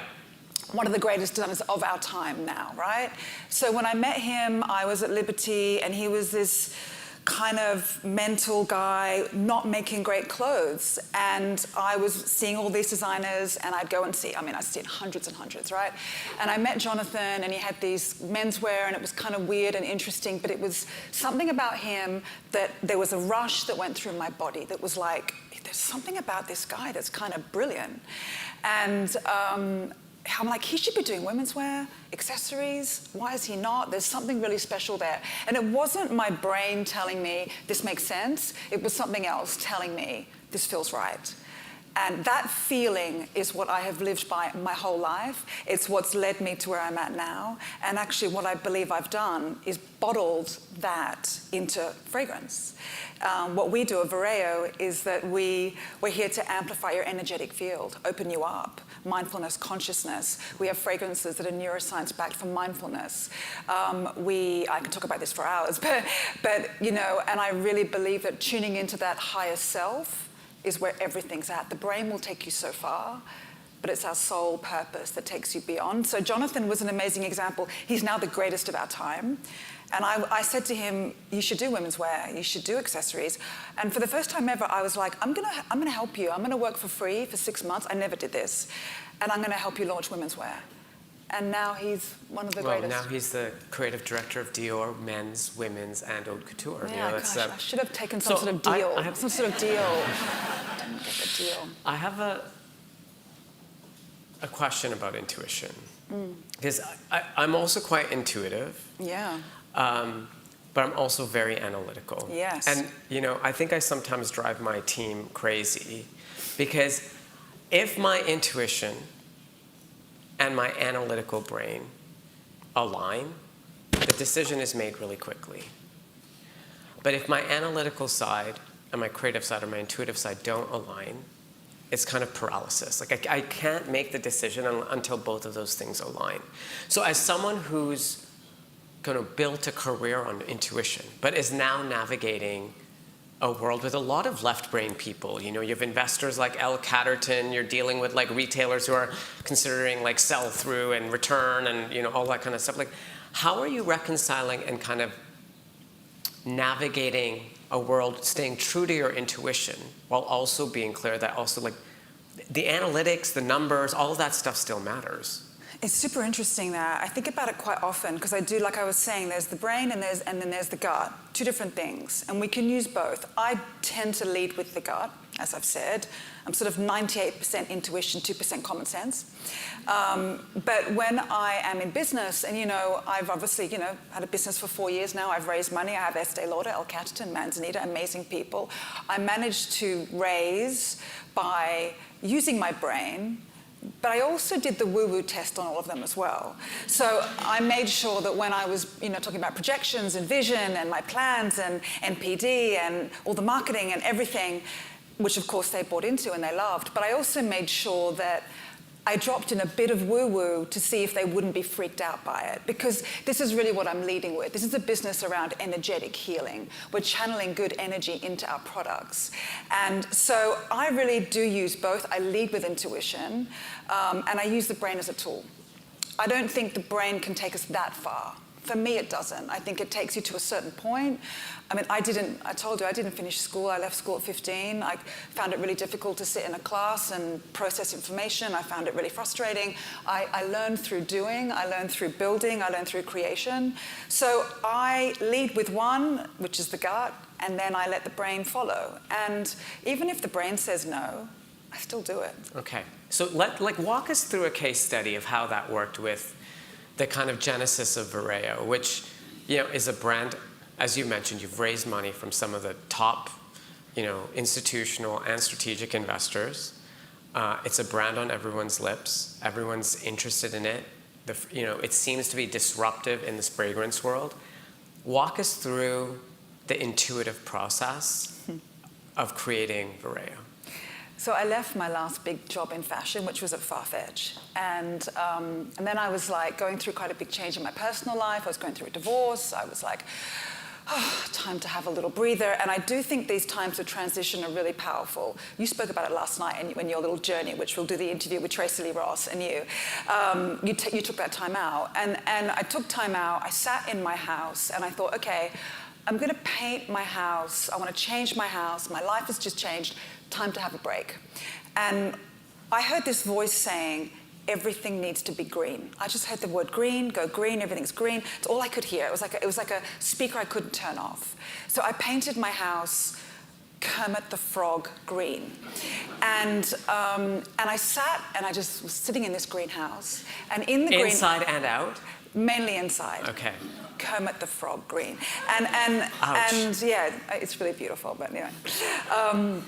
And in the greenhouse, I sat there and I stopped, and Vireo came to me as an absolute vision from somewhere else. I always knew that I would turn, I'm trained in many different forms of holistic well-being. I'm trained in Reiki, integrative quantum medicine, kinesiology. I'm trained in Ayurveda, flower remedies. All the fashion career, I was off training and studying and learning so I could be more intuitive and better in my job. So I could predict the trend and the designer and the thing and feel. So I did all that training because I knew one day I'd turn it into something. I was like, am I going to be in a caftan with a spa? Is that going to be me? It might be me in 10 years, let's see. But I knew I would turn all of this stuff, let's call it woo-woo stuff, I knew I would turn it into something. I didn't know it would be this. I had no idea it would be fragrance. We're going to go beyond fragrance. But I sat in this greenhouse and it all came to me. Vireo actually is a Latin verb that means I am verdant, I'm vigorous, I sprout green growth, that means green. The packaging is Kermit the Frog green. We are green. And what came to me was, if energy is the source of everything, which it is, can I build an entire brand based on energy? Can energy be the source of the brand? And when I realized that, then it flooded through to me that, okay, so through the senses we can shift and heal. When we smell something, we are transformed. I mean, it's like there's neuroscience. I work with neuroscience now. We smell something, we are transported, we change, we mood. That changes our energetic field. It alters us. My take on well-being is our emotional, spiritual, it's our energetic well-being. So I thought, I could make scent, I could make fragrance. I launched Frederick Malle into Liberty.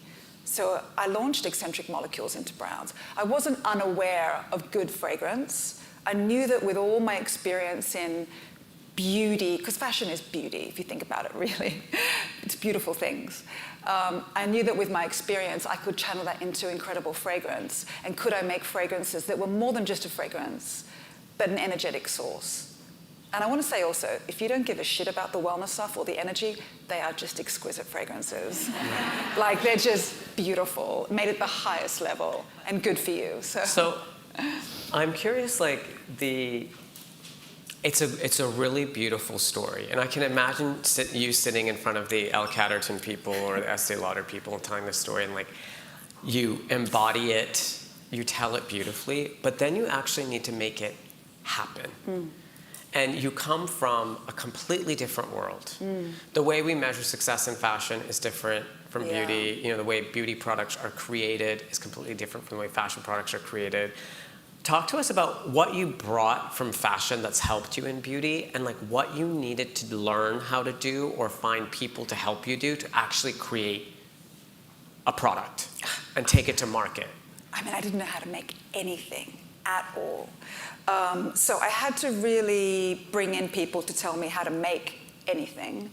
I had to learn all of that. I found it super interesting. Fashion, I think people stay in fashion for so long because it's constantly changing and moving, and there's a new energy every few months. Newness, new designers, new brands, new trends, new movement. So you can stay in the industry. We know all those people. They're in there for their whole lives. It can keep you there. What I liked about beauty or creating a fragrance was I could create this object that could be in existence for 100 years. Yeah. That was extraordinary to me. And completely different from fashion where things date so quickly. Churning through. Yeah. So that was different. I didn't know everything I had to learn. I think I understood sensibility, I understood quality. My vision was sharp and clear, and I was fearless in it. And I took a huge risk with this. You know, I put my life on the line. I did this, and I remember someone saying to me, a fashion designer friend of mine, you know, I started this in my 40s, and he was like, God, look at you, Yaz, good on you. I was like, what does that mean? And I think what he meant was, you're not 30 and you're doing this, wow. And I was thinking, well, come on, life is long. We can, you know, I think we can reinvent ourselves. I think that we can, I love the fact that I'm in a whole new world. I'm here in the beauty industry with you, although I know you from fashion. I think that, but I've learned, and I love learning through doing. Like, again, I left school at 15. I started working. I opened up my first boutique at 22. I didn't know how the hell to do that. I didn't know how to be a buyer. I walked into showrooms. I saw this guy called Rick Owens, and the jackets looked kind of cool. And I was like, oh, that feels right. You know, and I didn't realize I had an eye to pick things. It wasn't like I was trained, or I didn't learn anything. I just went in there and did it. But Yasmin, I still don't know how you created a fragrance. Like, you were living in the greenhouse, you had the idea, you understood eccentric molecule, you understood Frederick Malle, but like, how did you make a fragrance? Well, I spoke to a few experts. Okay, so I went to wonderful Lynn Harris first, who's I call her the Phoebe Philo of the fragrance world.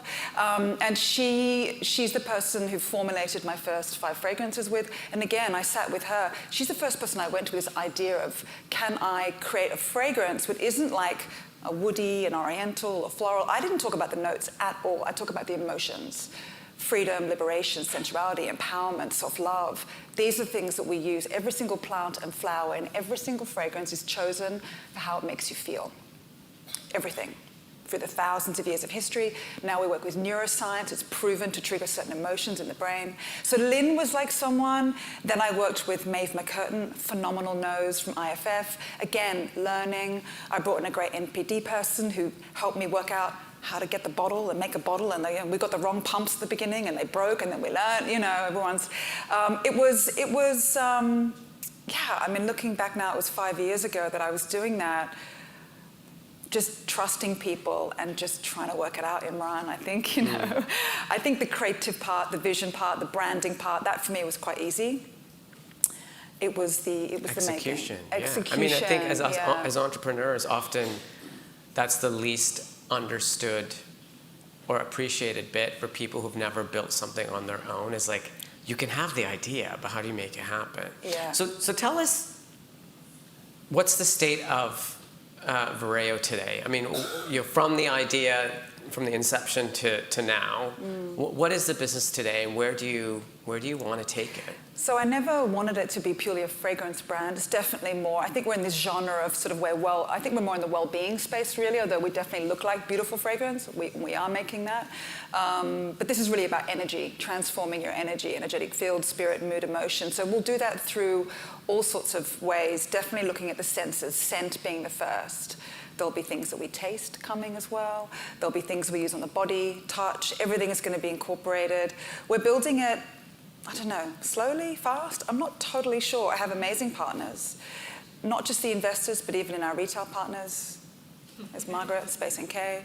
I, have amazing people, Mecca Australia, Liberty have been supportive, Solvages we launched with, Gwyneth Goop, she's one of my investors, incredible. I'm surrounded by people who really believe in what I'm doing. I don't think they presume I'm going to go crazy fast because we're not doing something that's mass and fast, really. But we are building, and we're pretty global already. And we're converting customers who try my fragrances now, and they say to me, I could never go back to my other one now that I wear yours. There's something about it that just makes me feel different. And I get people messaging me daily saying how the scents make them feel. The feeling is coming through all the time, all the time. Why do you think intuition is so undervalued in the business world? Well, people can't really make sense of it. I think anything you can't see, the unseen is sort of nerve-wracking to people. I mean, I've built a business on something that's quite esoteric. But I think the fact that people have come on board and believed in it is just marvelous. Intuition is like, it's everything. I mean, Taryn was talking, just so incredible, a phenomenal businessman, but you can tell he's working with more than just his brain. There's more going on there. I'm sure he would acknowledge that. I think anybody would know there's something more. I think anyone, I remember when you were speaking as well, there's more that we tap into, that we feel. I think that intuition is like, I realize that some people don't use it. That surprised me. I had a friend of mine who came to my house one time, and it really blew my mind at how ignorant I was that not everyone understands intuition, because I just live by it. And she came over to my house and she was like, Yaz, I always thought you were really weird. You talked about intuition, I never really got it. And she goes, but you know what? Something happened to me last week that changed my life. I was sitting with my boyfriend, 5-year relationship, really happy. And he went out, left his phone behind, and I was sitting there and his phone was right in front of me. And something told me to check his phone.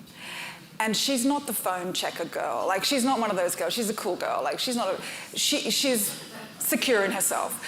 But something that she'd never felt before, she never recognized before, told her to check. And inevitably, she checked.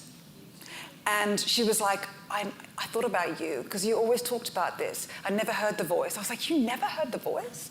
And it made me realize that not everyone... So for people who want to hear that voice but don't know how, for people who haven't managed to trust that instinct, how can you tap into that? Well, I think that intuition is a bit like, training an AI tool. Because the more you listen, the more you trust, and the better it gets. So at first you might be like, is that my brain? Is it my mind or my intuition? But eventually you start to realize the difference between what's coming from the frontal lobe and what's coming from somewhere else. It's like meditation. But people say, I can't meditate. I don't know how to do that. Okay. Meditation is just a separation from the thoughts and the mind and watching them from a distance. That's all it is. It's like at the airport when the planes are going round and round. What's it called? Holding pattern. When I meditate, I imagine my thoughts are up there just floating around. Hey guys, you're crazy. And underneath that is that place. And being able to learn to listen to that other part of you. I always imagine it's here and here, Quite often I'll do this. I won't do it now because of the microphone. But, you listen to something else. But the more you listen, the more you trust, the more you know the feeling, then you start to get the rushes. I get the energetic rush sometimes. Yeah, see, got some, you get the little, it's like, and also everyone knows, you meet someone, you get the feeling, it's energy. You meet someone else, energy goes down, you know what that is. Those things that we all know, we actually do all know. There's one thing people always ask me this question, how do you know, and energy, I don't really get it. If I relate it to fashion, when I was working in fashion, I remember there would always be a new collection that would come in. Like, I was at Liberty, you know, and new Saint Laurent collection would come in. And it's the same black blazer. We've seen it before. It's the same black blazer. And it would come in new season, and it would be on the shelf, and everyone would gravitate towards the new season collection. But the sales stuff would just sort of sit there a bit stagnant, and that's because the energy of that collection was stagnant. It wasn't fresh. So no, even though it was the same black blazer, people didn't go towards that. They went to the new for whatever reason. I also say, you know, when you buy a new dress, you put it on the first time, you go out, your vibration is higher. And people are always like, I love your dress. But 5 times later, they don't really comment on it because you're not, right? Everyone knows what I'm saying. This is all energy. This is all a feeling. So going back to Vareo, we're enhancing that in the scent. You spray our scents, they will amplify your vibration, like the new dress. So I think I talk about this and we kind of all know it. We do all know it. Yeah. We just forget to kind of use it. I just happen to use it 24/7. Okay, well, it's been amazing to see your reinvention in beauty, and thank you for tuning us into your, thank you. your energy. It's Thank beautiful. you.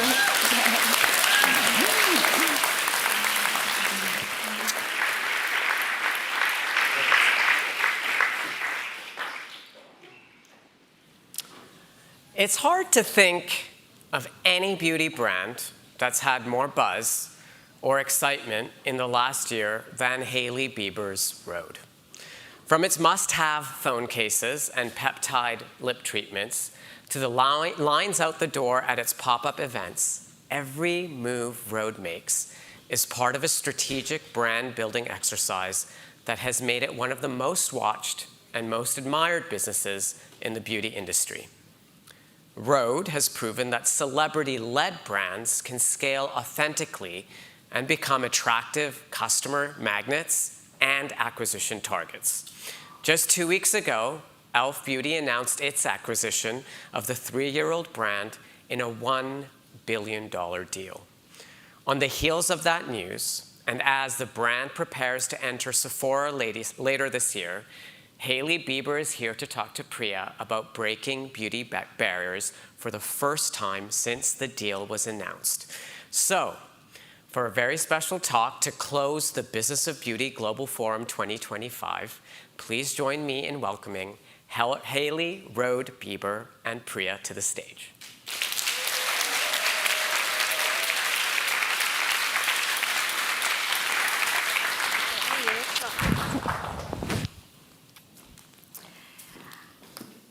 Hailey, I can't say how excited this crowd is to see you and how excited I am to see you.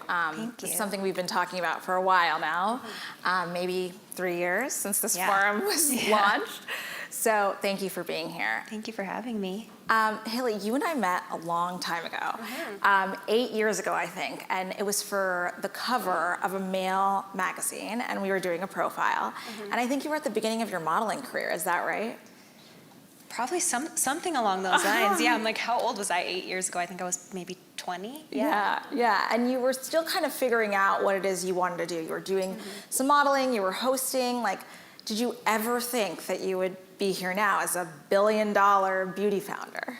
I mean, I definitely knew I always had a dream to have my own business and do something that was a departure from the modeling world. I always felt like stepping into that world of modeling and editorial and all of those things was the first step in a bigger picture that I saw for myself. I didn't know right from the get-go that it was going to be in beauty. I was always very interested in fashion and clothing, and that's why I loved working in the modeling industry in the first place, because you're surrounded by the most incredible fashion and beauty and all of those things. So the vision started to become more and more clear to me as I became more beauty obsessed myself. I always have been my entire life. I came from a mom and a grandma who are also both very, very beauty obsessed, and I feel like they instilled that in me from a very, very young age.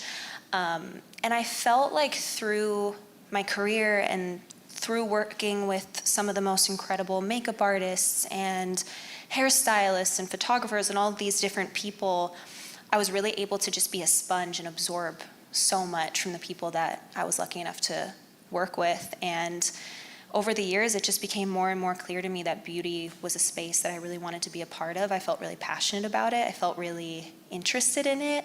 I am such a skincare junkie to the core. I love skincare. I love beauty. So it just, from there, it started to become very clear to me.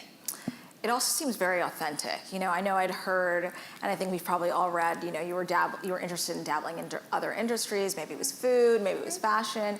When did the formal idea for Rhode kind of crystallize? The formal idea really crystallized in 2020 during the pandemic. So that's when I would say for a year or two even before that, I was thinking, okay, I know I want to do this brand. I know I want to do it in skincare, but I don't really know what that looks like exactly. What is going to be my ethos? What's important to me? What do I really want it to say? What do I want it to look like, feel like? What do I want it to do? And with the pandemic, I was like, okay, we don't know how long this is going to last. We don't know how long we're going to be inside for. I finally felt like I really had the time to sit down and hone in on really what the idea was and what the world was going to look like. And with that time, I was able to call my now co-founders, Michael Ratner and Lauren Ratner. And I said, hey, I have this idea. I've been thinking about it for a really long time. I call him Ratty. I'm like, Ratty, I know you are definitely not in this beauty world at all, but here's my idea. And I was wondering if you guys would be interested in helping me. And together with them, and Lauren has a fantastic background in marketing. She's so brilliant, so smart. I came to them, I said, here's my idea, here's the concept, here's what I want to do. Very edited, very curated, really strong brand story, really great visuals, very editorial, very sporty, very on the go. As somebody who, I was really taking all my life experiences and putting it into this brand. I'm like, okay, so when I travel and I'm traveling to set to go to a shoot, here's the things that I always need to have with me. If I was gonna be stuck on a desert island, what are the 3 things that I need to have with me when I'm on, when I throw something in my bag, what are those things I need to have? And it started to really evolve from there to this idea of kind of your skincare wardrobe, the perfect white t-shirt, the perfect pair of jeans, the perfect leather jacket. I'm obsessed with leather jackets. I have a crazy, insane, over the top collection. I'm but I am obsessed with finding the perfect leather jacket the same way I'm obsessed with finding the perfect moisturizer. And that was really where the idea stuck to me, where it felt very, very clear that I wanted to make one of everything really good. And that was where that concept came from. It seems like it kind of helped that it was a bunch of seemingly outsiders from the beauty industry, not your traditional operators, not your traditional, someone who worked at Estee Lauder or L'Oreal for 20 years, that allowed you to kind of break the rules. Is that what you feel like? I think that I was very, very clear from the beginning that I didn't want to do it traditionally. I did not want to use an incubator. I explored every avenue you could because I wanted to know what everything looked like. But I knew that I wanted to put my own money into it. I knew I wanted to be the majority owner always. And so through the evolution of taking different meetings and talking to different people, I figured out what path was going to be best for me. And that was for me to be the one that put in the majority of the money. And then I found my partner who, we came together. They were kind of my operator at the time. And we just grew it from the ground up organically from there. It's phenomenal, right? I think when all the numbers came out a couple of weeks ago, 212 net sales, all direct to consumer, 3 years. I think everyone was like, what? How do you... I'm like, what? How did you do that? It really seems unbelievable. And it really comes down, I think, to all of us in the room, you. How do you think that, was it your gut? Was it your instinct? What was it? I will say, over everything, I do think that I follow my gut and I follow my instinct. I feel like that's something that's very, very important. As a woman, I think that my intuition is very, very strong. My instinct is very, very strong. I feel like that's only increased and only grown as I've developed that and gotten older and had different experiences. But I also have to say, our consumer and our customer is just so insanely loyal. And I feel like the thing for me with Rhode is that it's not just about the product, it's the whole entire world of Rhode. It's the way I want people to feel something when they get the products, when they use them. I want them to feel that they are a part of something. And for me, that's this weird little world I'm building in my brain. It's a lifestyle, it's, product, it's a feeling, it's imagery, it's, your phone case. It's so many different things. It's that expands so far outside of beauty to me. And from the beginning, I remember being in a meeting really early on, and I was like, I don't want to just be a beauty company. I want to be a tech company too. Like, I want to just be more than one box of something. And that's really a big goal of mine, is to keep expanding that world to being so many more things than just beauty and just skincare, because I think it's possible to be so many more things than just that. You know what I think is so interesting is that you've often attached products to things, but first you've created desire, whether it was somebody wanting to mimic your lipstick or your blush or your, you don't call it this, but everybody on the internet called it this, glazed donut skin or latte makeup, which I think is really brilliant, because it really does feel like it's you. Do you really feel like the brand is a reflection of what you like and what you are about? It is like, I am Rhode and Rhode is me, and there is no separation to me. Everything that I'm putting out there are things that I genuinely use myself. I don't believe in overconsumption. I don't want to give people something that I wouldn't actually use, that isn't actually part of my routine, that's not something that I genuinely am obsessed with and love. And everything that I'm doing, all the videos I'm doing, all the products that I'm using, it's genuinely because I like it. And I think that people, can feel that authenticity, and I want people to really be able to feel me so intrinsically in the brand. But I also want people to be able and want to love the brand outside of me as well. And that's why I'm so focused on the products actually being really, really good and having great formulas and having a great ingredient story. And that's also why I believe in having a great team, because I only know what I know, and there's so much that goes beyond me that I don't know. I did not go to school, I did not study this, and that's why I believe in surrounding myself with other really brilliant minds that are the best in class at what they do, so that I can give the best in class products. You are an incredible marketer, though. Thank you. I mean, I think everyone in the room can agree with that. Who knew? Well, now you do, right? I would just like to understand, what are you thinking about? What is your brain like? What's in there? And also when we think about faces. There's a lot in there. When you think about the faces that you've had, like Tate McRae, Claudia Schiffer, yesterday, Harris Dickinson, I think everyone is excited about that. Yeah. How are you deciding who represents you and what feels right from a marketing perspective?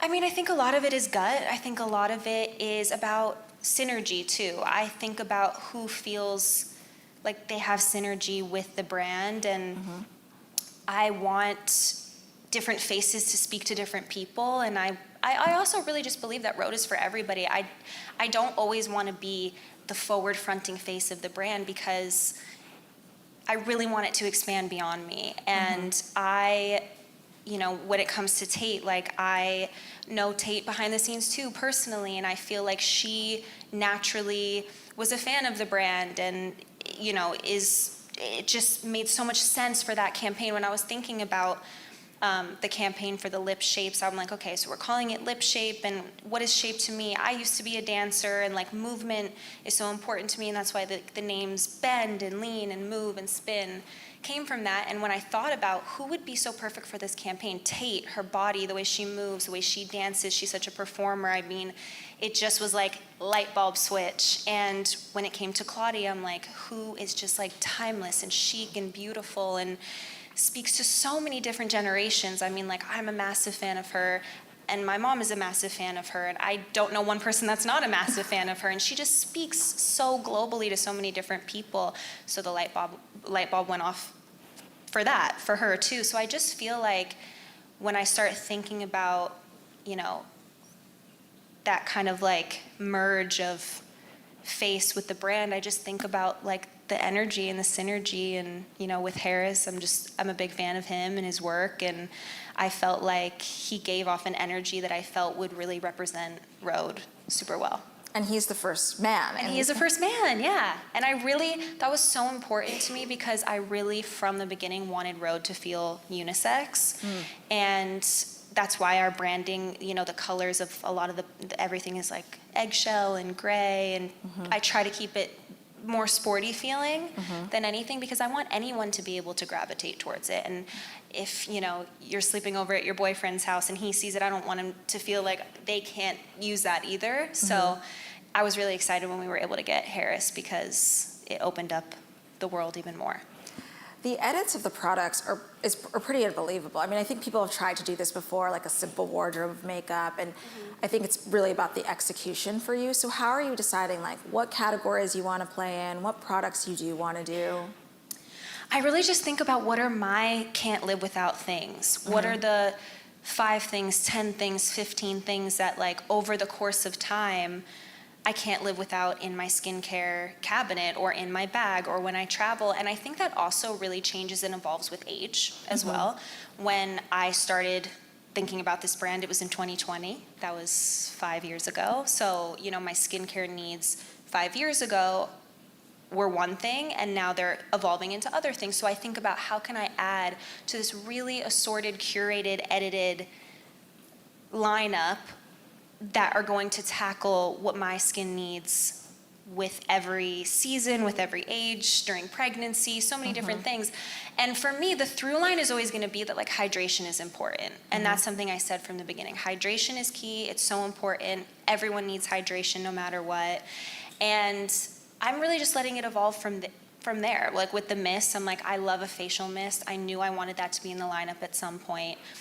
Cleanser, have to have a cleanser in the routine. So I'm just really taking it with how I'm personally evolving and, you know, the things that I really need and see as an essential. When did you start thinking about retail? Because honestly, like, you might not have needed it, right? You were 3 years in the game, you had gotten to this incredible figure. I mean, you could have kept going on the direct route. Why Sephora? Why retail? I really wanted to go into retail because I really want to expand and I want to reach more people. And that's been such a goal for me. And I think that my team is so incredible. And I think that we have done a really good job as a D2C business.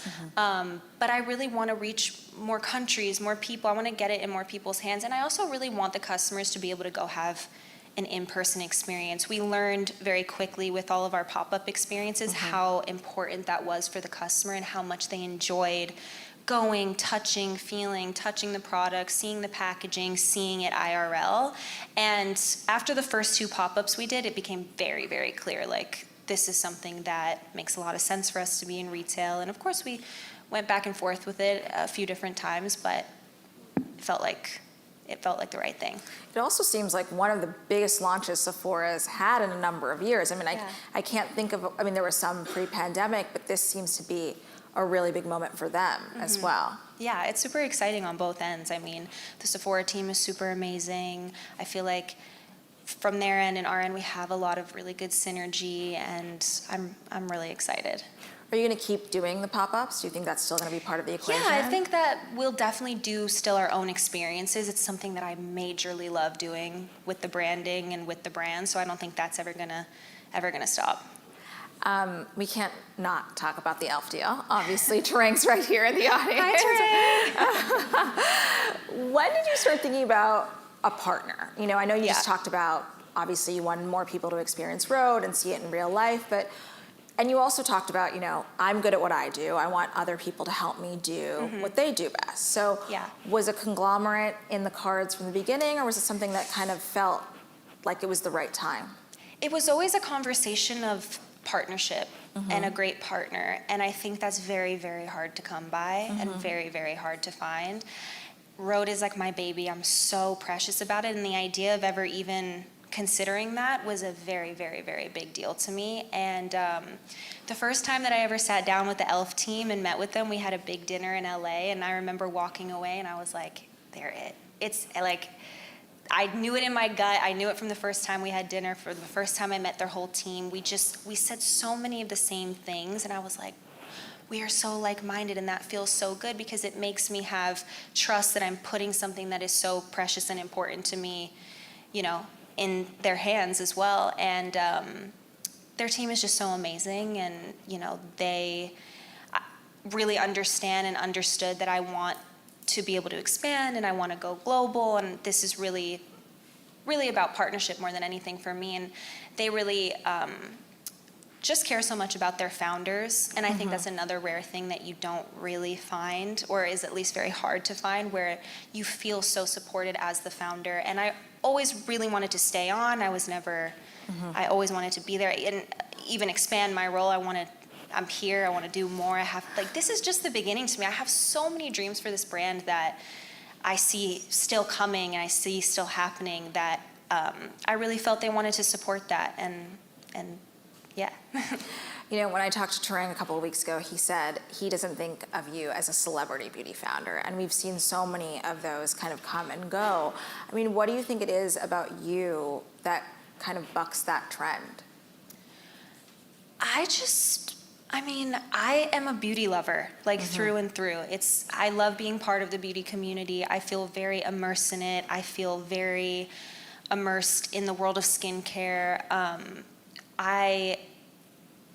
I really am about my business, and I really am about being so intricately involved in my business, because to me it's so much more than that. It's me come to life in this world that I've built, and I just couldn't see it any other way. So it's I don't even know how to separate it, because I can't see it any other way. It's Rhode is my world, you know? Do you think it's the focus also? This is your job. The way that I hear you talk about it is not the way that other people may, they may have their other side hustles. Yeah. It just seems like you're so. It's so interesting, because it so doesn't feel like a job to me. I love what I do. I love building this brand. I love being a part of it. It has brought me the most joy. It's given me so much passion. It has taught me so much. I mean, the things that I have learned through this process, I would never have learned anywhere else. And that really comes from being boots on the ground and really just being around so many brilliant people that I'm learning from and that are teaching me so much. I would have never known about margins and things like this if you asked me 5 years ago, but it feels really empowering and really cool to be part of something from the ground up, and just to continue to keep expanding it and expanding my role and putting more things out into the world that hopefully people love. We've talked about Sephora, we've talked about e.l.f. Obviously you have great expansion plans there. But where do you see Rhode in 5, 10, 20 years? I mean, is this a forever brand? And we talk about that a lot in beauty. Who's going to be around, not even tomorrow, but in a decade? I mean, I really do see, I know we've only been around for 3 years and we're still such a baby, but I do see us being a legacy brand. I said it from the beginning. That is my goal. Rhode's going to go down as one of the greats. I really believe that. At least that's really what I want, and I'm passionate about that. And I do think that we are taking the steps to be a brand that lasts the test of time. And, I don't plan on going anywhere, so yeah. Thank you so much, Haley. It was great having you. Thank you. Thank you so much. Thank you so much. It was so fun.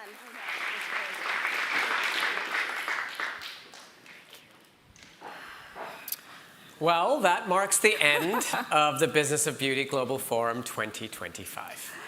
None of this would have been possible without the contributions of our speakers who generously shared their time and insights. Thank you to all of you.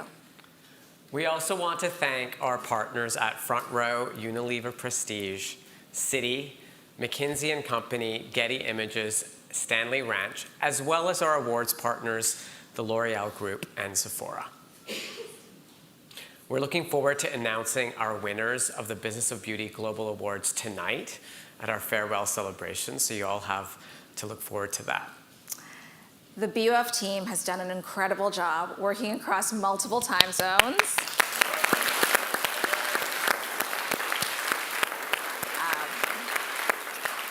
We've got our team in London, we've got our team in New York, they're writing raps, they're doing Getty Images, so please join us in congratulating them. None of this would have been possible without them.